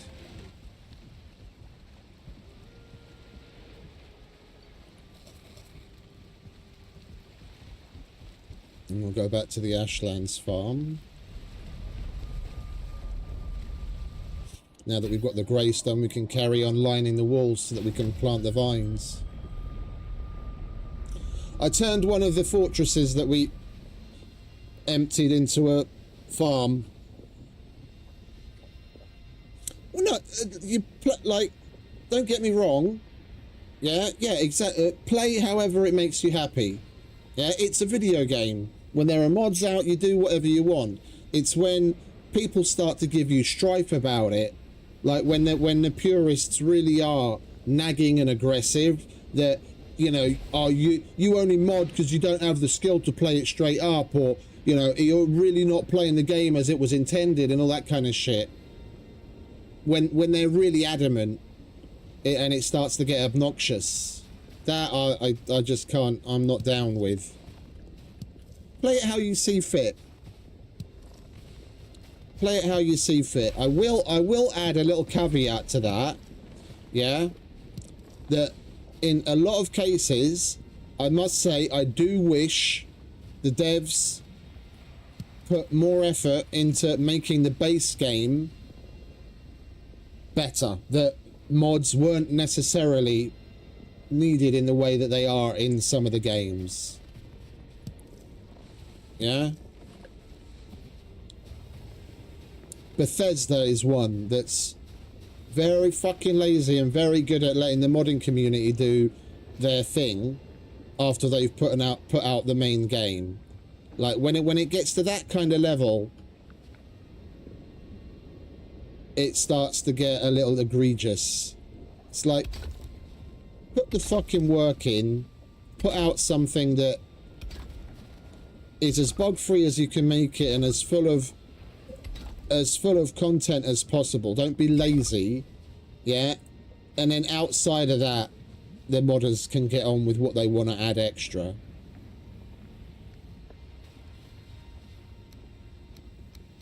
Yeah, because part of it for me is to see, you know, I like the story of the games that have like more significant lore. Yeah, I want to. It's like sitting down and watching a movie. It's this suspension of disbelief, being taken by the magic of what they've created. I want to feel the same in the video game. Yeah, first and foremost, they have a vision, and then they've put something in front of us to enjoy. I want to experience that the way they intended as much as possible. It's just, in some cases devs are lazy, other cases the lore is just shit. Yeah, when it all comes together, I do truly want to experience it as purely as possible the way they intended, to really get immersed and carried away with what they've given us. Once you've done that, fucking go crazy with the mod. Knock yourself out.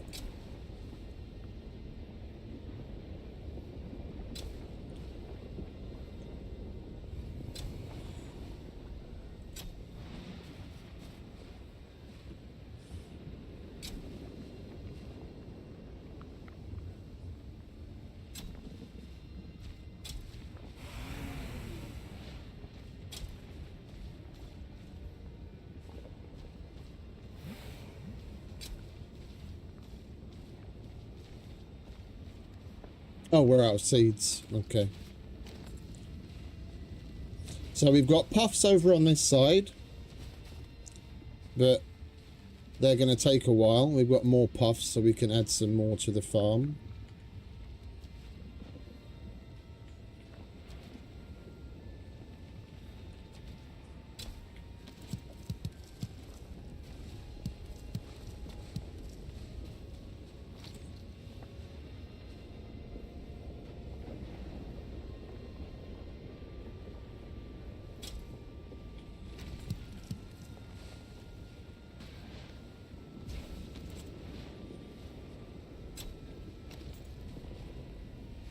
So we've got puffs going on this side, and then fiddleheads going on this side, and then we line the walls with grey stone and the tower, and then we let the vines grow up in the middle. So we've always got everything we need for the Ashlands foods.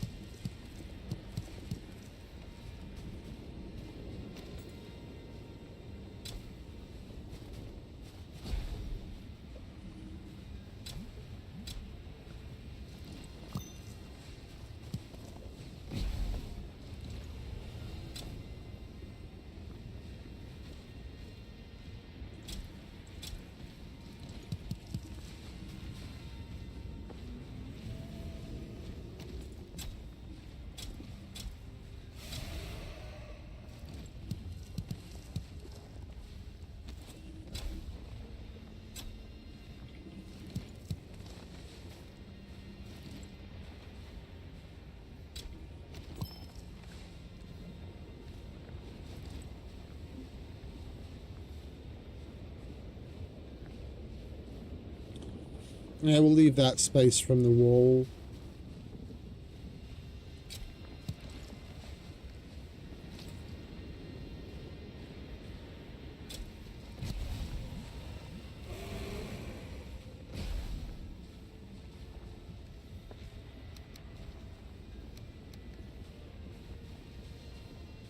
Right, we do need a bit more grey stone. I could have sworn there was a pillar that we broke out here earlier.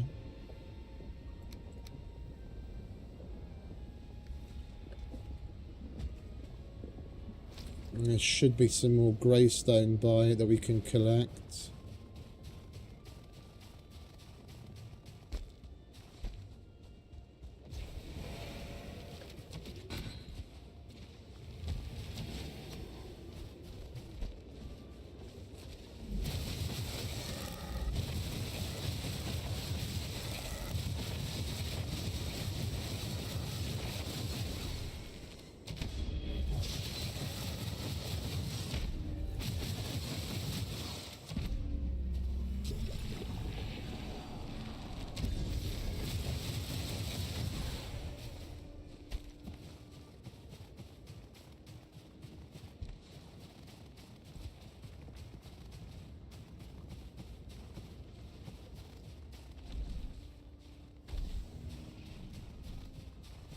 No, I'm probably thinking of the wrong fortress.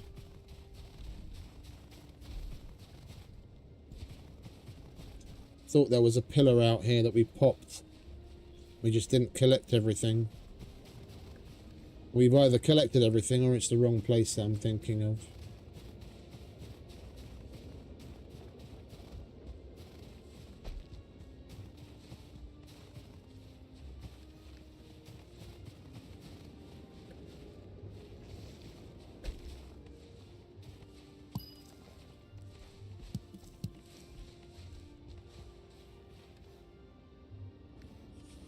We've still got a little bit out here. Let's go and put this to use and we'll come and get that.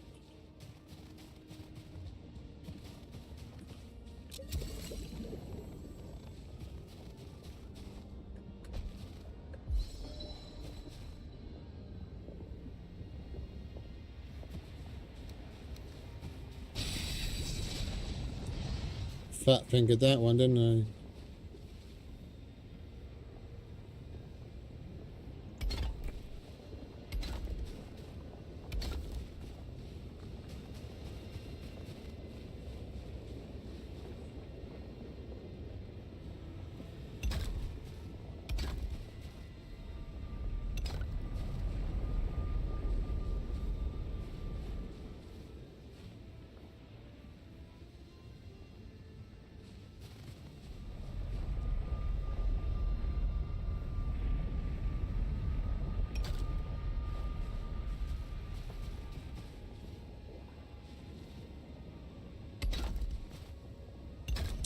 I'm only putting this here because when we tried planting earlier, where is it? Not ivy, ash vine. Well, we tried planting earlier. When I just tried to place it in front of the wall, it said it needs wall to grow on, or whatever it was, whatever the message was. So even though that's right there, it wasn't taking it as a wall. So I need to put that in front so that the planting mechanic recognizes it as a wall. After that, it seems to have no problem whatsoever going up the rest of it. It's just planting it. I can't plant it directly next to the fortress wall for some silly reason, but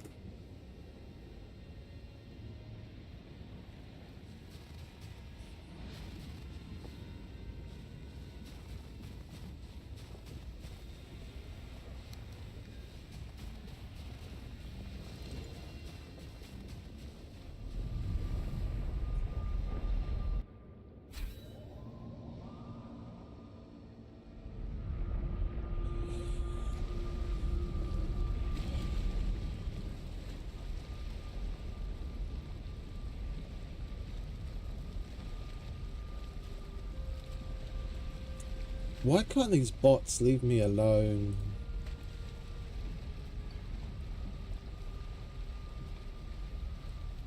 I've been getting such a fucking... my Discord's constantly inundated with fucking bot friend requests. It's starting to get fucking annoying.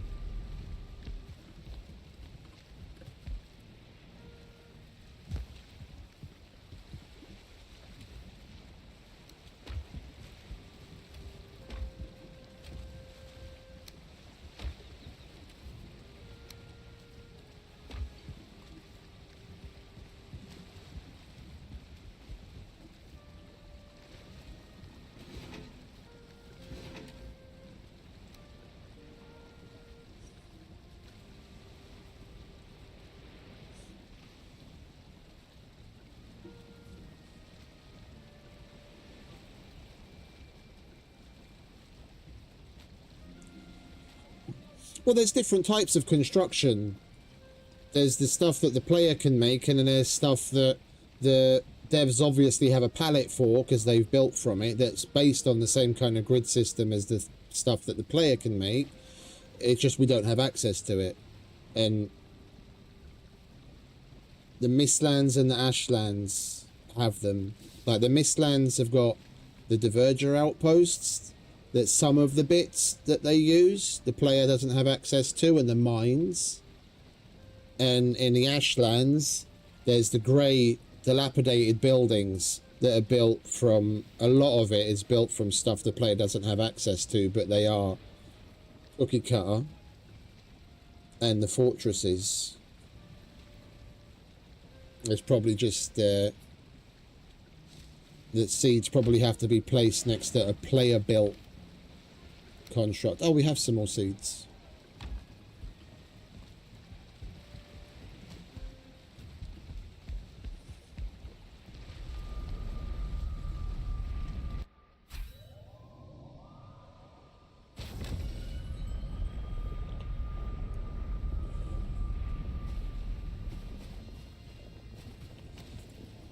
Right, look, see, well,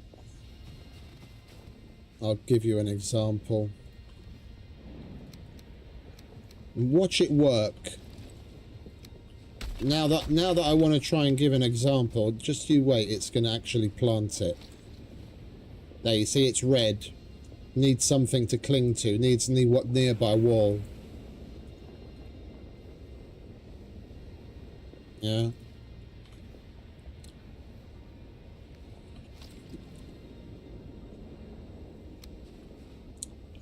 So then I put that there, and it's totally okay with it.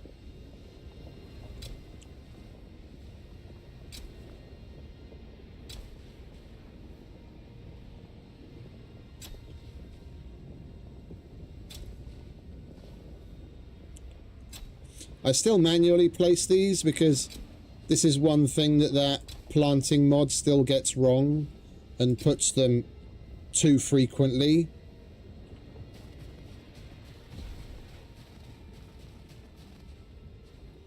But I do believe I saw some lines of config in the configuration file for that, so I think we can tweak that, and then we won't have to manually place this like this either.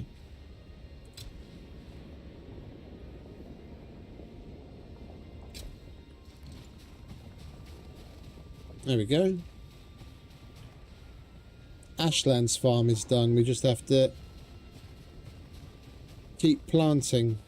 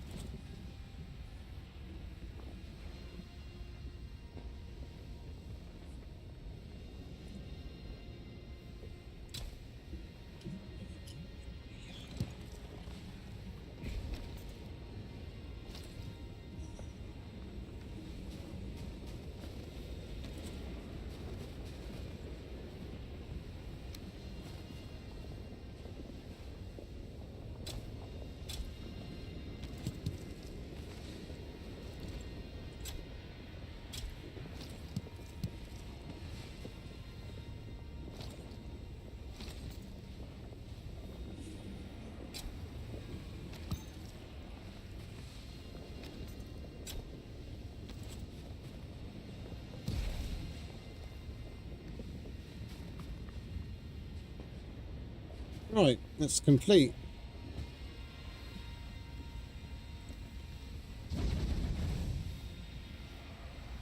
Being so, I think we're going to need to bring some more bones. Being so close to that lava,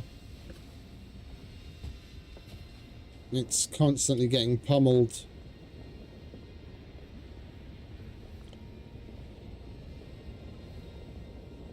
Alright, now we get to do some more fun stuff. Use the other part of the plant everything mod and do a little bit of decorating. Make the place look a little bit more, give the place a little bit more ambiance.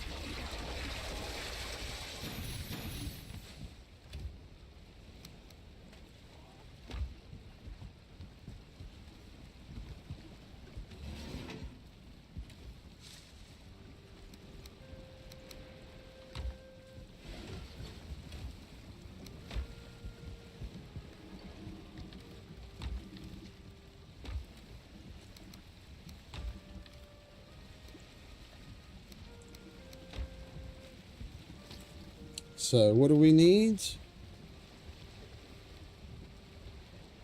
No, not the berries.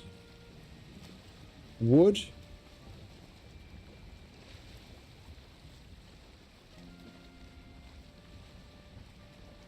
Oh, we can plant vines with wood as well now, can we? Interesting. So we just need wood.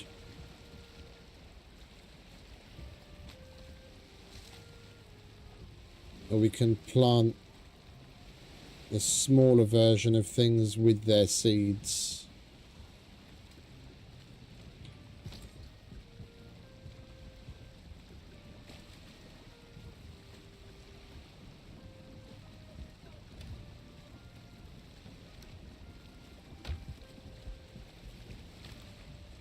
We're going to need to get some more wood. Oh, it's bedtime. Okay. Yeah, so the mod is doing its thing. Remember I said at 5:15? It should be at least 5:45 before we start seeing it getting dark, and it's now nearly 6 AM. So we had a good 45-minute long day. Instead of 21 minutes. That's nice. That's very nice.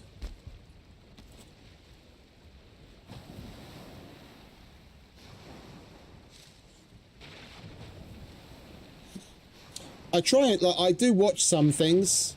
It's really great to see what other people are doing, but I try and stay away from as much as possible, because it starts to creep in to what you build, what you build yourself.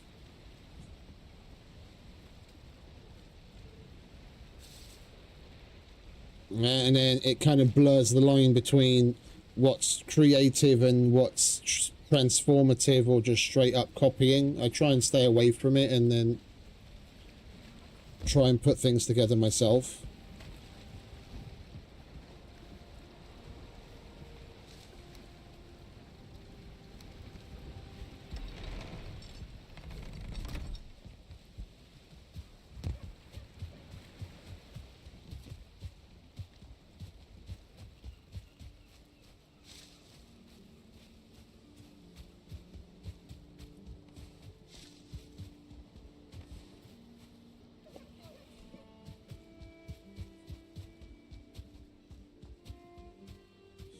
I didn't cut that oak tree down.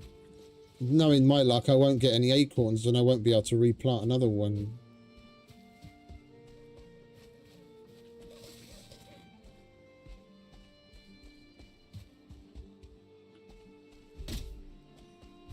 It's been cool for like the past week.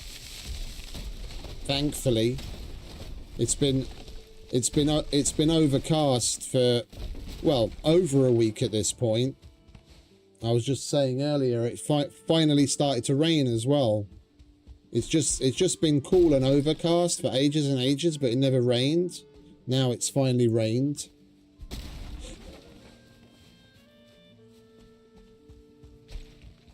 Yeah, I was finally able to get some decent sleep.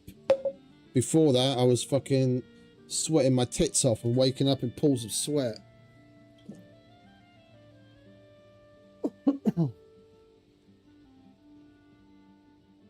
Although there are those that would argue I could definitely do with sweating more of my tits off. I would not disagree.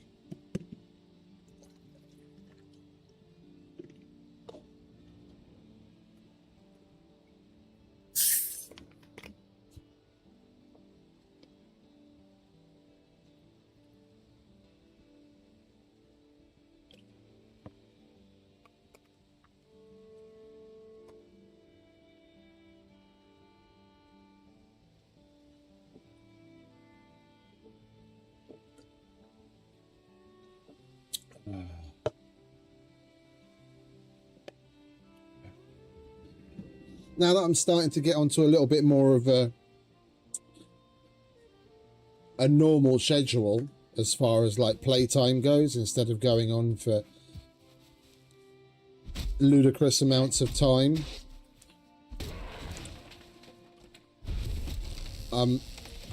definitely not anywhere near the point where I would go to the gym yet. Most certainly not. But I'm leaning towards carving out some time where I go for some walks just to get like my general conditioning up. Like if I went to the gym, I guarantee, even if I take all of the weights down to a fraction of what I used to do and reduce sets and everything, I'd probably spend about a half an hour doing some exercises and just feel completely fucked.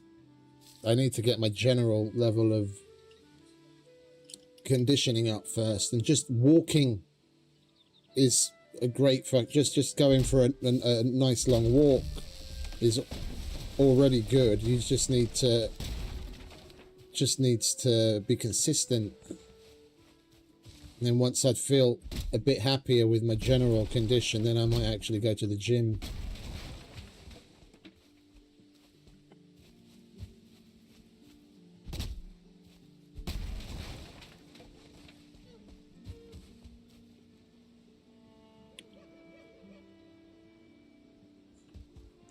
Oh, for me it was working from home. before that, I was when I worked on a beach.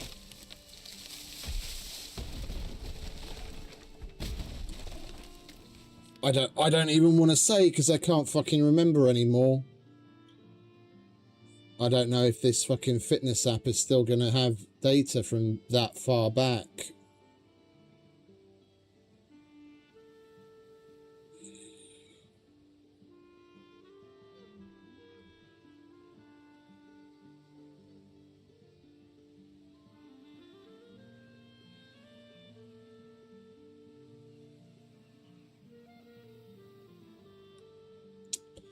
I don't want to try Fitness Plus. I just want to see my old fucking data.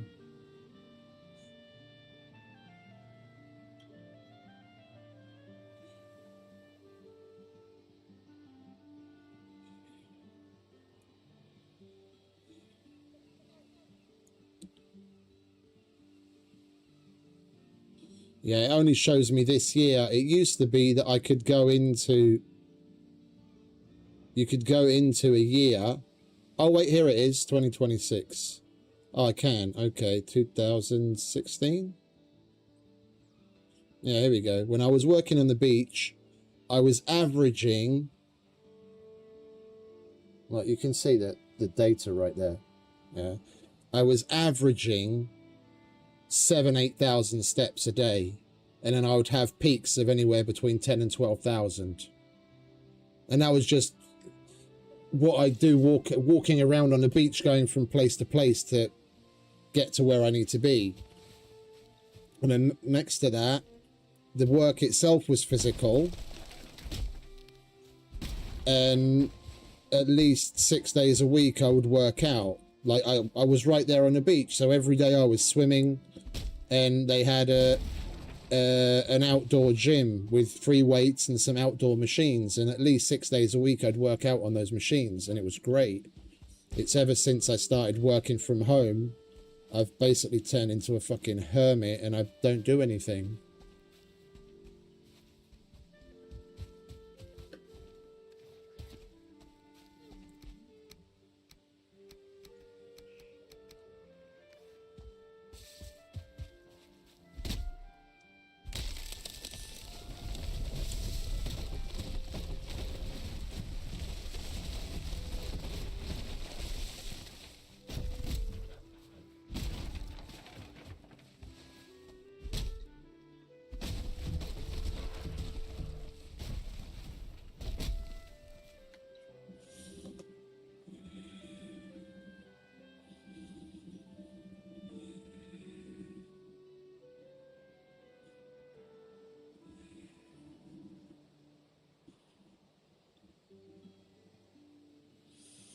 Right, and I was relatively lean. Like that, I was never particularly muscular, but at 6'2", that was me when I worked at the beach. Before I started office work at home.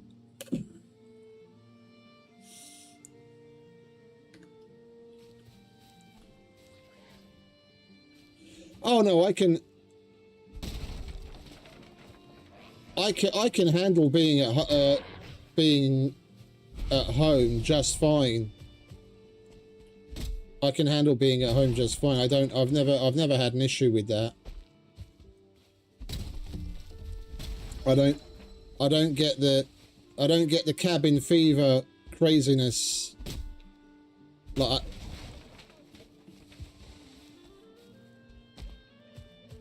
I remember a bunch of my friends around me were going, like, in COVID times, a bunch of my friends were like going nuts that they can't go anywhere, do anything, and I was like, the fuck do you mean? It's fucking heaven.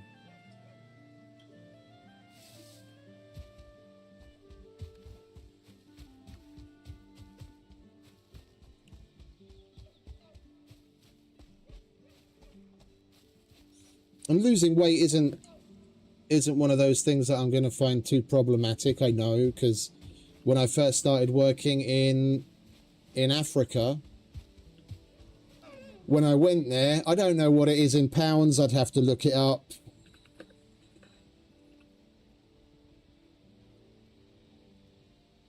What is it? 100 and... Yeah, I was... When I started working at the removals company in Africa, I was £275. And my best friend went... went tandem skydiving. And he was like, oh man, this is amazing. You got to come and try it out. We'll go and do it together, blah, blah, blah. And I was like, sure, but there was a weight limit. Like, different places are different. But here they had like a 210 pound weight limit. And over the course of 3 months while I was in Africa, next to working full-time physical job doing the removals, I completely changed my diet. It was basically chicken, beef with potatoes and rice, and that's basically where I cut out all alcohol, and I barely ever drink since. Yeah, I didn't drink hardly any alcohol, maybe a handful of times a year. No sodas, just water. And I was 3 months on and like 2 or 3 weeks off. Basically, I'd come home in the amount of time it took to apply for and receive another visa to go back again, which roughly worked out at 3 months on, 3 weeks off. And in the 3 months while I was there, I went down from the 275 to a little over 200 pounds. And it was at that point where I had to like fiddle with the workout. Yeah, if I worked out a bit too hard with, you know, with too much weight, then I'd put on some muscle and then I'd get heavy again, even though you wouldn't see it because muscle is denser than fat. Yeah, so I'd have to fucking regulate what I was doing so I could keep myself at 200. Otherwise, I would have started bulking and getting heavier again. But I did it in 3 months. I went down from 275 to like just over 200 pounds.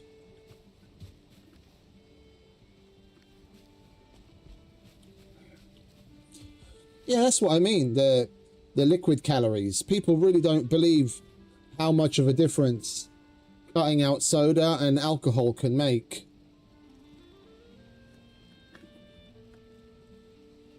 Yeah, the diet itself was already something that I was more or less on. Yeah, because in Angola, the only real safe meats that were imported from places like Argentina and Brazil and South Africa were chicken and beef. So I was already high on fucking protein anyway.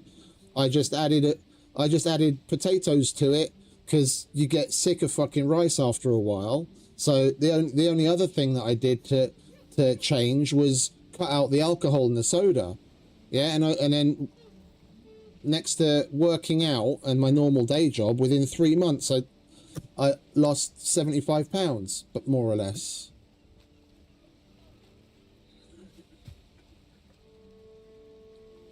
Like this is probably when I was at my best, when I felt the best, and I'd arguably say looked the best. And this was just before the skydiving, when I went down in weight. If I can fucking find the picture.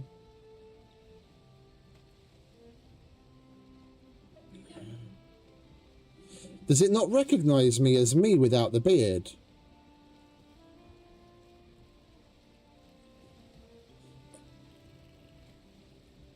I don't think it recognizes me as me, like the Apple thing. Because I choose myself in the photos, but I don't see the photo that I'm looking for there.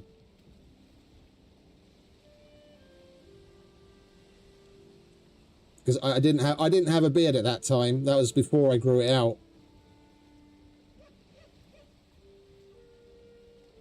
So it was... rather a while ago. Oh, wait a minute, it should be in my favourites. Yeah, there we go. But that was... If the fucking thing would focus. That was 3 months of working out. That's 6'2", 200 pounds. That's when I looked and felt the best. If I could get back to near that, I'd be fucking amazed.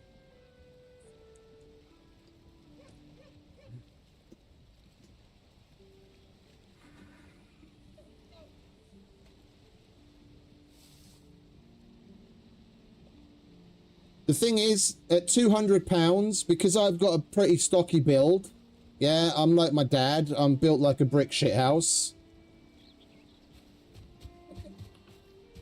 What they say is a healthy weight for 6'2", on me looks skinny. Like, I look like I've got some problem at 200 pounds at 6'2", just because of the build. Somewhere between 210 and 220 with some muscle is actually where it looks okay. Anything less than that and I just look like a twig.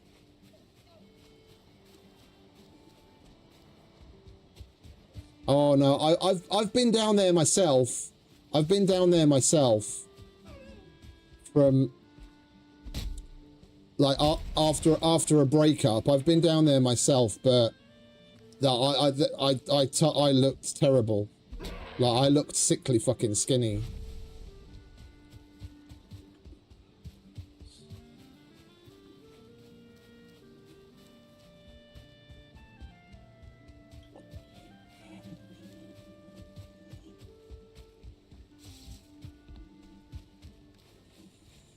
Right. We've got the wood. Now we can start putting in some bushes. Make the place look a little bit more lively.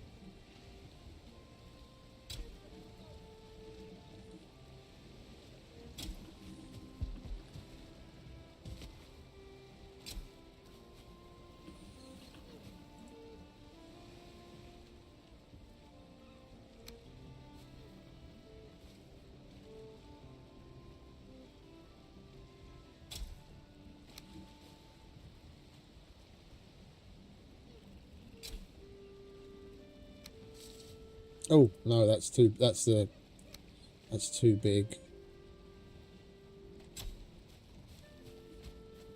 Maybe we put one of those over here.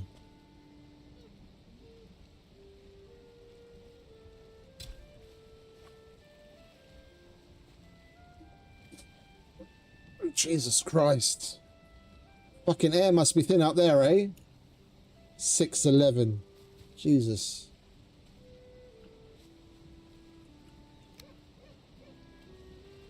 Probably like one of the biggest dudes I've ever seen in my life was in the army. We were on a joint training exercise with the Americans, and there was a dude there. He was probably about 6'6", 6'7", but he was, you know, like Shaq. Basically looks like a fucking brick. Yeah, like he's solid. Like, this dude looked like that. Yeah, it was one of those fucking mountains of a men. Like an absolutely movable object. Huge black dude.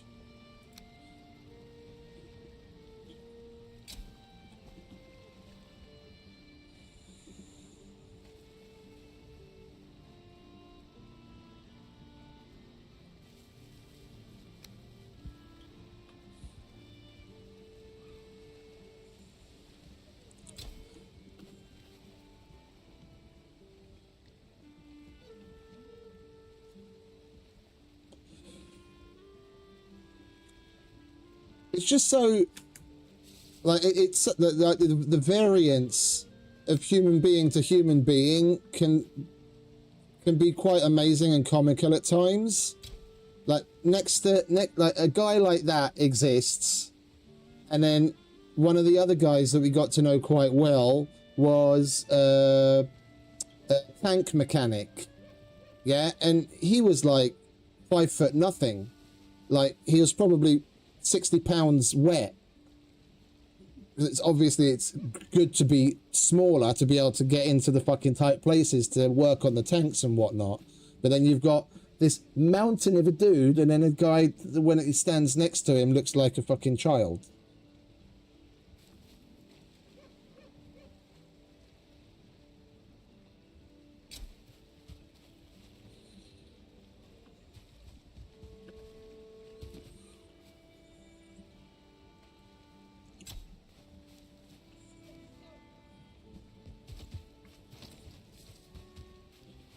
I do like the vines. I do like the ability to place vines as well. Can we put another bush over here?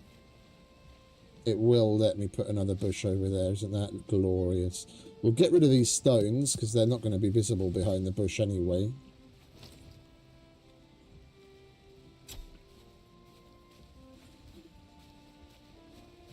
I don't want to go over the top. I want to add some...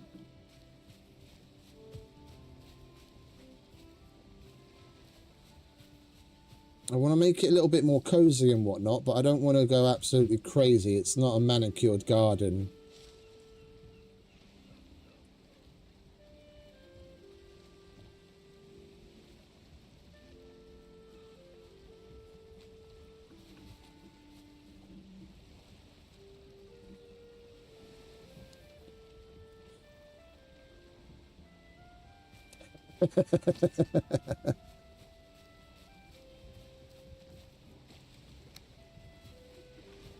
We'll put another one of these over here.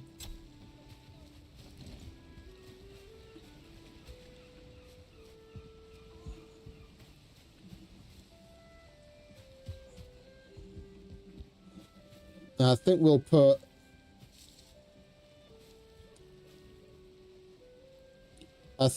some fruit bushes along the path here up towards the woodcutter shed.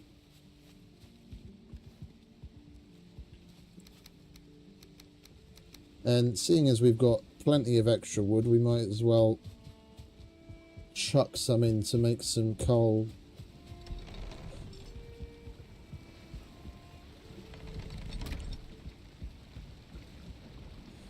Ah, the cooking station isn't in the right place.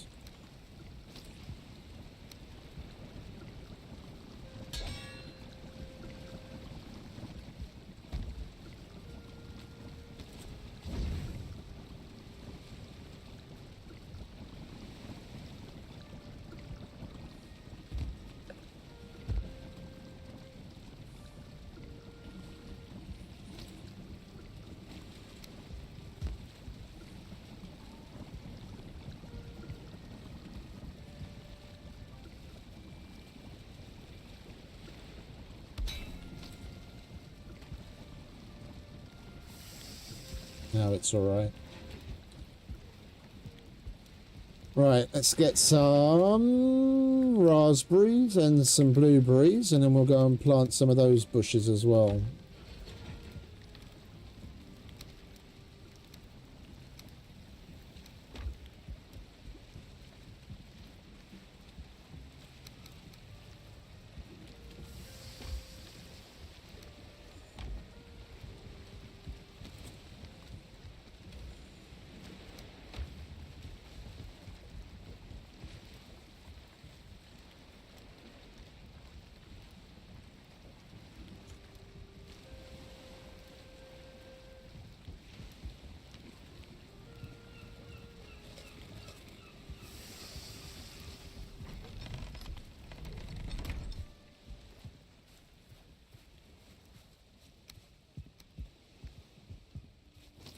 Right, let's see. I'll put raspberries over on this side.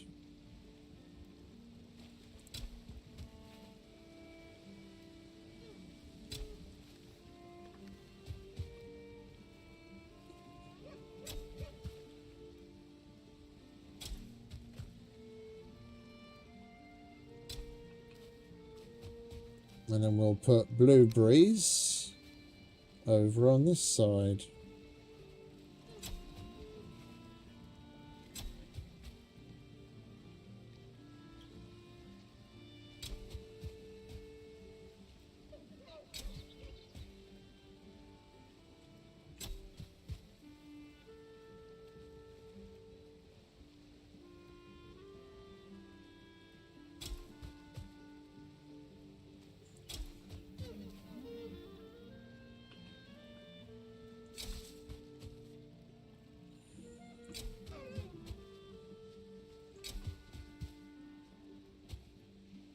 And we're out. Yeah, I need to change that setting. It's convenient, it's just not fair. Yeah, the fact that the bush, when we place it, is already grown, that we can pick it, is a little OP. I need to change that in the configuration.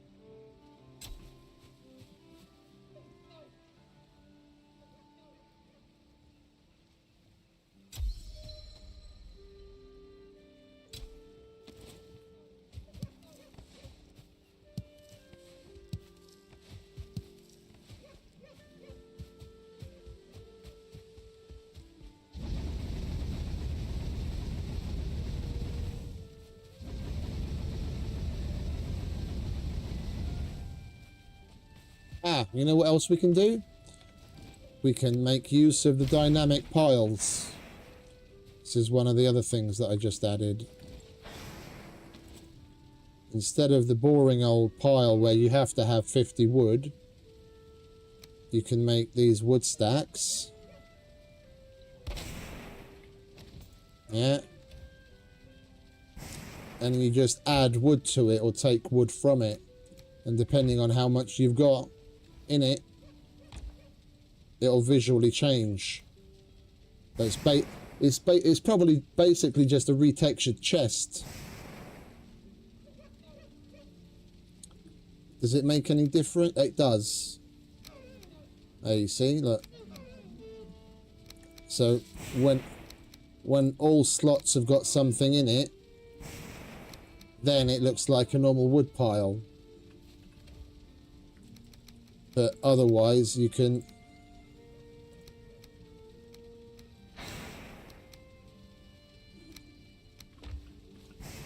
just get it to look like, and you can do that with a whole bunch of shit. Now you can do that with the fine wood, core wood, Yggdrasil wood, ash wood, stones, coal, black marble, growlstone, skulls. Oh, and coins, where you get a slightly different look. You get a coin stack and then you can access it to add to it or take away from it.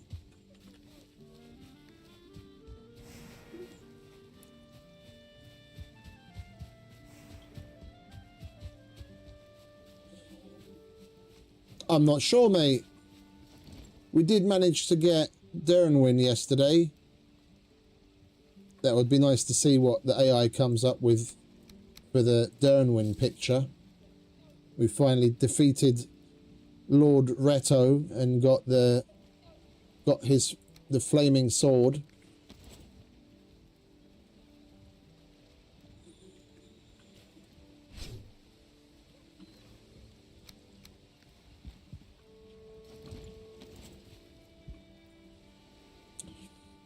Wait, what do we need for vines? Oh, wood, but I put it all in the stack, didn't I?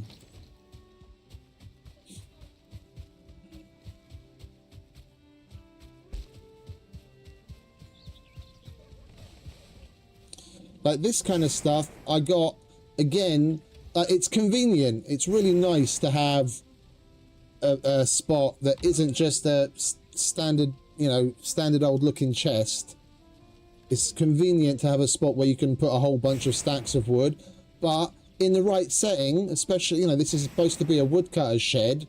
Yeah, you can set up a couple of those and then spread the wood out and have different sizes of stack to increase on the immersion to get the look going that you want.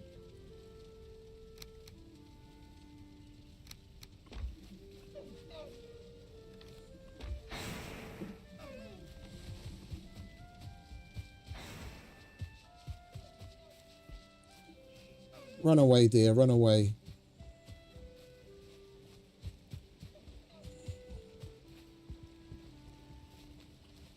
Yeah, I am rather liking that. Alright, where were we?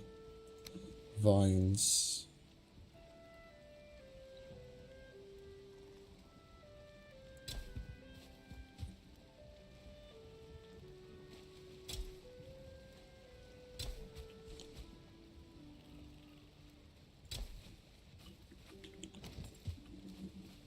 Put a couple of bushes in there as well.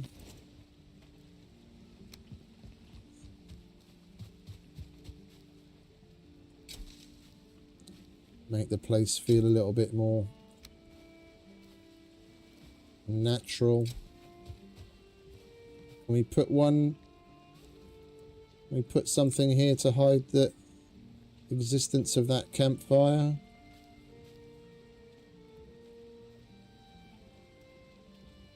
There we go.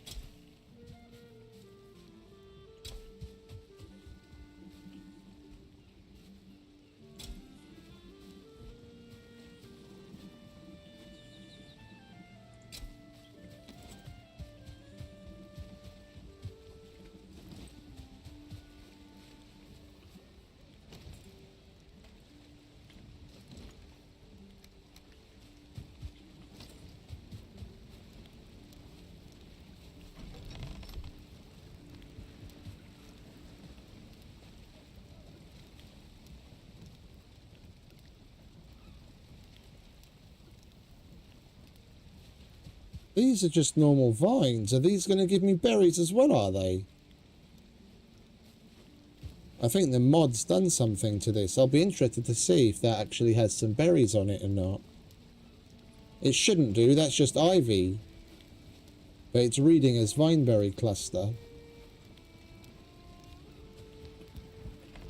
Interesting.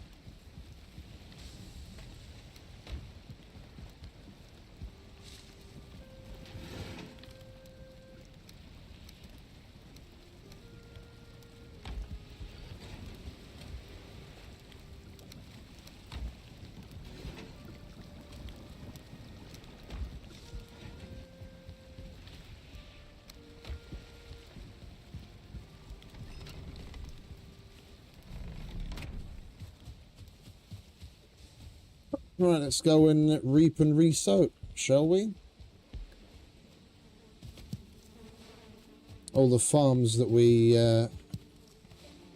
reaped and replanted earlier will definitely be grown again.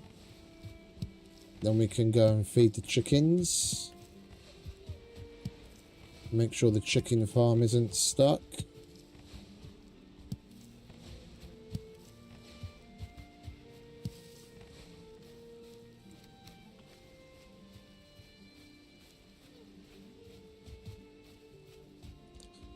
Man, time is just racing by. It's almost fucking evening again. We just slept. It seems it doesn't really matter how long we make the days. It always seems like they fly by like nothing.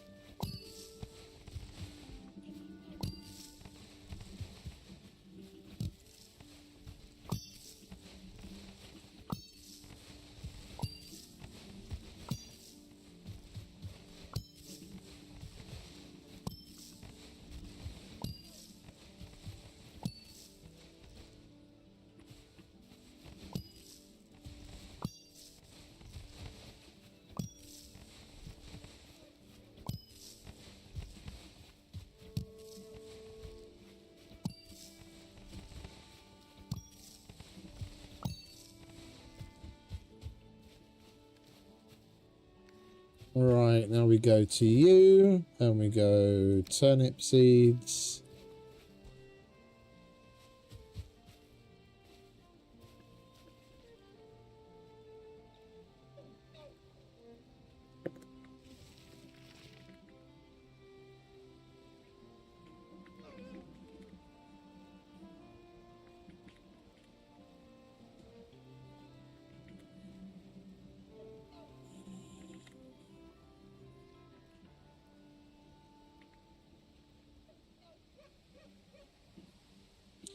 I'm gonna have to do it from this side.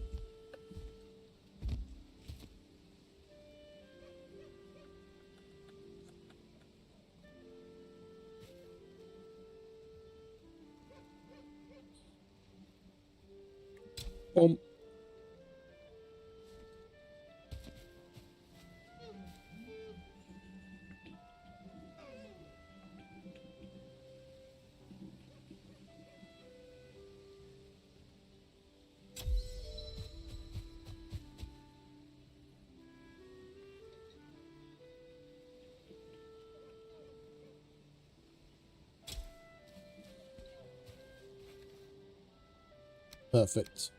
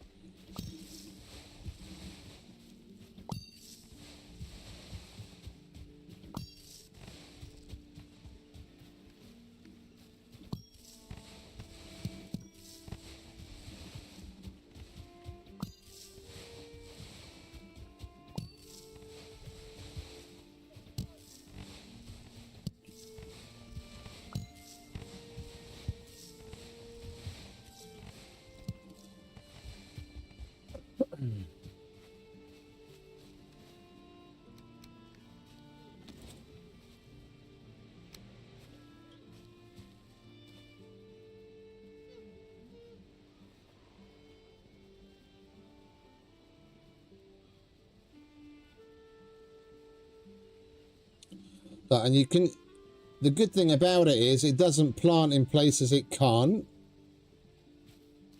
Yeah. So I just let it overlap the area. You see there's a whole bunch red and it's not just not going to plant there. So we make it bigger. Make it bigger than the area that we have. Click, and then boom, it's done. And you've maximized what you can do in that area. It's fucking amazing.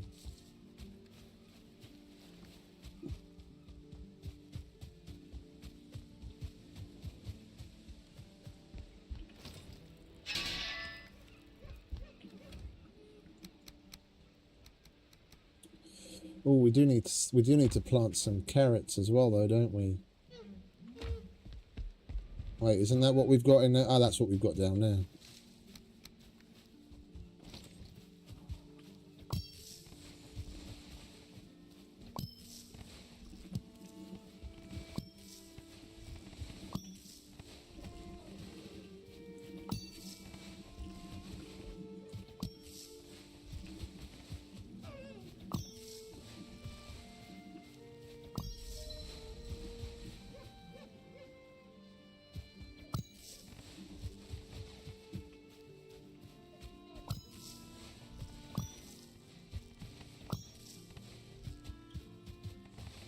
Oh, appreciate it, mate. We'll take a look at it in just a minute.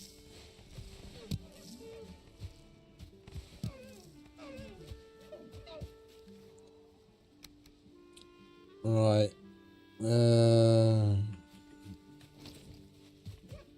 Where are we? Carrots.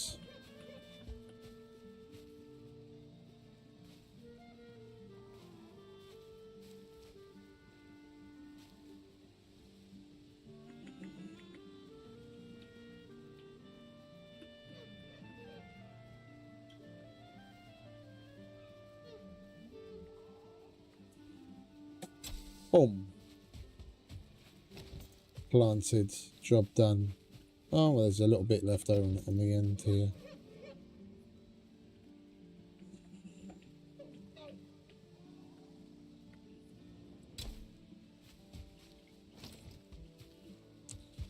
Pish posh. Right, and oh, we've only got 14 carrots left. All right, never mind. All right, let's check on the ladies. Ho-ho! Ladies have been busy.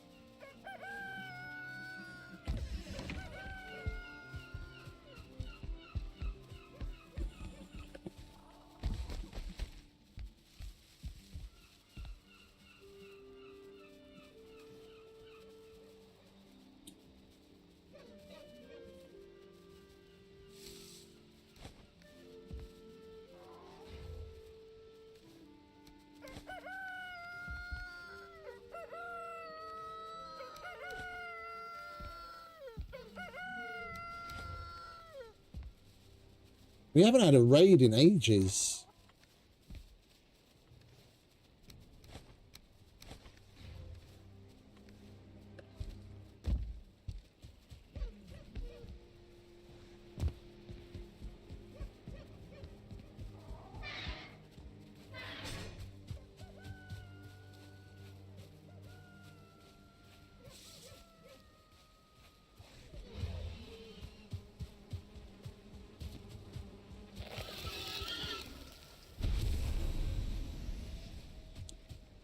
Bloody pigs.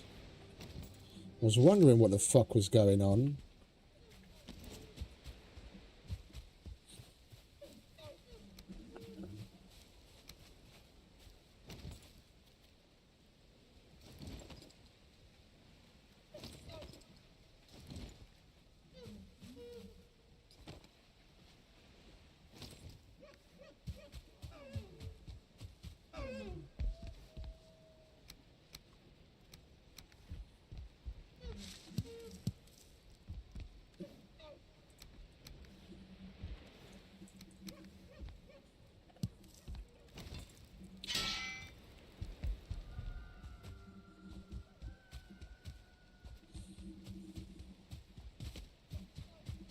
Alright, let's go and get some sleep quickly. Before we got all sorts spawning around us.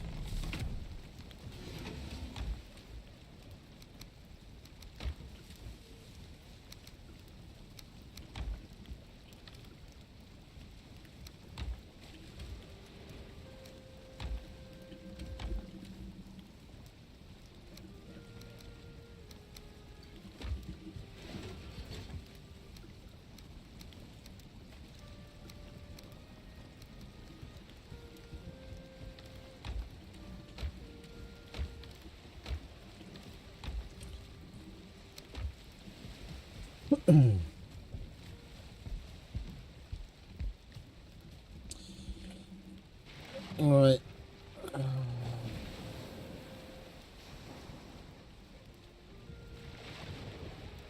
I have a quick price I have to quote out. Thankfully it's just an import, so it's not going to take very long.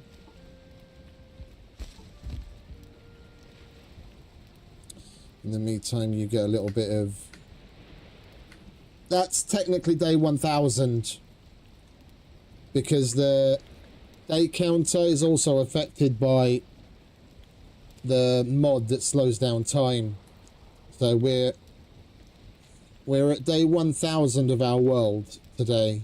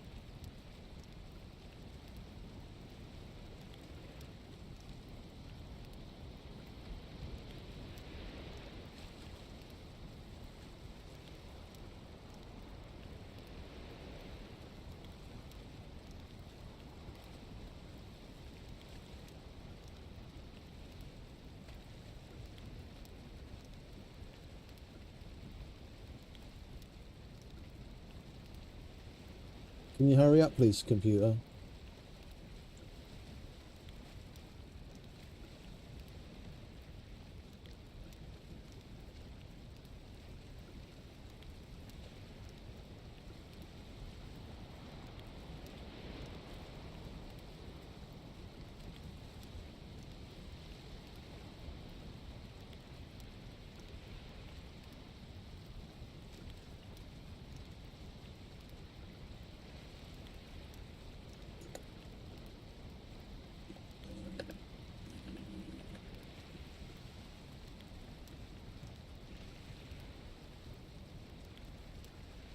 Right. Boom.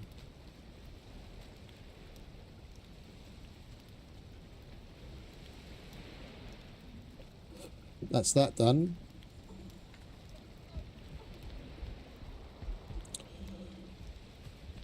I've been meaning to go back and kill each of the bosses again so that we can have our own little trophy wall. And we've already got Eichfear and the Elder because we've killed them again.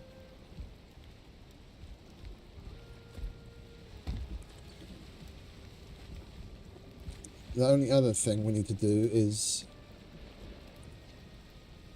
the rest of them. I think we might... Oh, well, let's take a moment. Take a look at the scroll that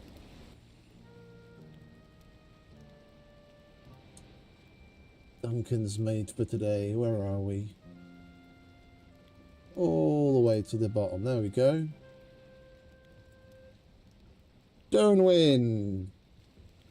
Dyrnwyn is complete in the burning heart of the Ashlands. Through fire, shadow, and steel, Diamond Hammer has fulfilled the prophecy.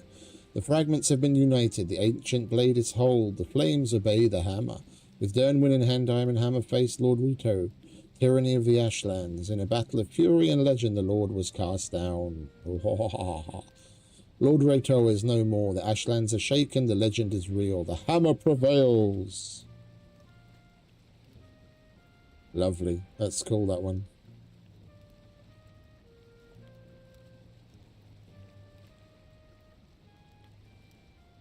Julio, thank you very much, mate.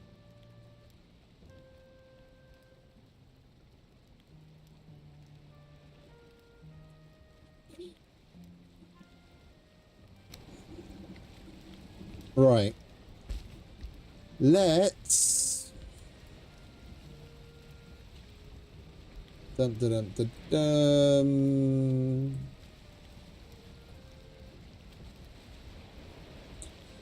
Take a quick peek.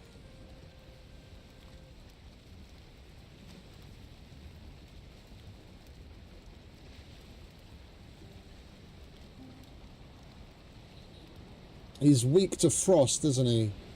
And blunt. So we could take Frostner, that we haven't had on our person for quite a while. And we've got the Staff of Frost. I will grab a portal.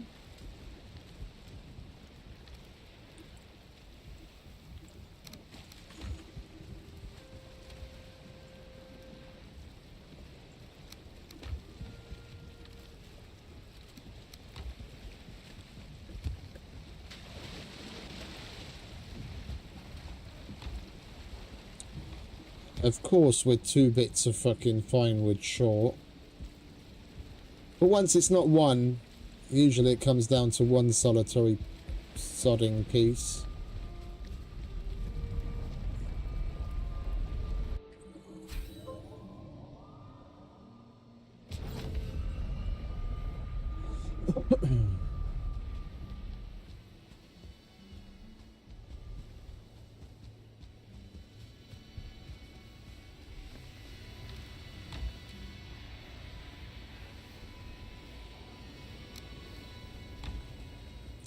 And we are going to need some wood to make a crafting bench, aren't we? We'll get that at home.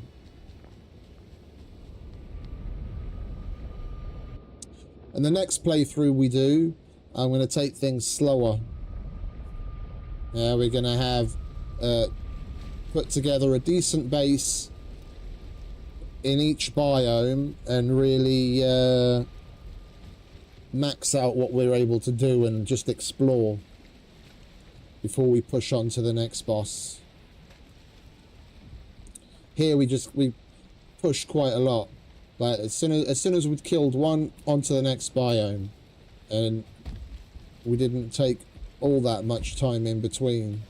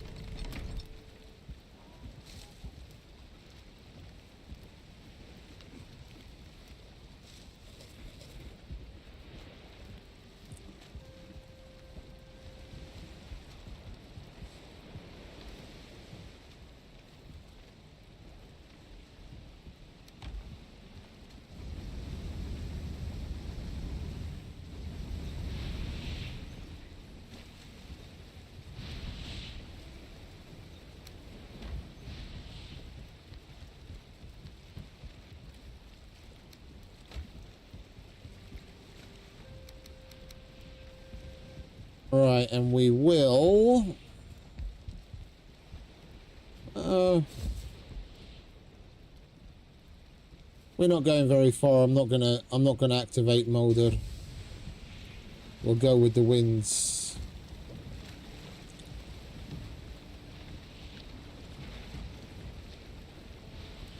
Let's go fuck up bone mass, shall we?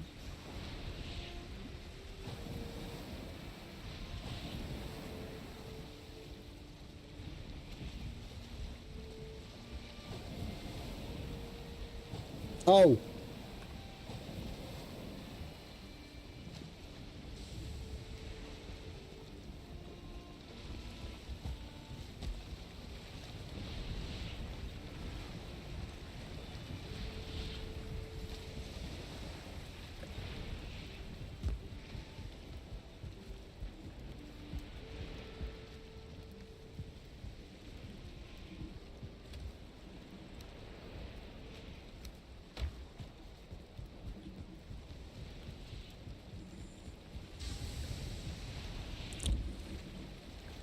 Can't go anywhere without the anti-poison.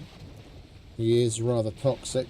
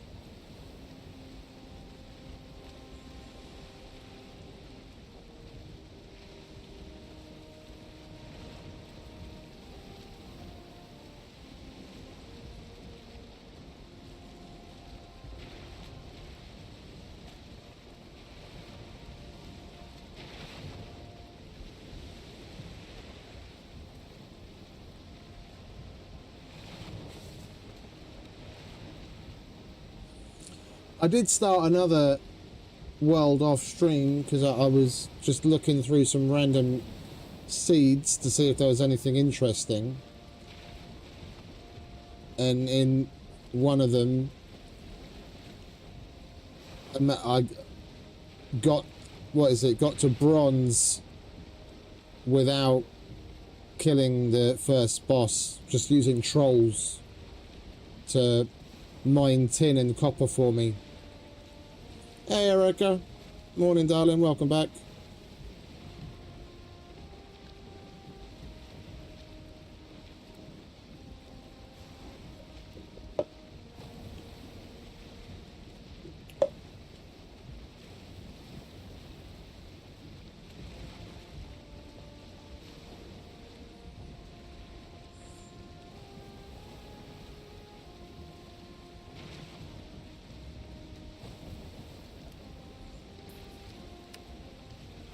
A nice viewer.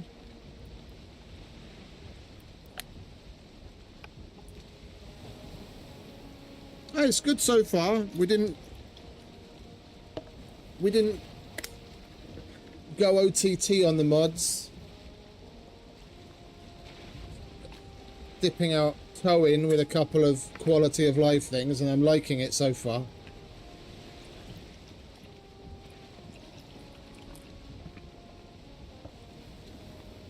I'm glad we played through the game at least once in its entirety without the mods. So you know how things work in general, and it just helps to appreciate so much more how good some of them are.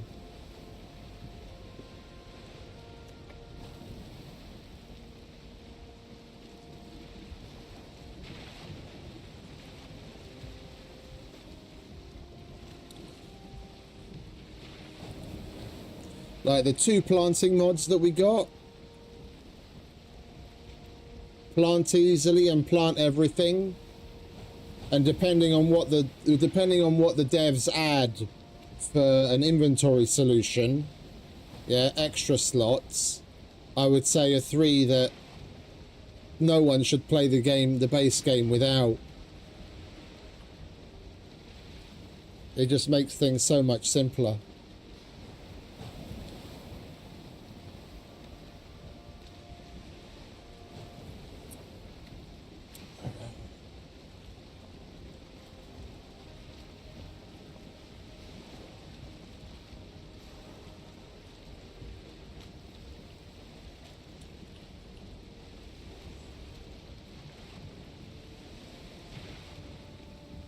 Hopefully we'll have a wind change soon.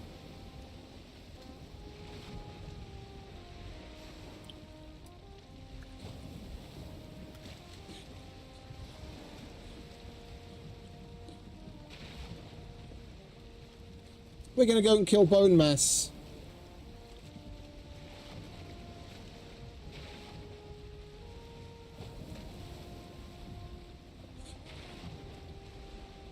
We've already got an extra Eikthyr and extra Elder trophy on our wall, and I want to kill all of the bosses once more so that we have our own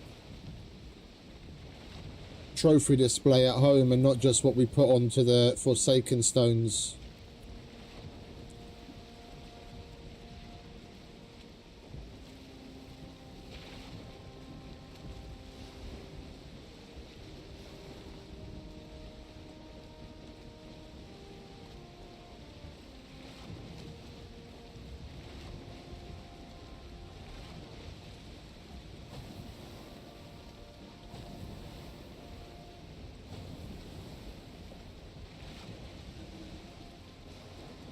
What's that?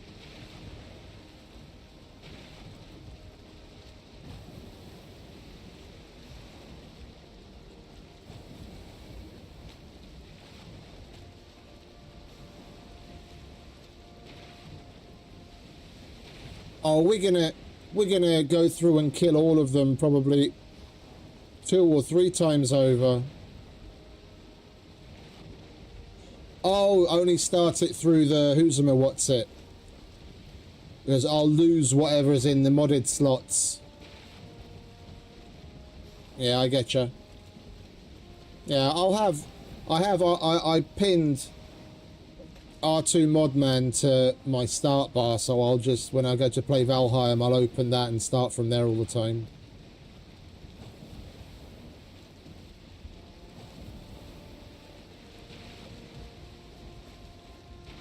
But yeah, that's a good shout.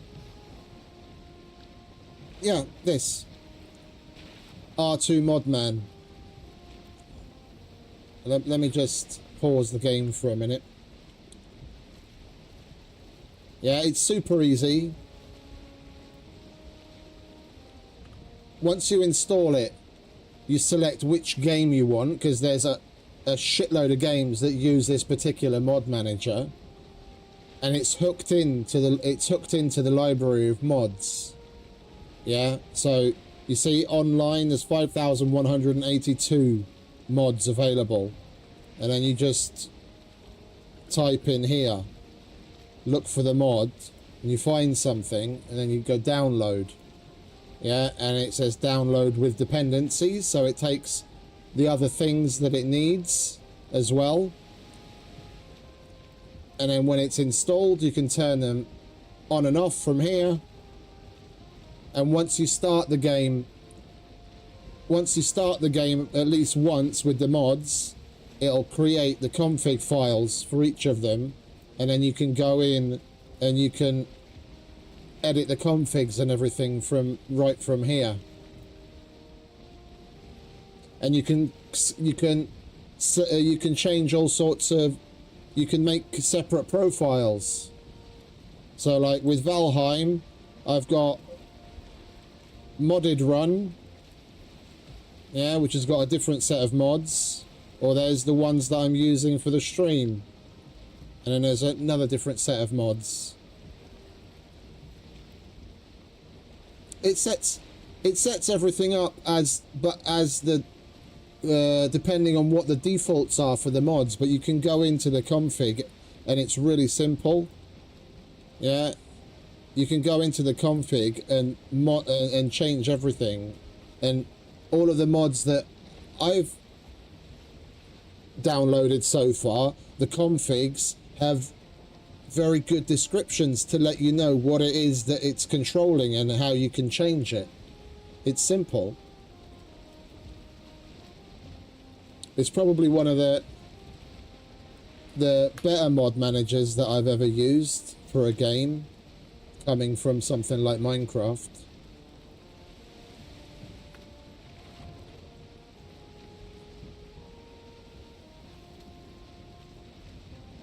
And you can select whether you want to start modded or start vanilla straight from the mod manager.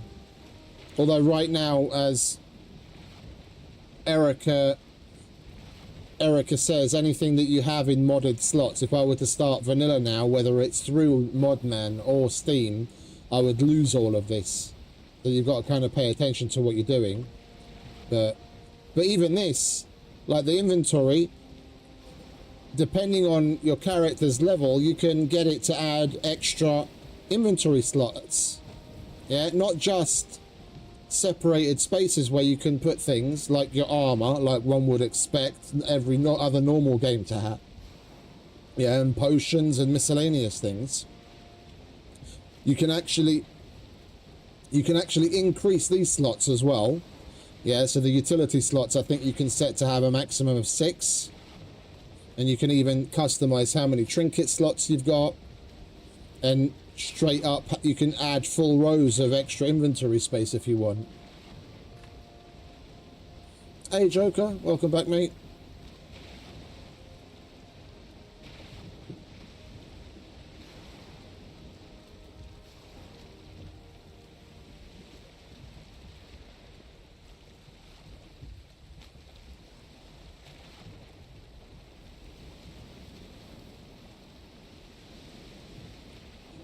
Gone are the days of having to download everything separately and assemble it all yourself, and then when there's some sort of a fucking conflict, scratch your head for hours trying to figure out what the problem is.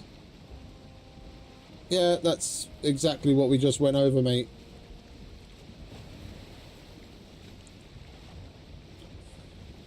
You got here 2 minutes too late.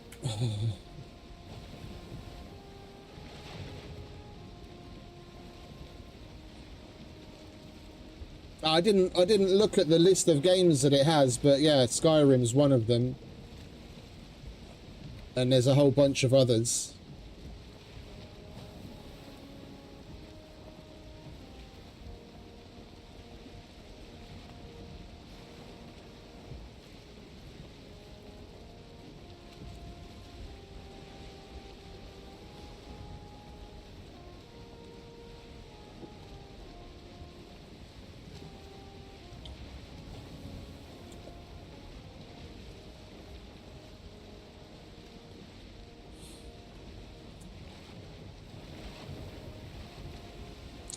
Can you, when I alt-tab, can you please not go to that? Thank you.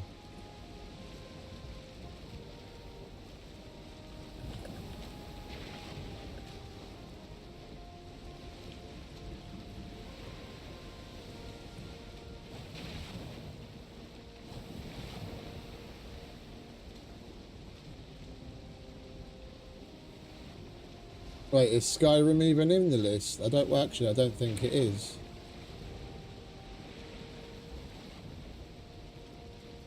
Valheim repo.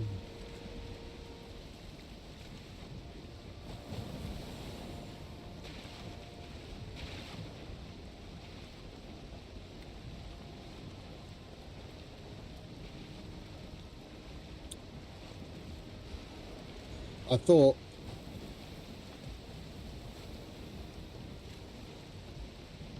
thought Skyrim was one of them.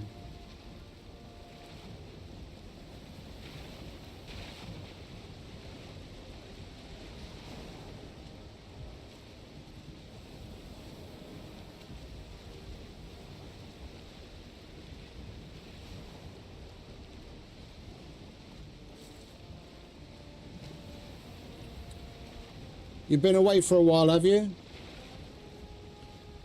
Is that work or vacation?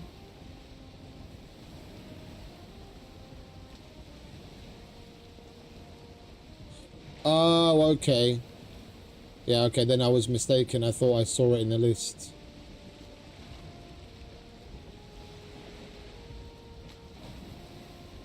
Wait, do I still have a portal here? That looks like a portal to me.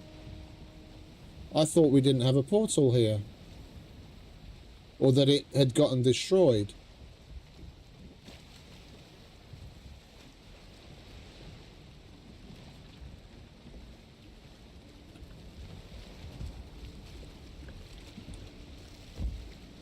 Bone. Okay, fair enough.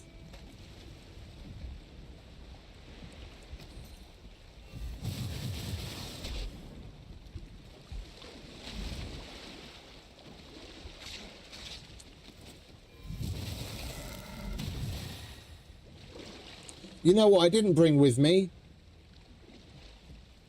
The fucking things that we need to spawn the motherfucker. Oh, I'm such an idiot.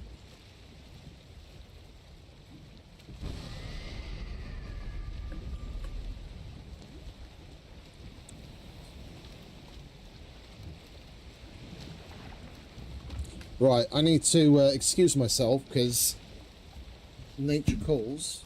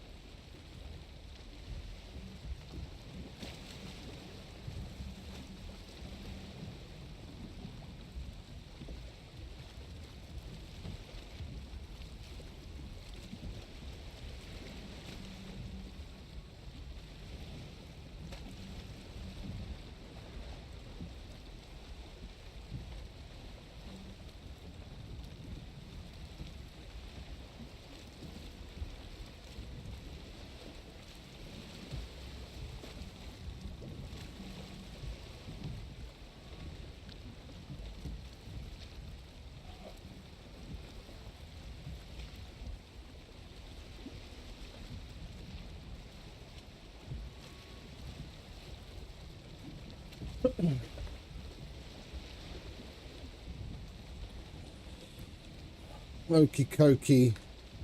What do we need to spawn bone mass again? I can't even fucking remember. Withered, 10 withered bones.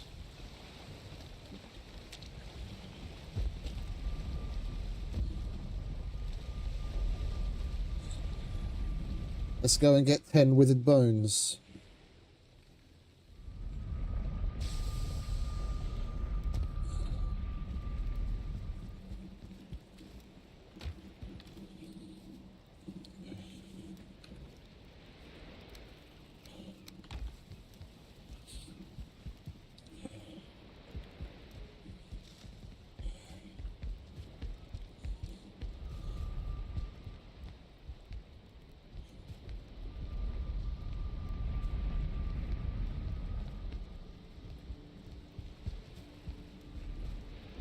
Well, which one did we just come out? Wasn't it this one that we just came out of?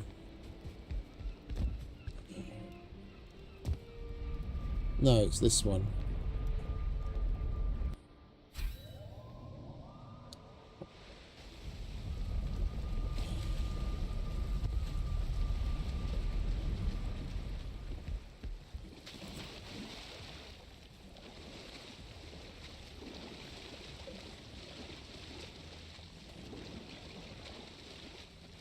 Yeah, indeed.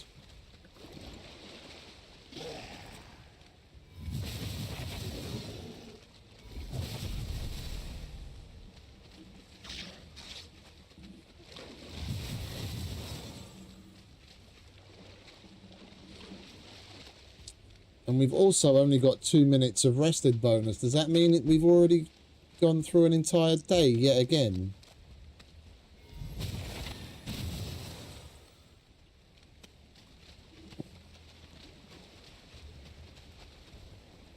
We might as well go and get some sleep then, eh? It's better that we reset our rested bonus so we don't run out mid-fight. Don't tell me 40 minutes has already passed again already.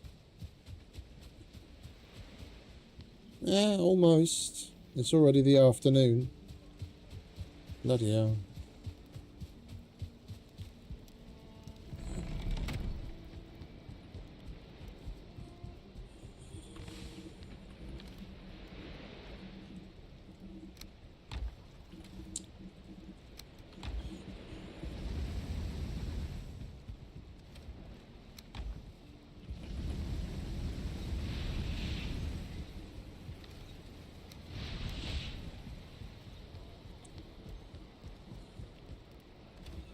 And I think I'm going to look for a mod that adds uses for the black metal. There's one in particular that adds a bunch of things like this, just made out of black metal, and they have a interesting looking texture. So it's mountains of fucking black metal that we end up with, we can at least put to use.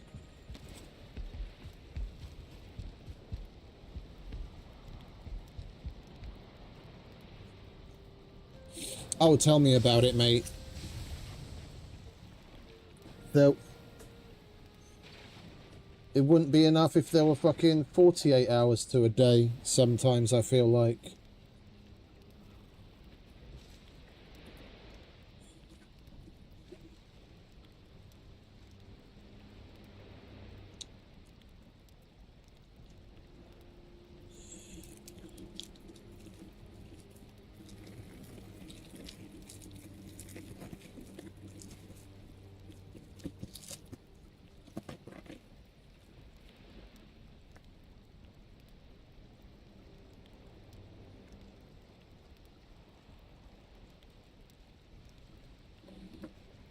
Did have one open.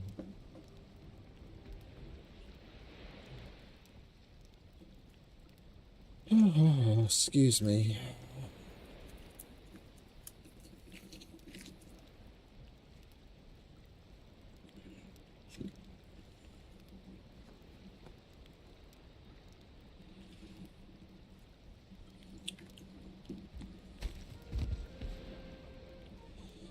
I kind of want to use some butte berries as well, because I want to have the full effect of the other food that we're eating.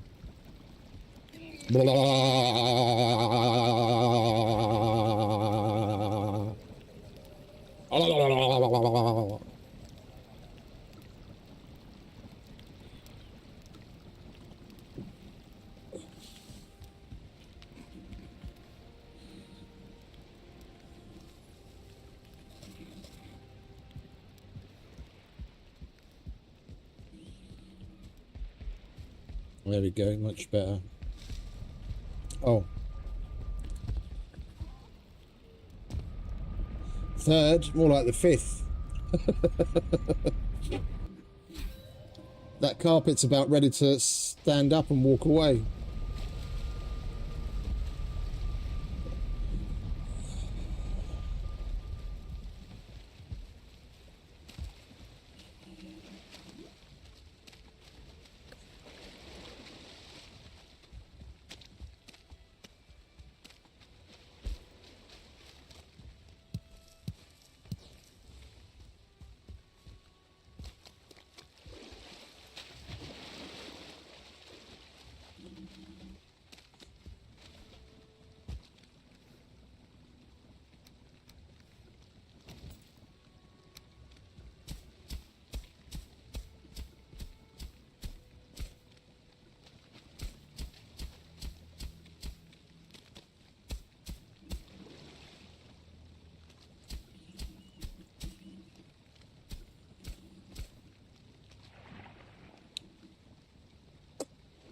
And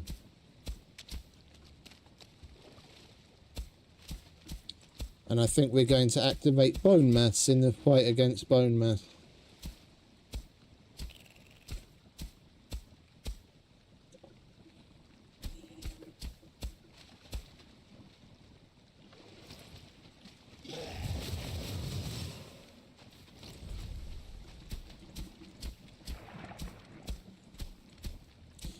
I'll be interested to see just how much damage the cross staff does to him.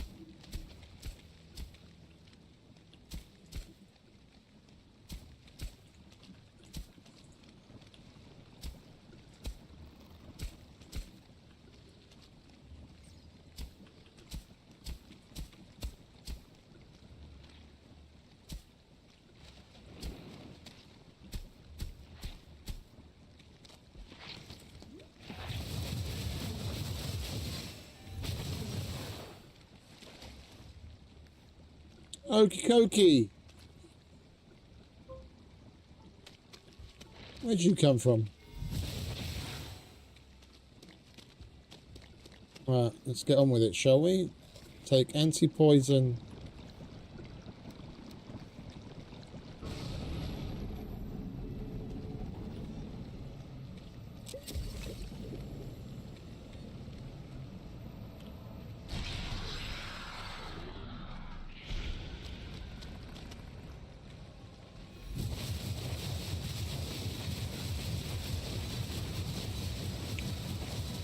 Holy shit.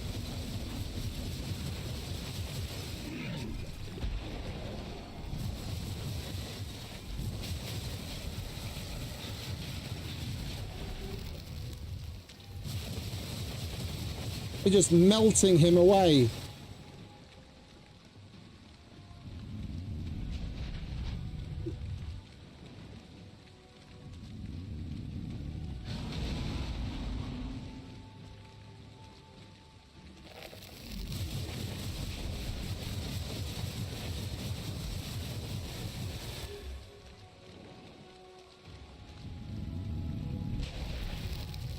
Barely does any damage to us.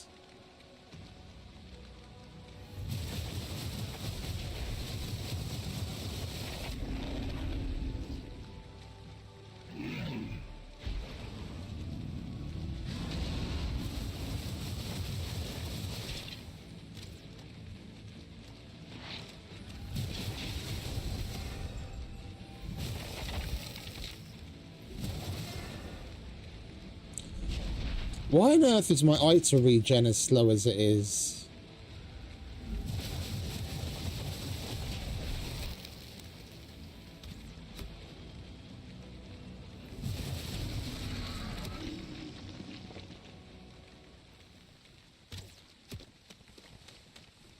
Well, that went a lot quicker than I was expecting.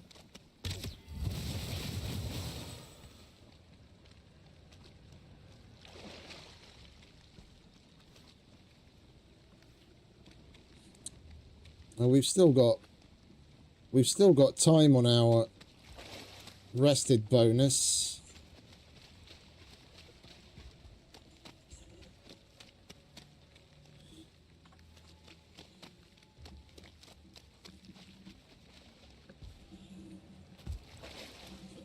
We might as well dump what we've got and go and do that crypt. Don't see why not. Oh, and we got an extra wishbone, didn't we? That's where we get the wishbone from. We can put that on display.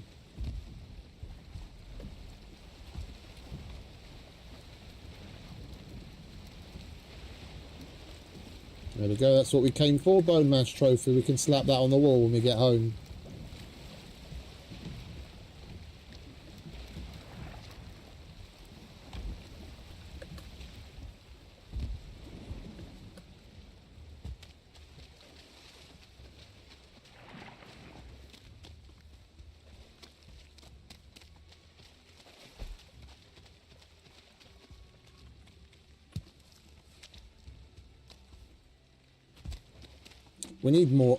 We need more iron at home anyway.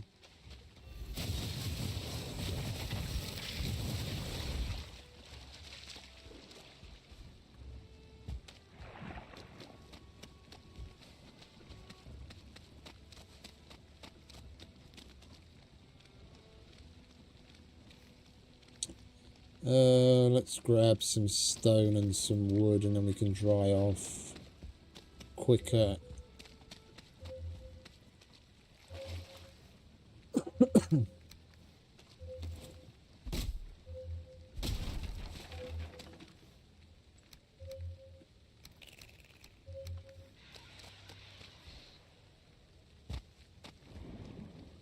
Oh, there's another crypt over there as well.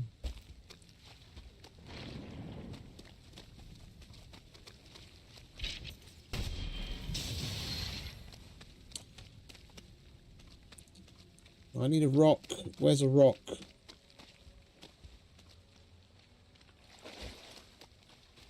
There's never a fucking rock when you need one, is there?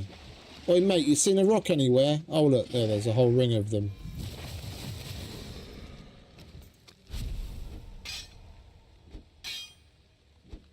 Oh. That's a terrain element. I can't break that. Great.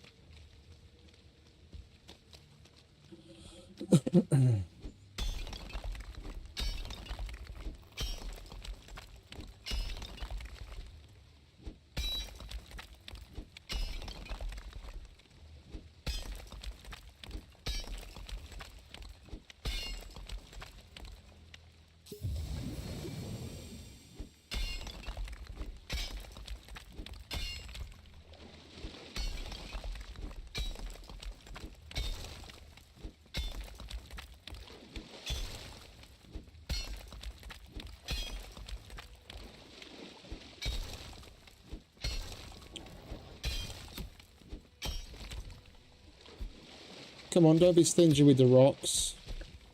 I only need 2 more.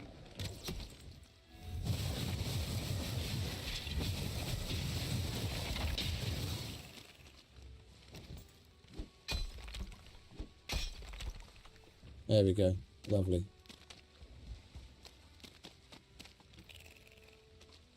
Oh, we've done this crypt. I marked it on the map. Well, there's another one behind it. We might as well go and do that. Yeah, the door's open already. Okay, there's one over there, and there's one over there. Let's go do that one. And we can kill some surtling as well.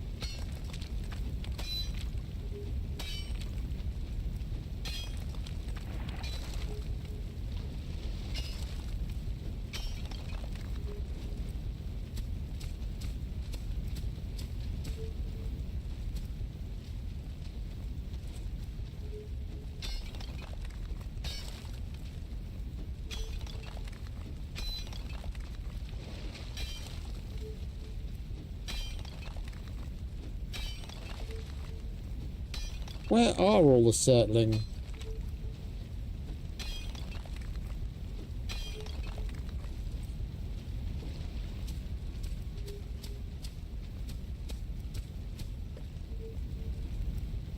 Well, it's not as active as a fucking Grey Dwarf spawner. That thing pumps those motherfuckers out like crazy.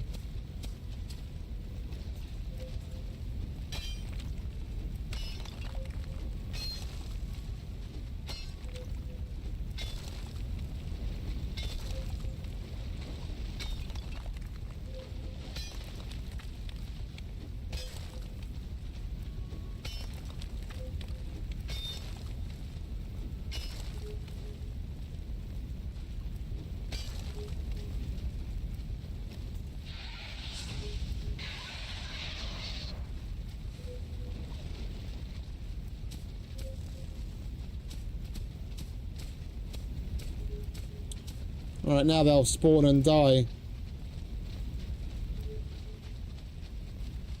While we're in the crypt in the area, hopefully by the time we come out there'll be some more circling stuff to pick up. Oh. What do we have over here?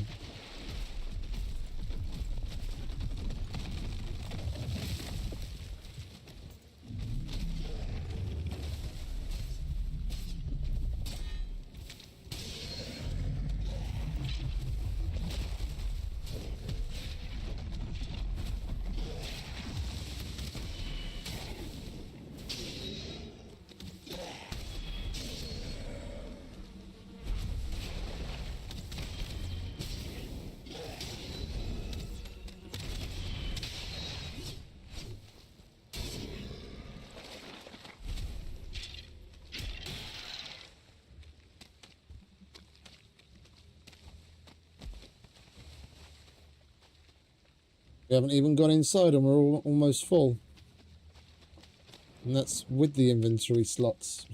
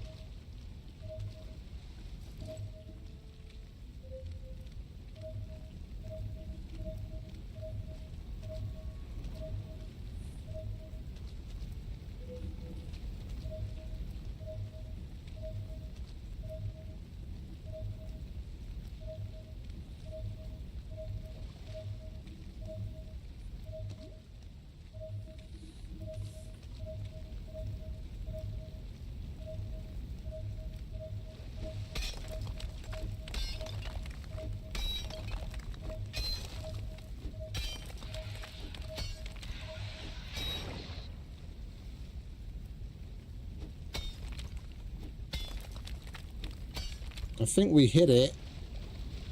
Yeah, there it is.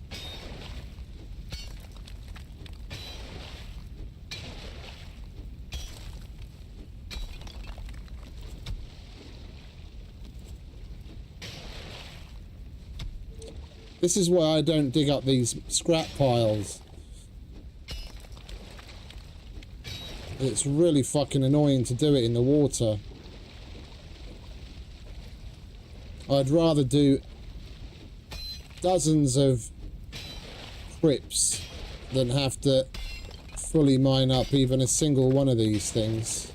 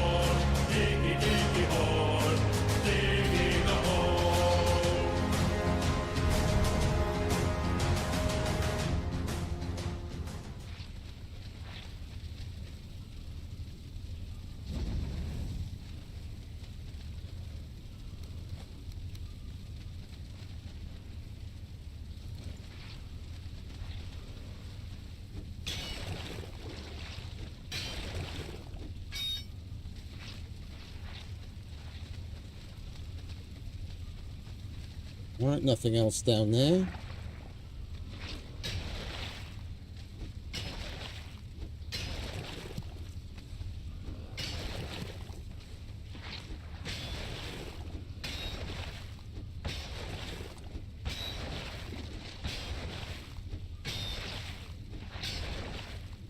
At least now we'll have a little bit of extra iron that we can put to use in expanding the storage next to the kitchen.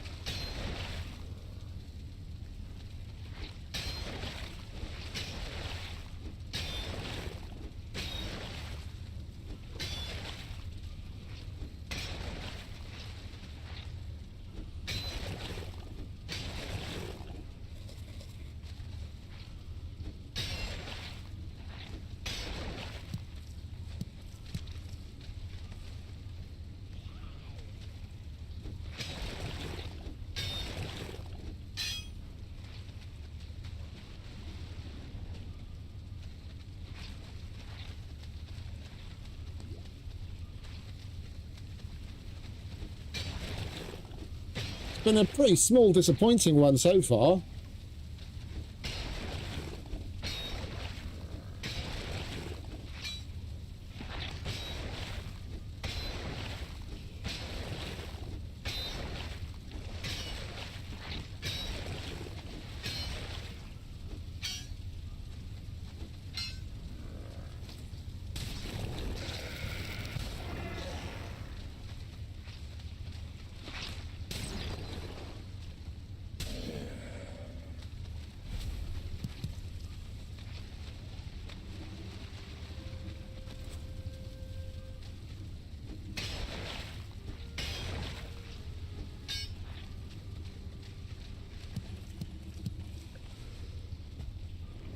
That's more like it.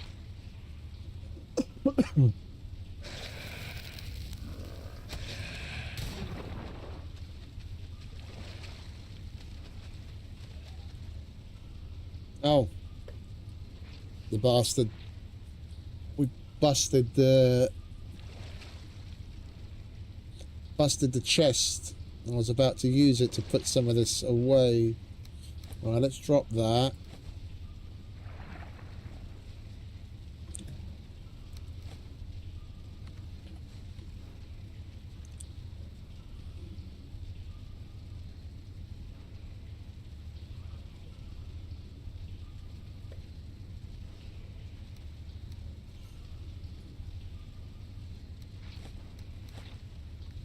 Alright, let's go and dump this at the ship, shall we?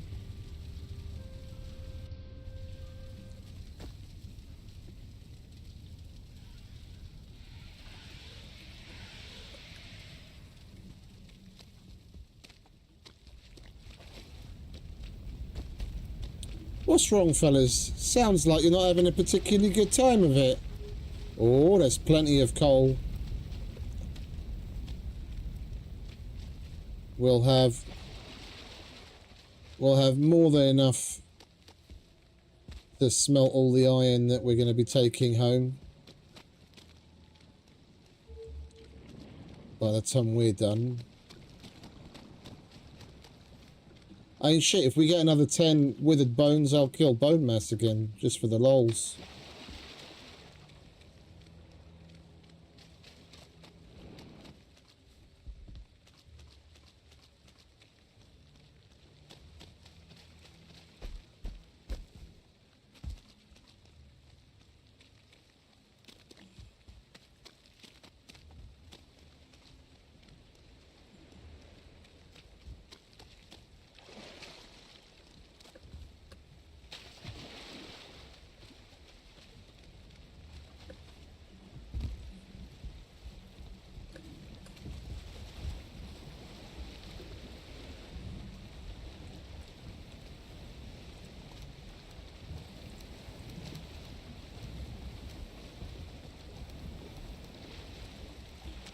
We'll hold on to that.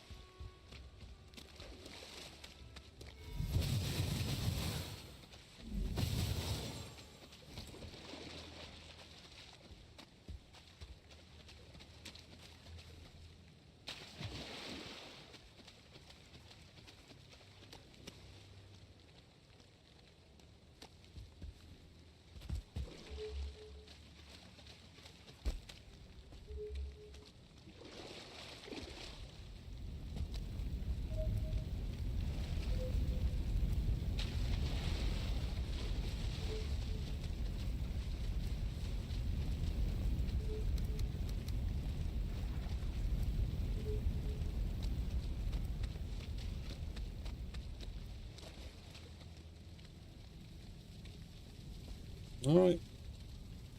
Back to the mining.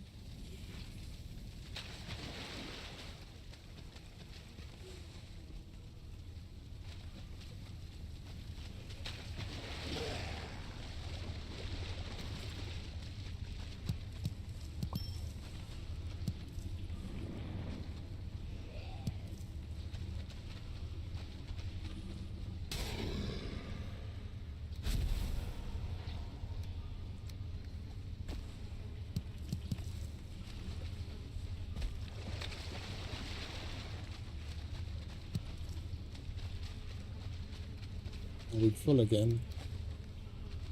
We just walked in and we're full again.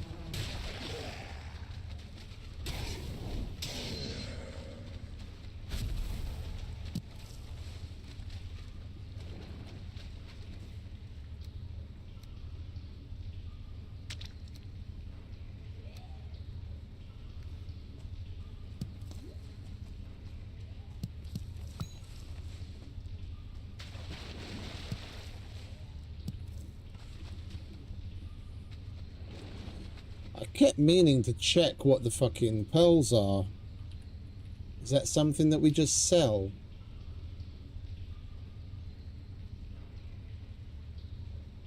You can make the celebratory cap with it.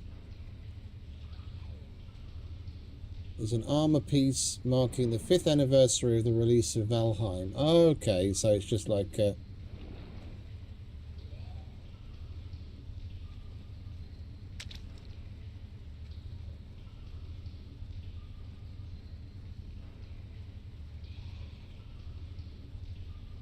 it gives you a minus 15% stamina use. Okay. It's like the birthday cake in Scum, which they got rid of.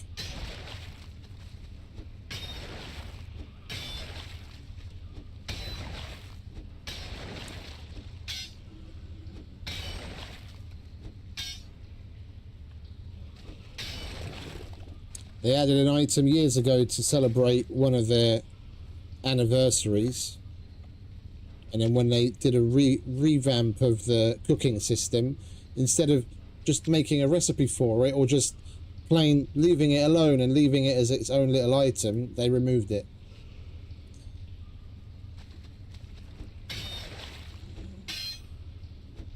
What's the point? It kind of shows just how much they really didn't give a shit. You put something in the game as a little bit of a Easter egg celebration thing, and then a few years later you just remove it, not giving a toss about it.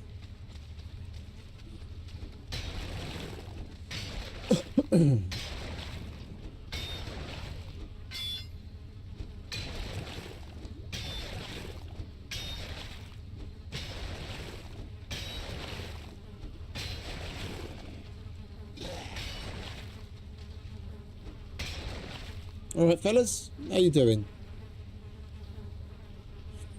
Oh, we are weight-wise full again. Alright. Hold that thought. I'll be back shortly.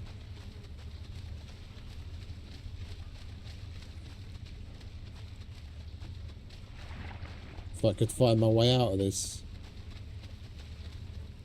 Oh, we went through here, didn't we?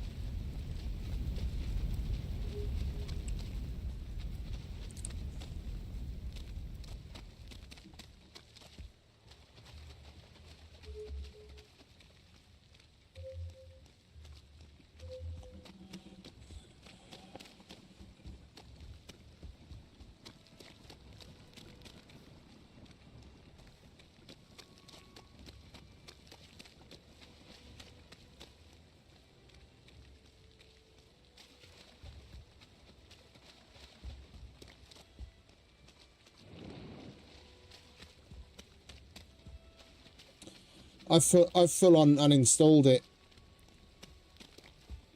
so I don't even have the inkling of a pull to go back.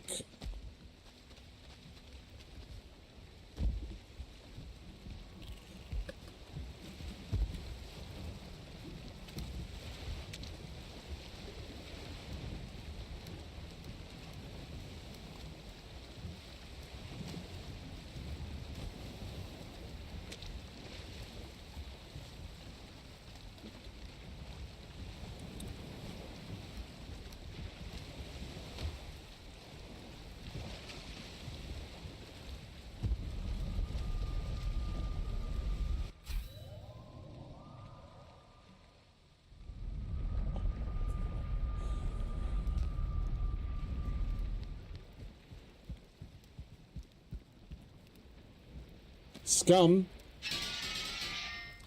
Don't get me wrong, mate. It's a great game. Yeah, I wouldn't have put nearly 7,000 hours into it if I didn't think it was a good game.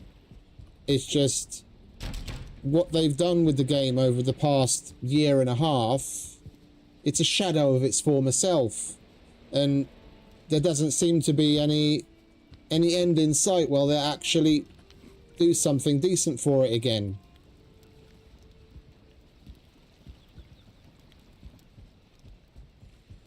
And we're out of food. Alright, we'll have to make do with what we got right now.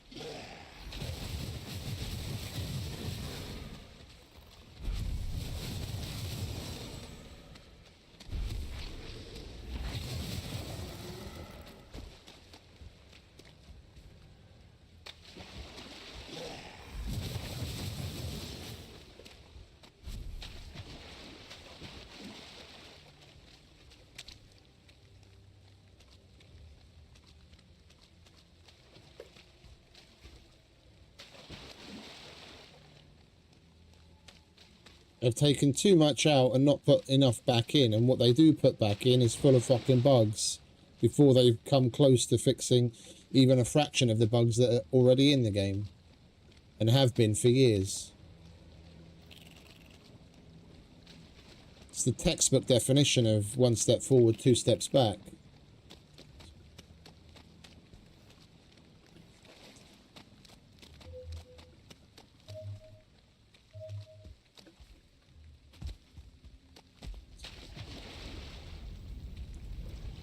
And they had the gall to say it's not going to be all about the DLCs.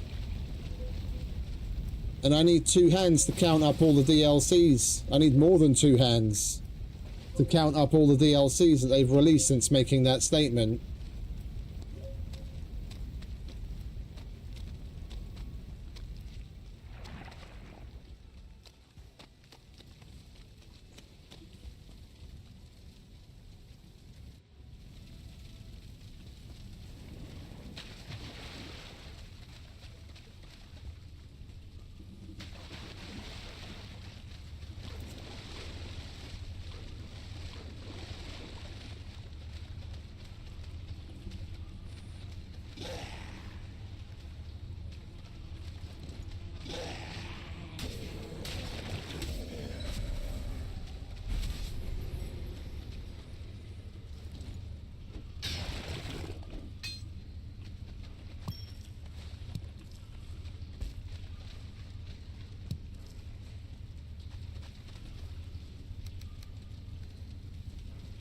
Lovely jubbly.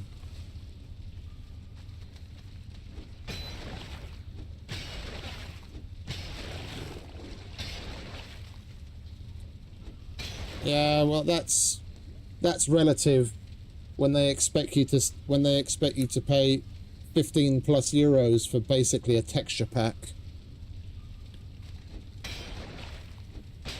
I wouldn't call them cheap.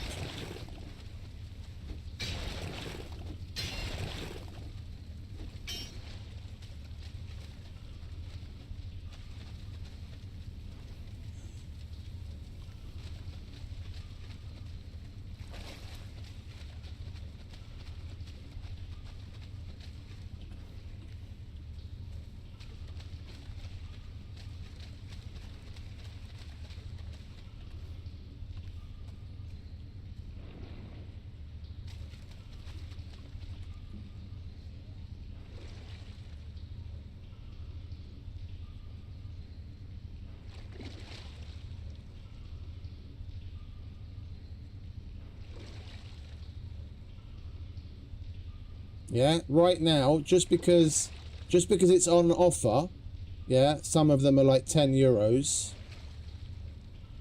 Yeah, but when it's not on offer, the Eastern Furniture Pack, which is basically just retextured fucking furniture, 10 euros. Base Building Decor Pack, when it's not on offer, 9.75. The character packs, which are separate DLCs, just so that you have a different skin on the character and you have some different character voice lines and you have some questionably pay to win weapons that you drop with when you start are 15 euros each. Yeah, woodland furniture, just a retexture of furniture, 10 euros. The Woodland Hunter Pack, a retexture of some shitty items which they seriously dropped the ball on, yeah, which they've since tweaked, yeah, 12 euros. Just retextures of existing items. It's far from cheap, mate. Not when you can buy fucking skins in the game like Rust for like 20 cents a piece.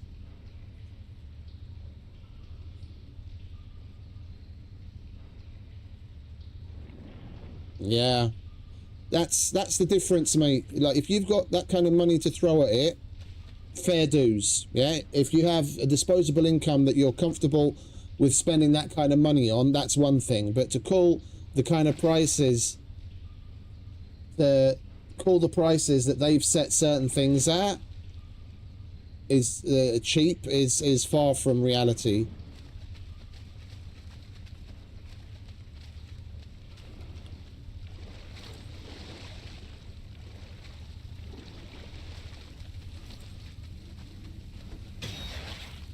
You've got to go with the average person. You've got to go with the average person. Yeah, right now, if you were to buy, just because it's on offer, yeah, if you were to buy all of the DLCs, it would cost 125 euros on top of the base game price when it's on offer.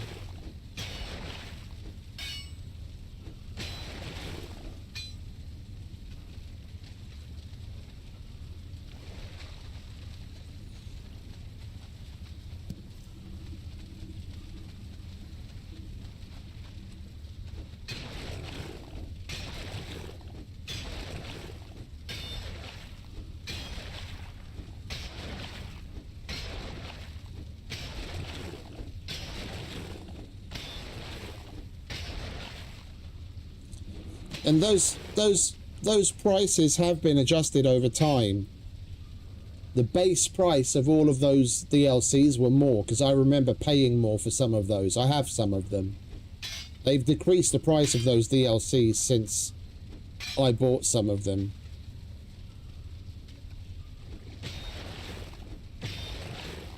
Well, look, mate, I don't know how long you've been playing the game for. Yeah, even I haven't been playing it since the very beginning. I started playing a couple of years ago when it was at 0.6, long before full release.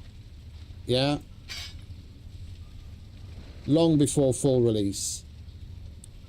And the game devs have made promises and gone back on promises and made massive changes to the game. Oh, I'm still encumbered. I thought I was okay. Yeah, that changed a lot of things in the game. Like,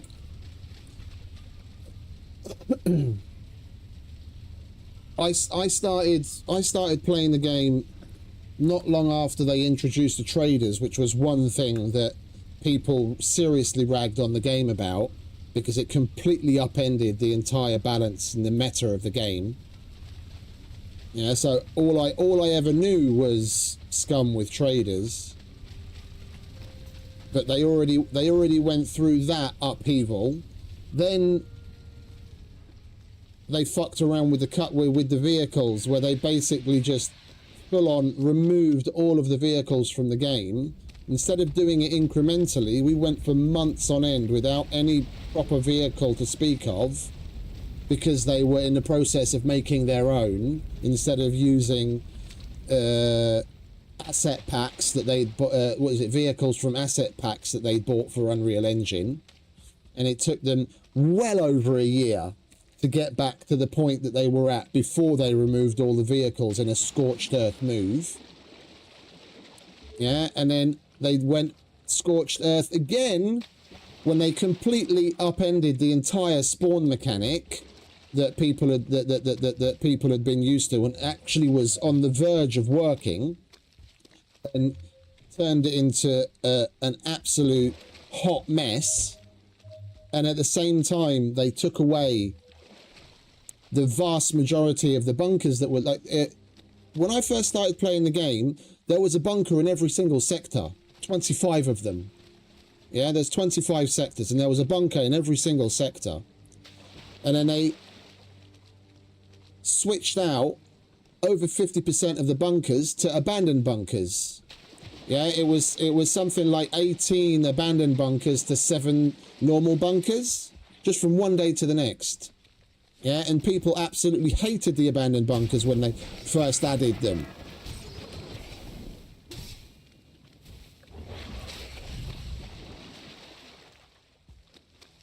Yeah, and then their next scorched earth move, after the absolute clusterfuck that was the introduction of the NPCs, they took out well over 50% of the bunkers and the abandoned bunkers, to the point where there's only a handful of each.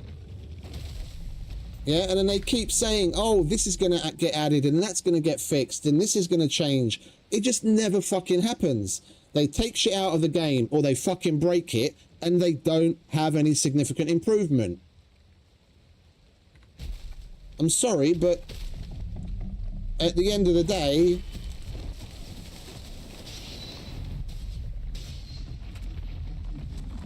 it's not too hard to see why people just say enough and move on.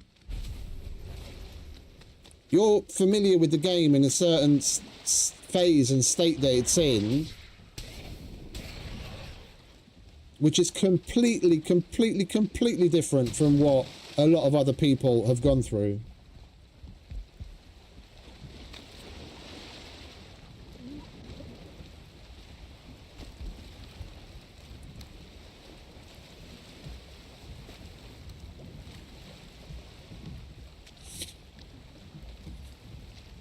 Well, that weighs barely anything. We can put that there. That will save us some space. I don't really need those. I don't really need that. I don't really need that.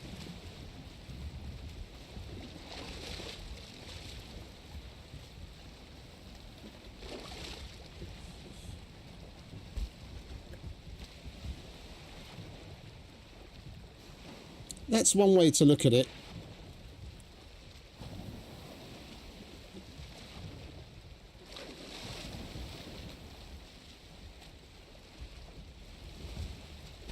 I just don't like.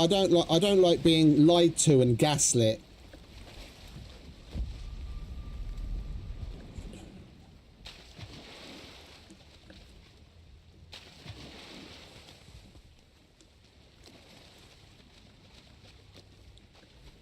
And I know a lot of devs are in do similar things, but not nearly as egregiously as what what I feel we've experienced with Scum.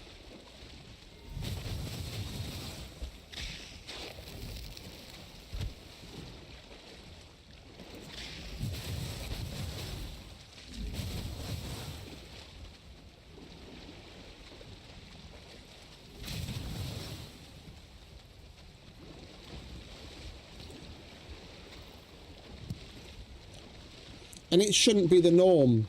That's the thing. It shouldn't be the norm. It's because people have that attitude towards it and are like, oh, well, this is what we've got. We've got to either like it or lump it and we won't have anything to play.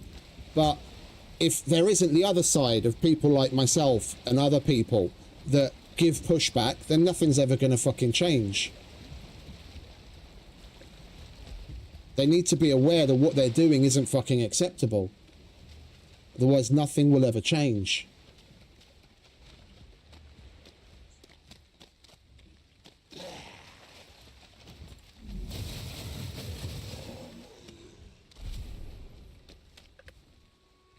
Oh, definitely.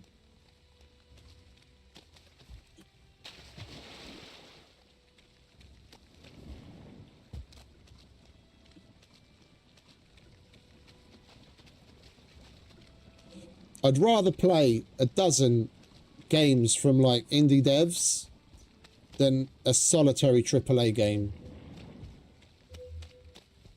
Yeah, there's a handful of exceptions. Yeah, because Kojima never manages to disappoint, and the Horizon franchise is sublime in my opinion. But yeah. Large studios have just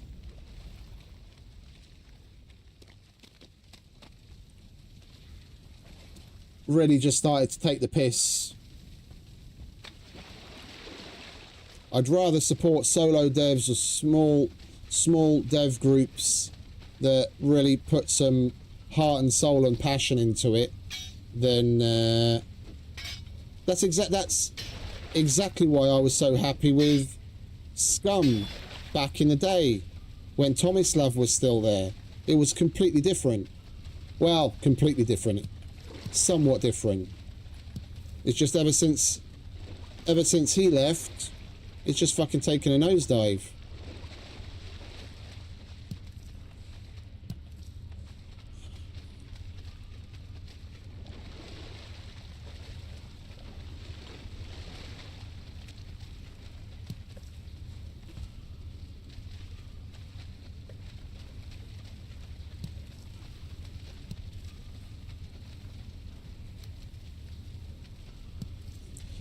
And we did indeed get enough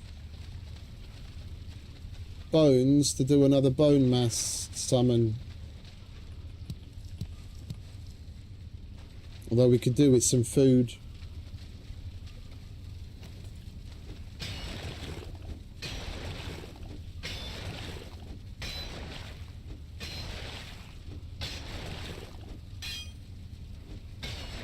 Yeah, the smaller studios take longer because there are fewer people working on it, and honestly, in a lot of cases, they work up to a higher level of quality as far as like playtesting goes than the bigger studios do.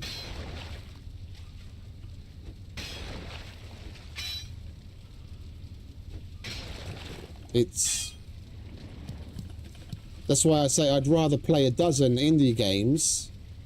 Yeah. If you've got about a dozen indie games on your roster and you play through them, by the time you get to the end, then the first one you started playing is definitely gonna have seen some kind of movement, and you can go back to it. It's more or less, it's outside of what is it? The little departure that we made for Death Stranding 2.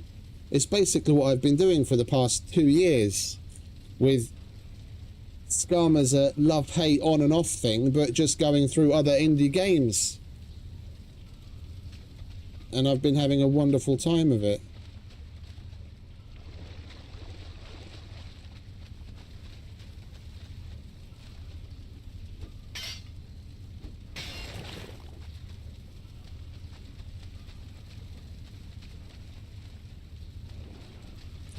Alright, are we done here? Is there... Oh no. Ugh.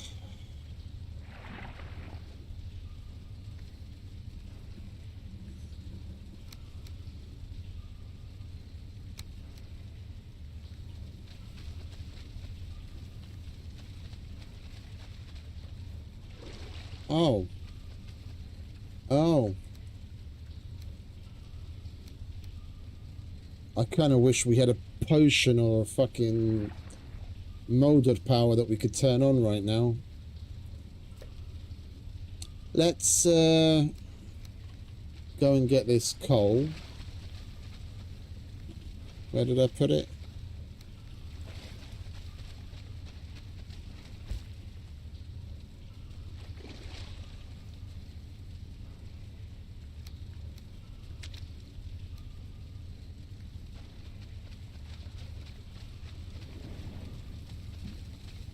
Right, we go straight.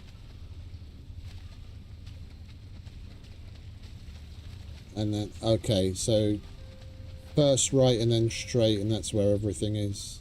We're getting, for how badly it started, we're getting a real nice, nice load of iron and everything out of this place.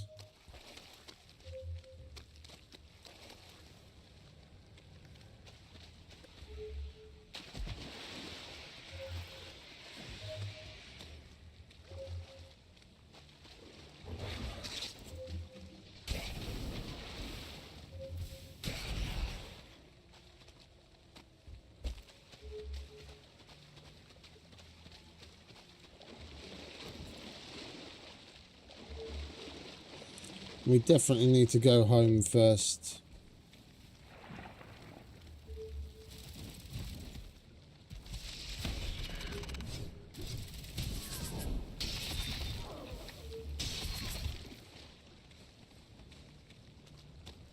Well, we've got the extra inventory. And plant anything, or I can't fucking remember the names of them. The one that lets you plant in grids and the one that lets you plant everything.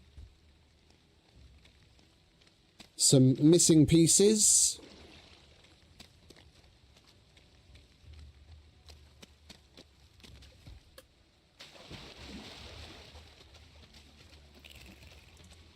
What else did we get? The time extending mod to make the days longer.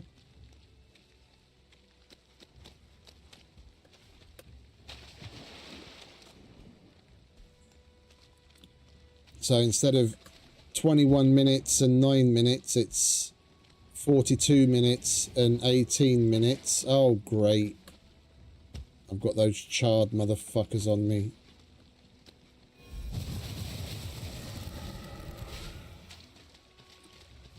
I've got barely any ITA.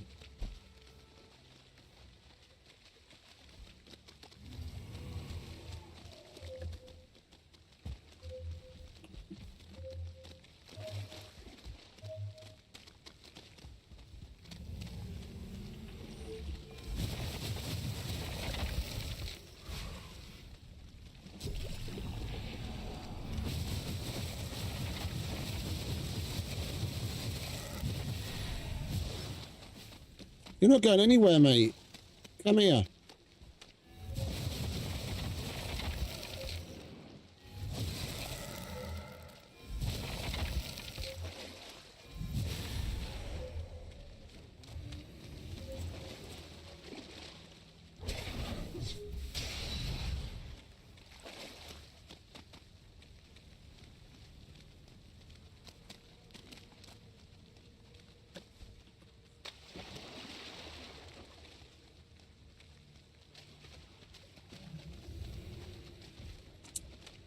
I don't know why I keep thinking it's due north of bone mass. I put a marker down where the FOB is and I went the exact opposite direction. I'm fucking going crazy today.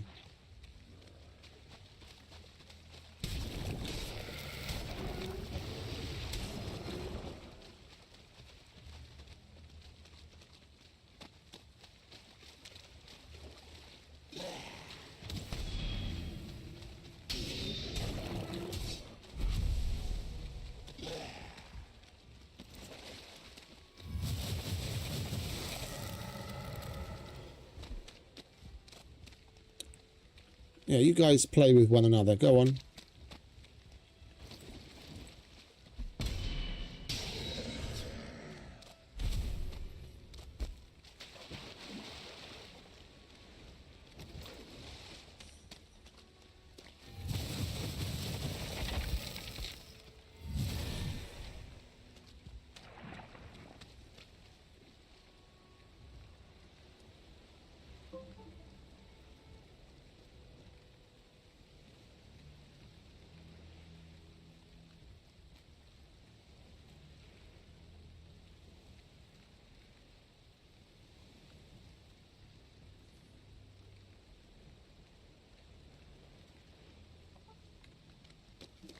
Alright, here we are at fucking last. After we went the wrong way about 3 different times.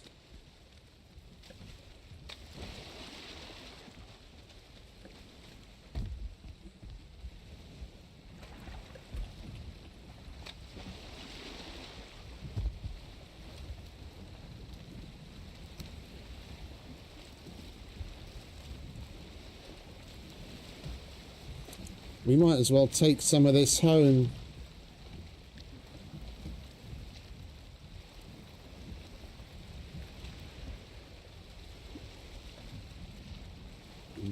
It's not like it really matters. There we go.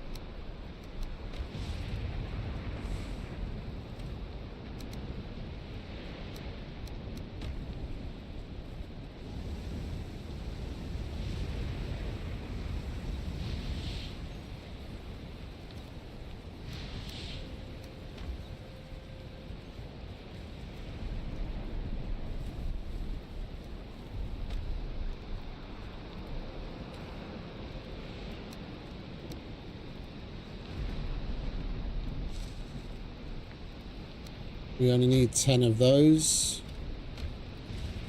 But I can remember where the fuck I put the rest of them. There they are. We might as well repair everything.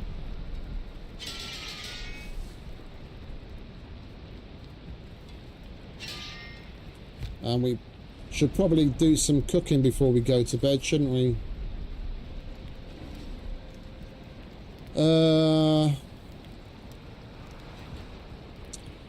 Let's go and see if the Ashlands farmers got any return for us.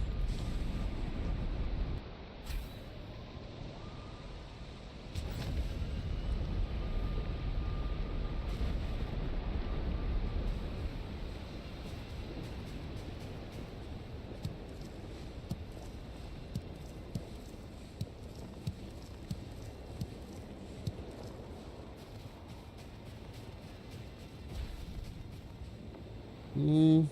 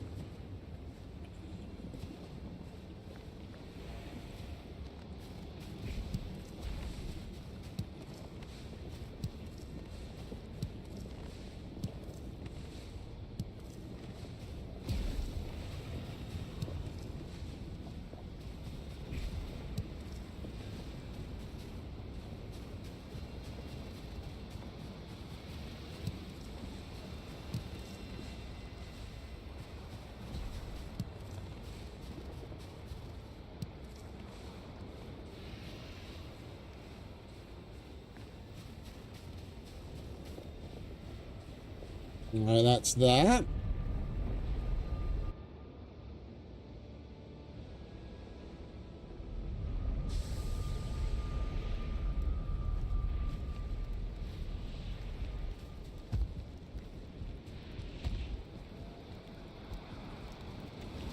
So what else do we need? Fiddlehead, Mage Cap, and Sap.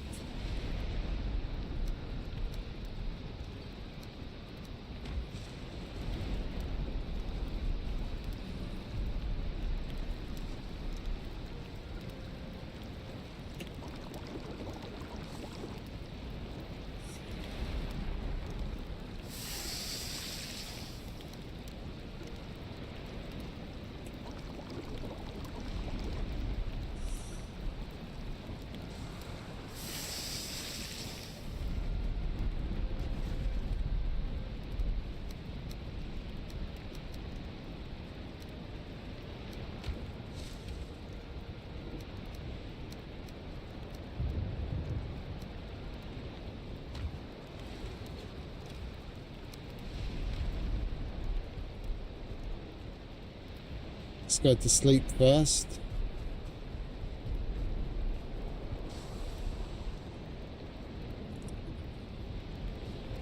Seriously? It's already morning again.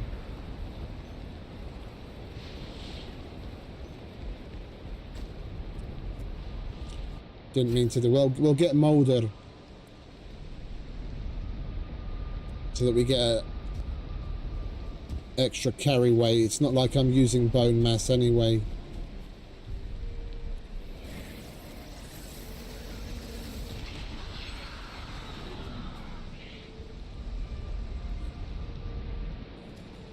I went through that portal by accident, but we might as well change it.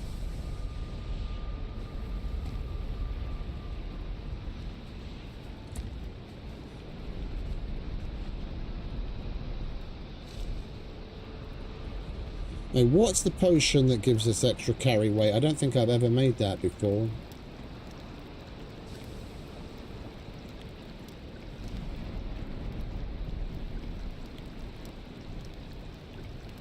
Troll endurance. Yeah, but I don't have any troll fish. Okay.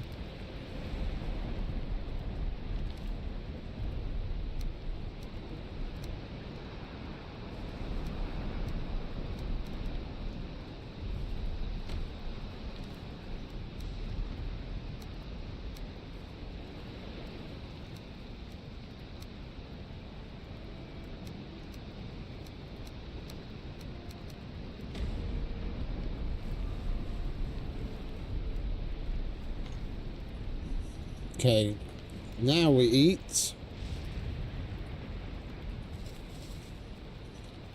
And we go back and get the last of what's in that crypt.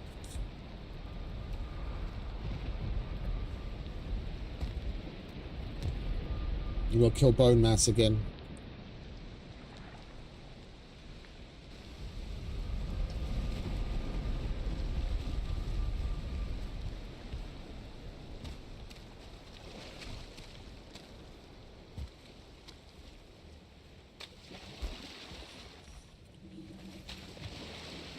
want to go past where we've killed things, because there's a couple of chains that we weren't able to pick up.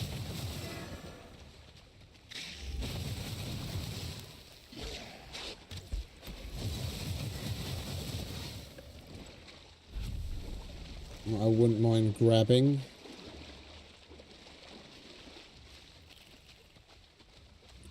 We'll go to all the sparkles.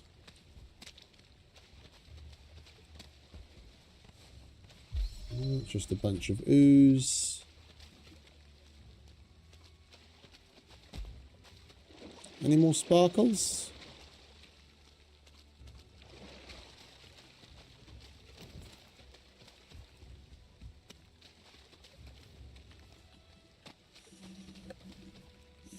I mean, it's not like it makes much odds. We might as well do bone mass now. Get it out of the way.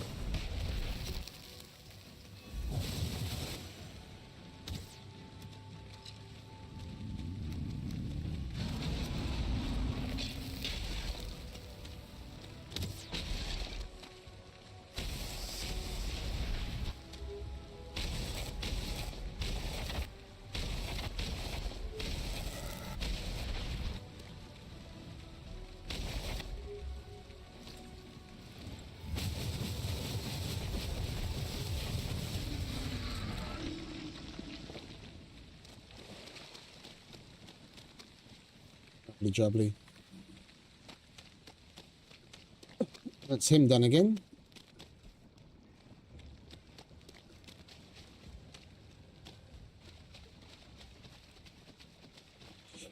And we're going the wrong way again because I'm an idiot.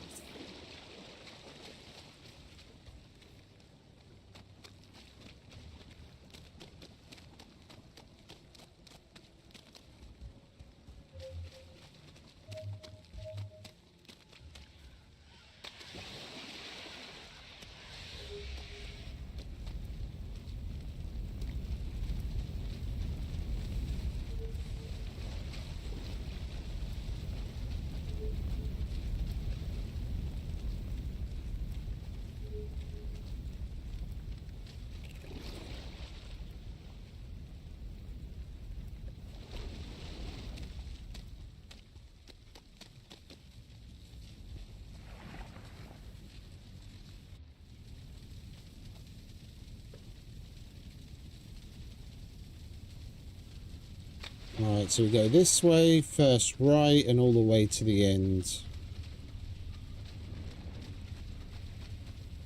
There we are.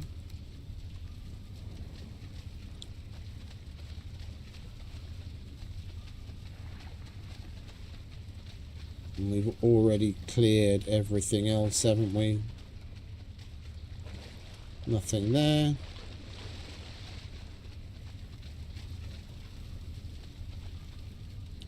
Nothing there. Nothing there.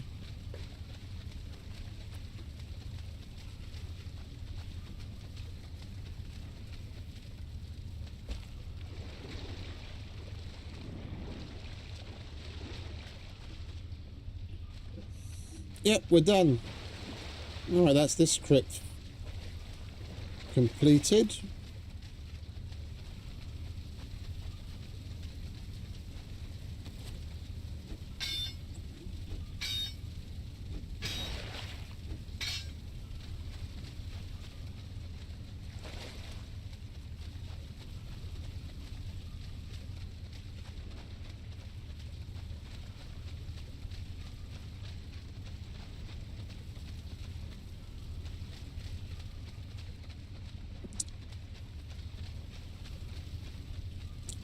I got turned around. Where the fuck is the way out?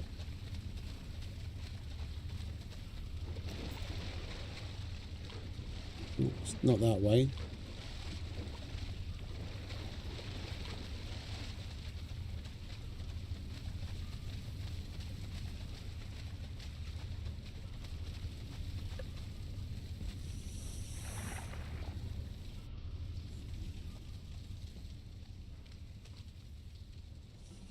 Done.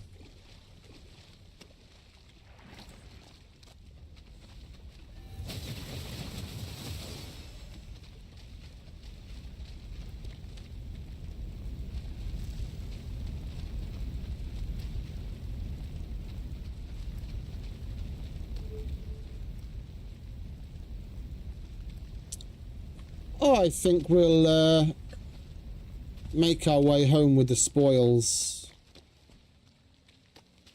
That's plenty.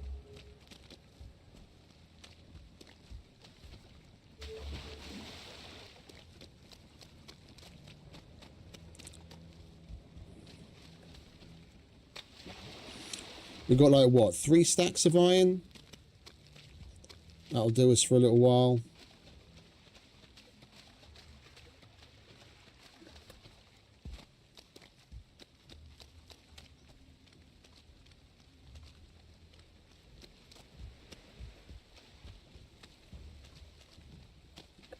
Only came to kill bone mass.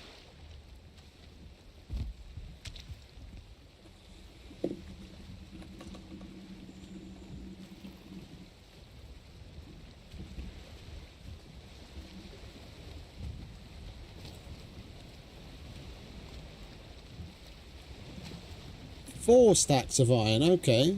I'm sorry. I thought it was 3.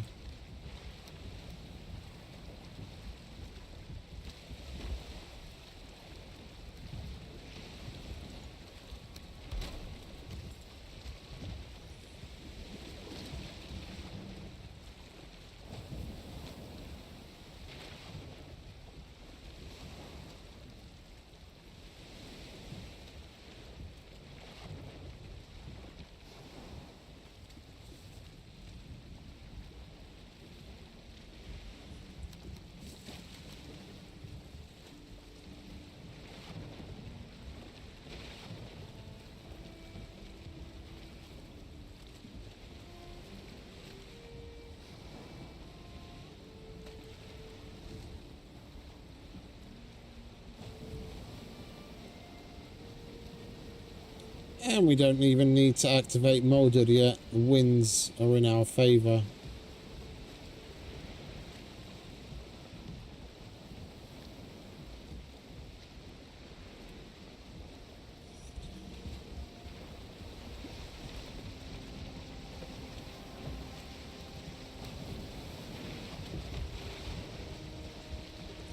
If I had the bits for a stone portal, I would have left one there, but next time. If there's going to be a next time.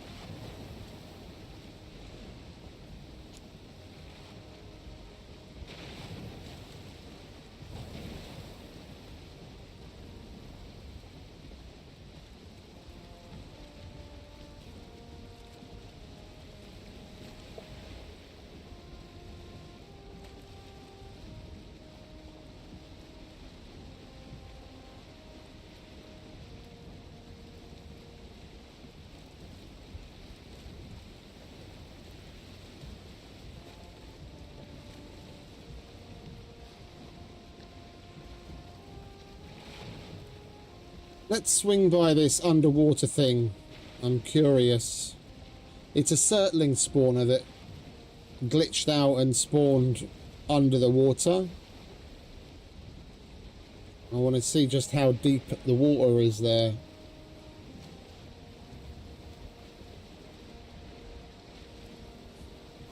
I never really stopped to bother to look around.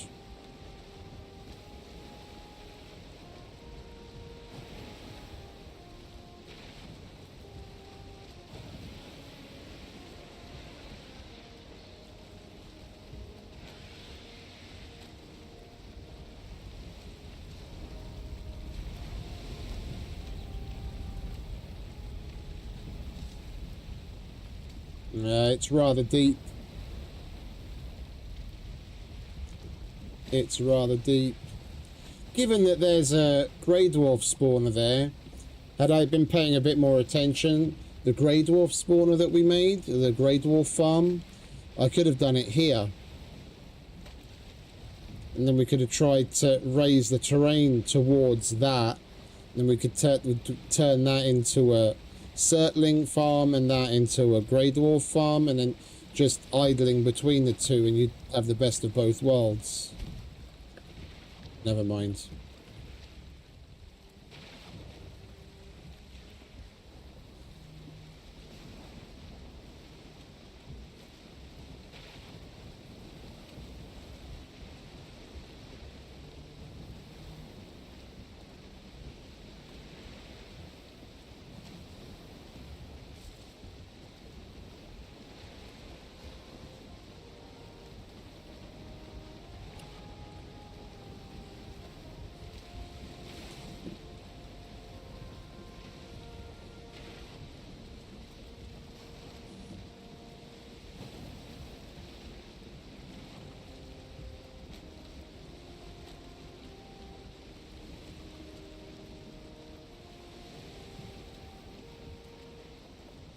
I'll get in on some action as well.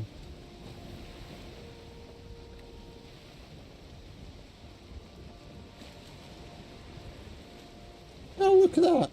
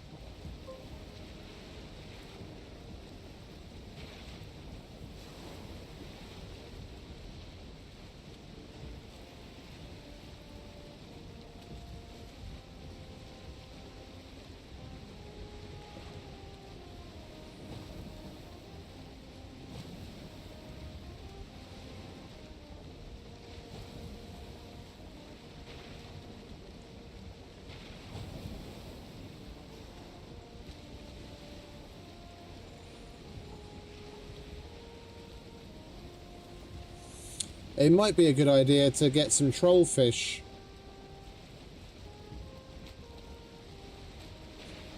I've never made that. I've never made that troll potion before.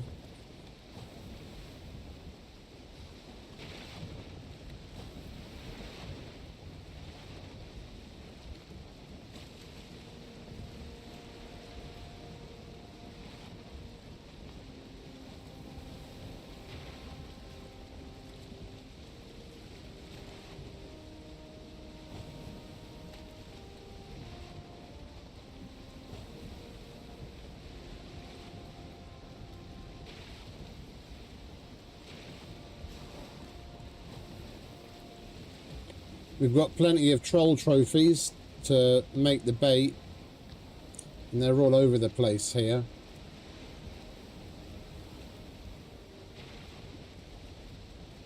Yeah, no, I know where they are.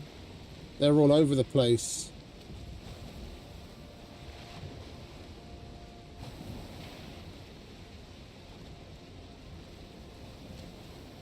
Oh.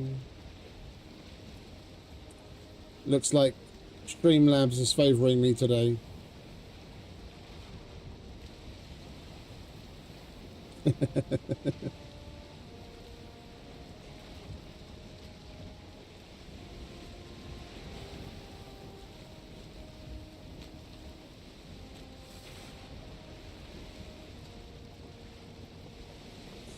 For once, we had perfect winds all the way home. Look, that chicken's still there. And on the island. And stupid chickens.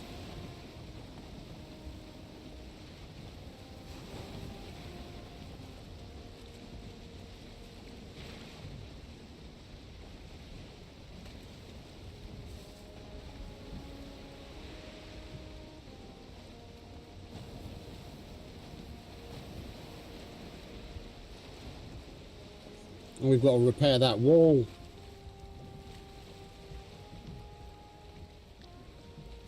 Right, 2 of the wall panels are pretty banged up. It's where the ITER refinery is shooting off those little sparks.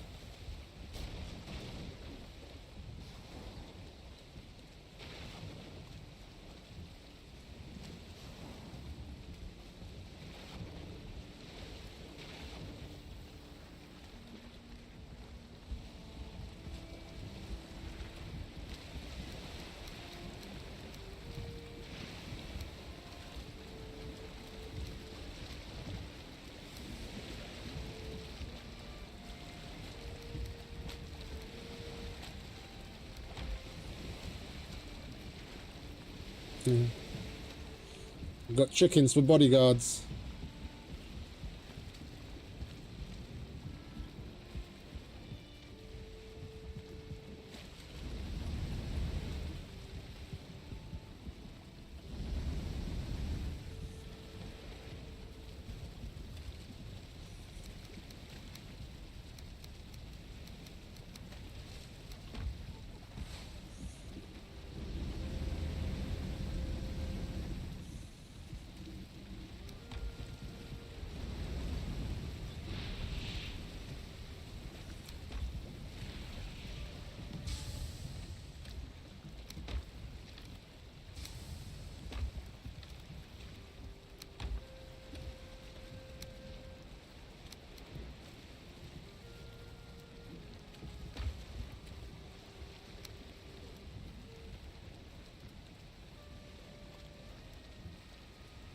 Even this is full.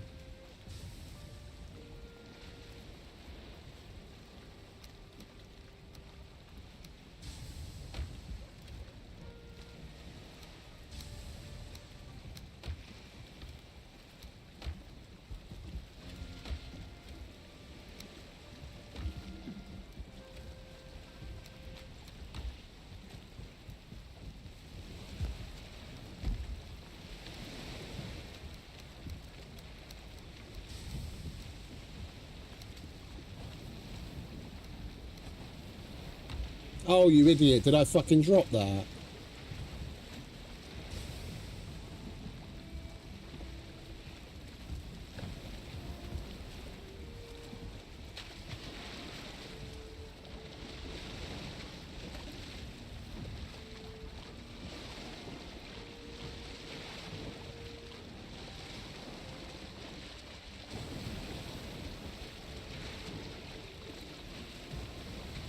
We should be able to pick it up, but the fucking boat's in the way.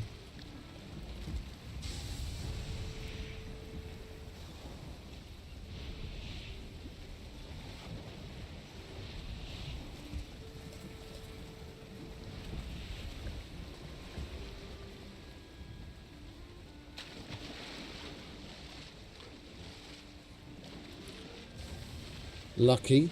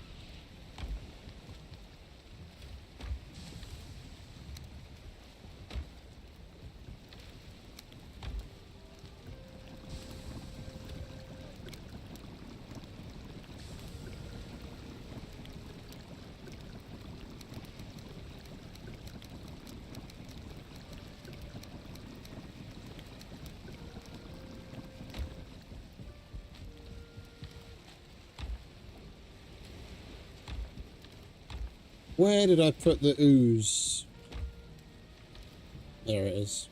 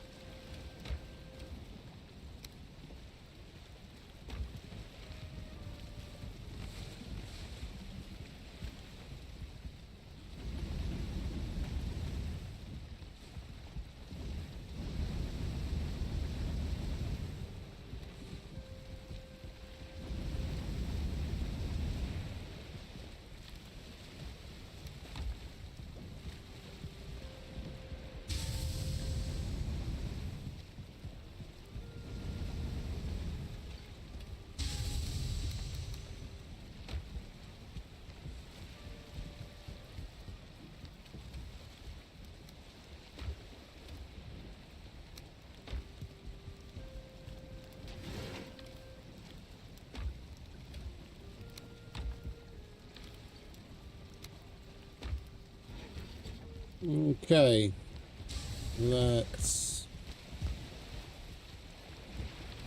grab that.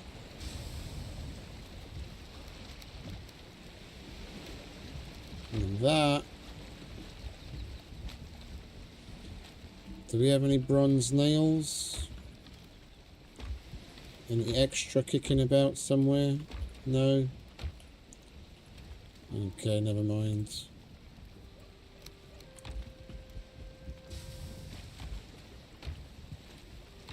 And of course we don't have any fine wood yet again.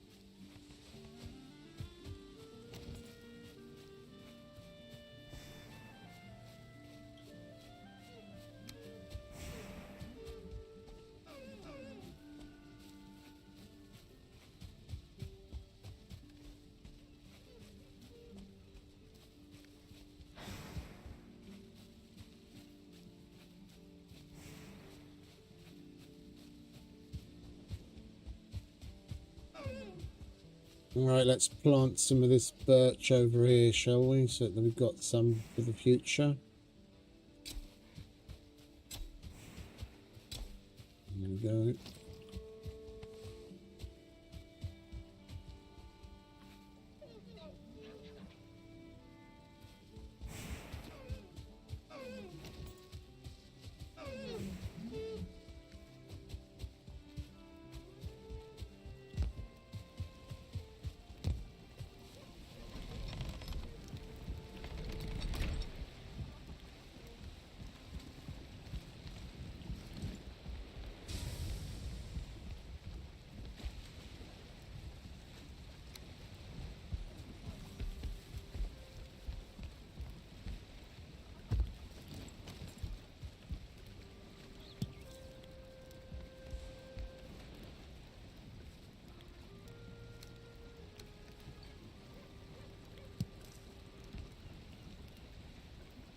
It's pretty big.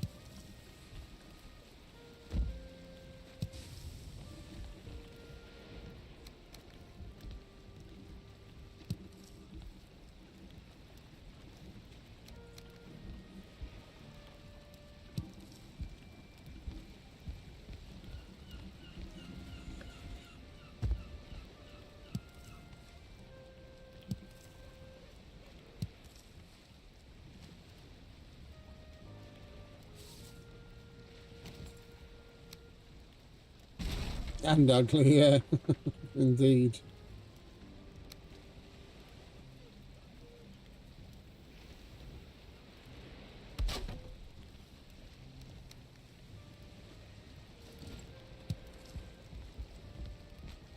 Better.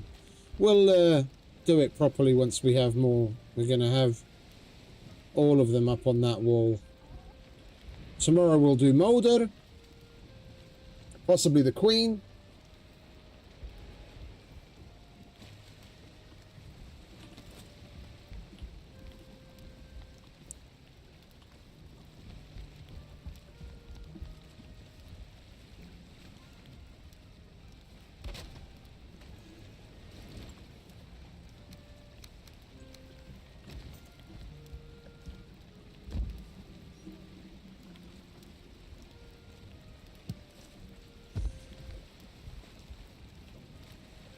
Right, what did I know I took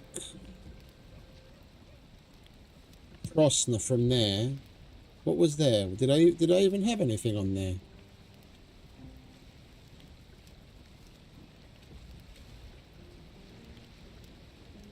I don't remember if I even had anything on there.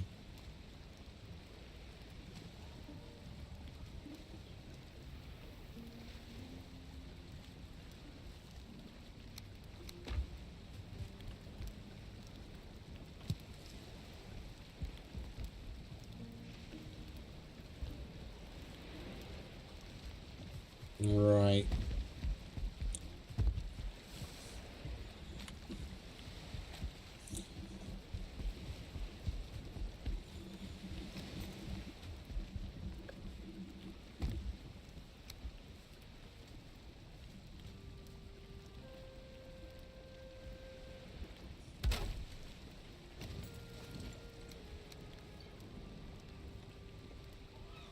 You can't attach this item.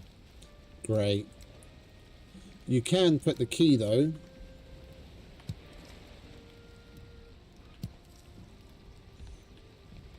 And it's got aura.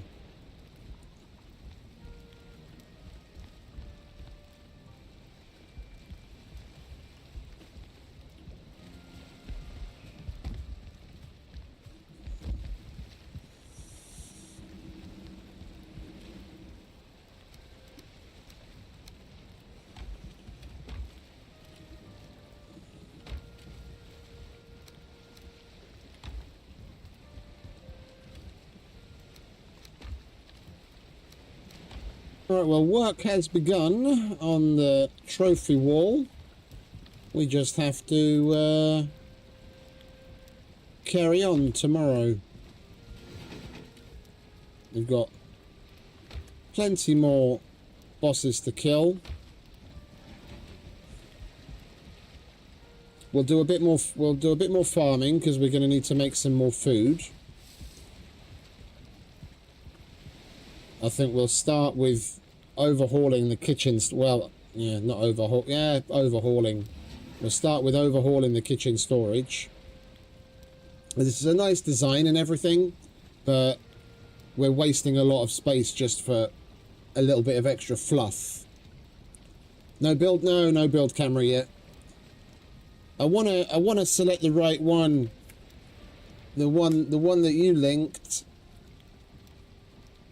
has got a couple of thousand downloads, but I want to look around to see if there are any other mods, because I want a camera mod, but I want it for other things as well, like if I want to do any videos or anything, there are mods that give you use the debugging off of the player and other camera options that are already in the game, where you can set up tracking and everything. Yeah, you can set up points, say, you know, start here, move to here, then here, then here, and then set a time frame of how it... Oh, is that the one that you... I must have been looking at the wrong one then, darling. I must have been looking at the wrong one. The one that I was looking at only had like 2,000 or 3,000 downloads. What was the name again?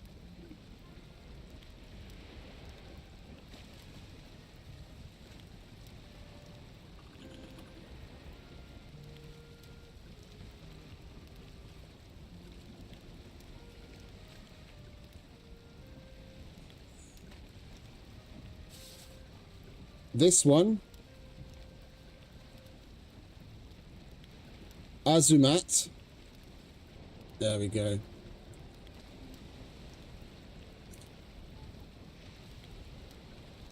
Equip your hammer. Go within build range of a build station, e.g. a workbench. Press B. Yeah, I've set my Forsaken. Activate the build camera. The camera is now disconnected from your avatar. Look around and move as usual. Mouse and keyboard. Use jump, space to go up, and stealth control to go down. Hold shift to move the camera faster. Configuration. Distance can build from avatar. Distance can build from workbench. That would actually solve two things at the same time.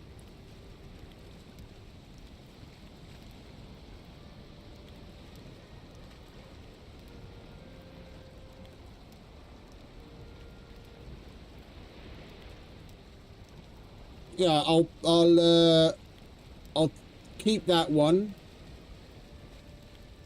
as a possibility. Like I said, I wanna get a camera mod that is more all-encompassing, because I know there's at least a couple that do that have features for filming in the game. So you can, like I said, you can set up tracking and everything. There's a couple of baked-in standards where the camera will like orbit around you, or you can set up completely custom things where you set waypoints and then it'll move from point to point over a set period of time. So like when you see people doing time lapses of their build and their camera is moving, they don't have another account where someone is there and then they're just moving that character. They have a mod, yeah, that gives you the external camera view, and then that's, well, technically they do have another account, because one account has got the camera mod that's recording and then the other dude is actually doing the building. But you know what I mean, for like small like B-roll in a video, it's useful to have. And if I want to keep the mods to a minimum, so if there's something that has that kind of functionality as well as the build camera, it would be chef's kiss, but we'll see. But yeah, thank you for that. I was obviously looking at the wrong one. I've bookmarked the right one now.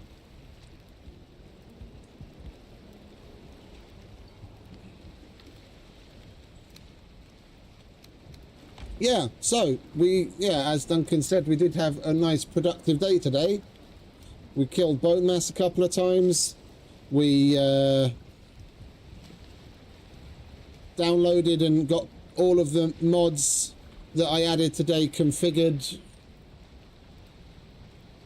Yeah, extra slots, plant everything, missing pieces, dynamic storage, longer days, Valheim radial, which we didn't even really use so far, which is basically this. It lets you select things from your hotbar on a radial menu. I want to configure this, because like this is useless. Yeah, things on your hotbar you can already select using the numbers. That's why it's a hotbar.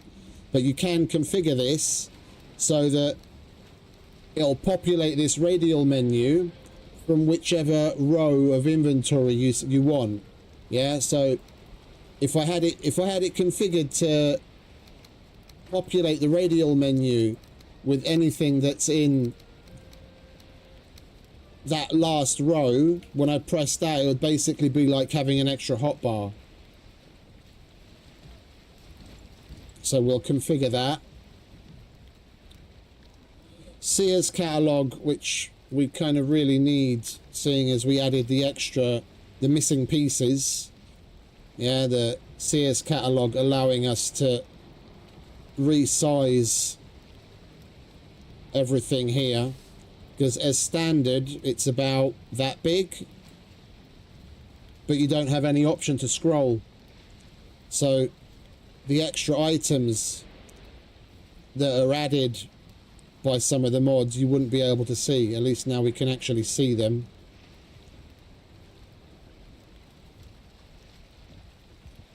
Yeah, like I said, we killed bone mass. We've got a nice little bit of iron and plenty more to smelt up, so we can overhaul the kitchen storage.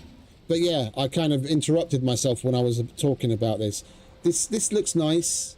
Yeah, it's got a lot of fluff, but it's too much fluff. Yeah, the amount of space that we're wasting here, I could have an entire extra row of, like, I could still have some level of decoration here, but then have an entire extra row of chests on a third level, and then we'll expand it out probably at least one more section, so like 2 more meters. So then we'll be able to more than double the amount of space we have here for food item storage, which is sorely needed because we're full or nearly full on basically all of the chests that we already have, as well as all the extra ones that I've dotted around. But yeah, I'm waffling now, so I'm going to fuck off.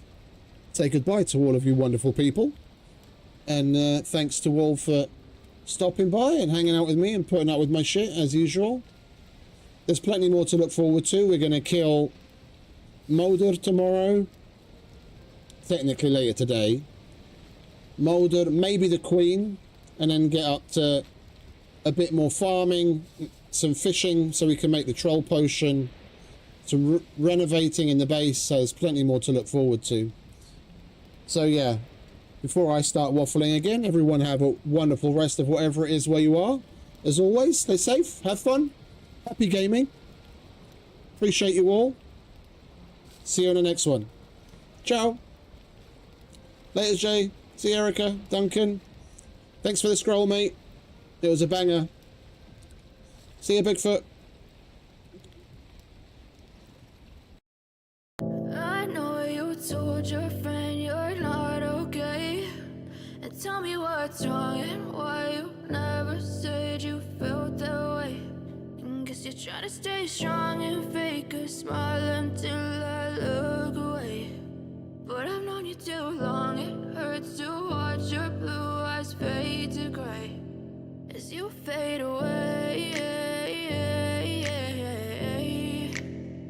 as you fade away.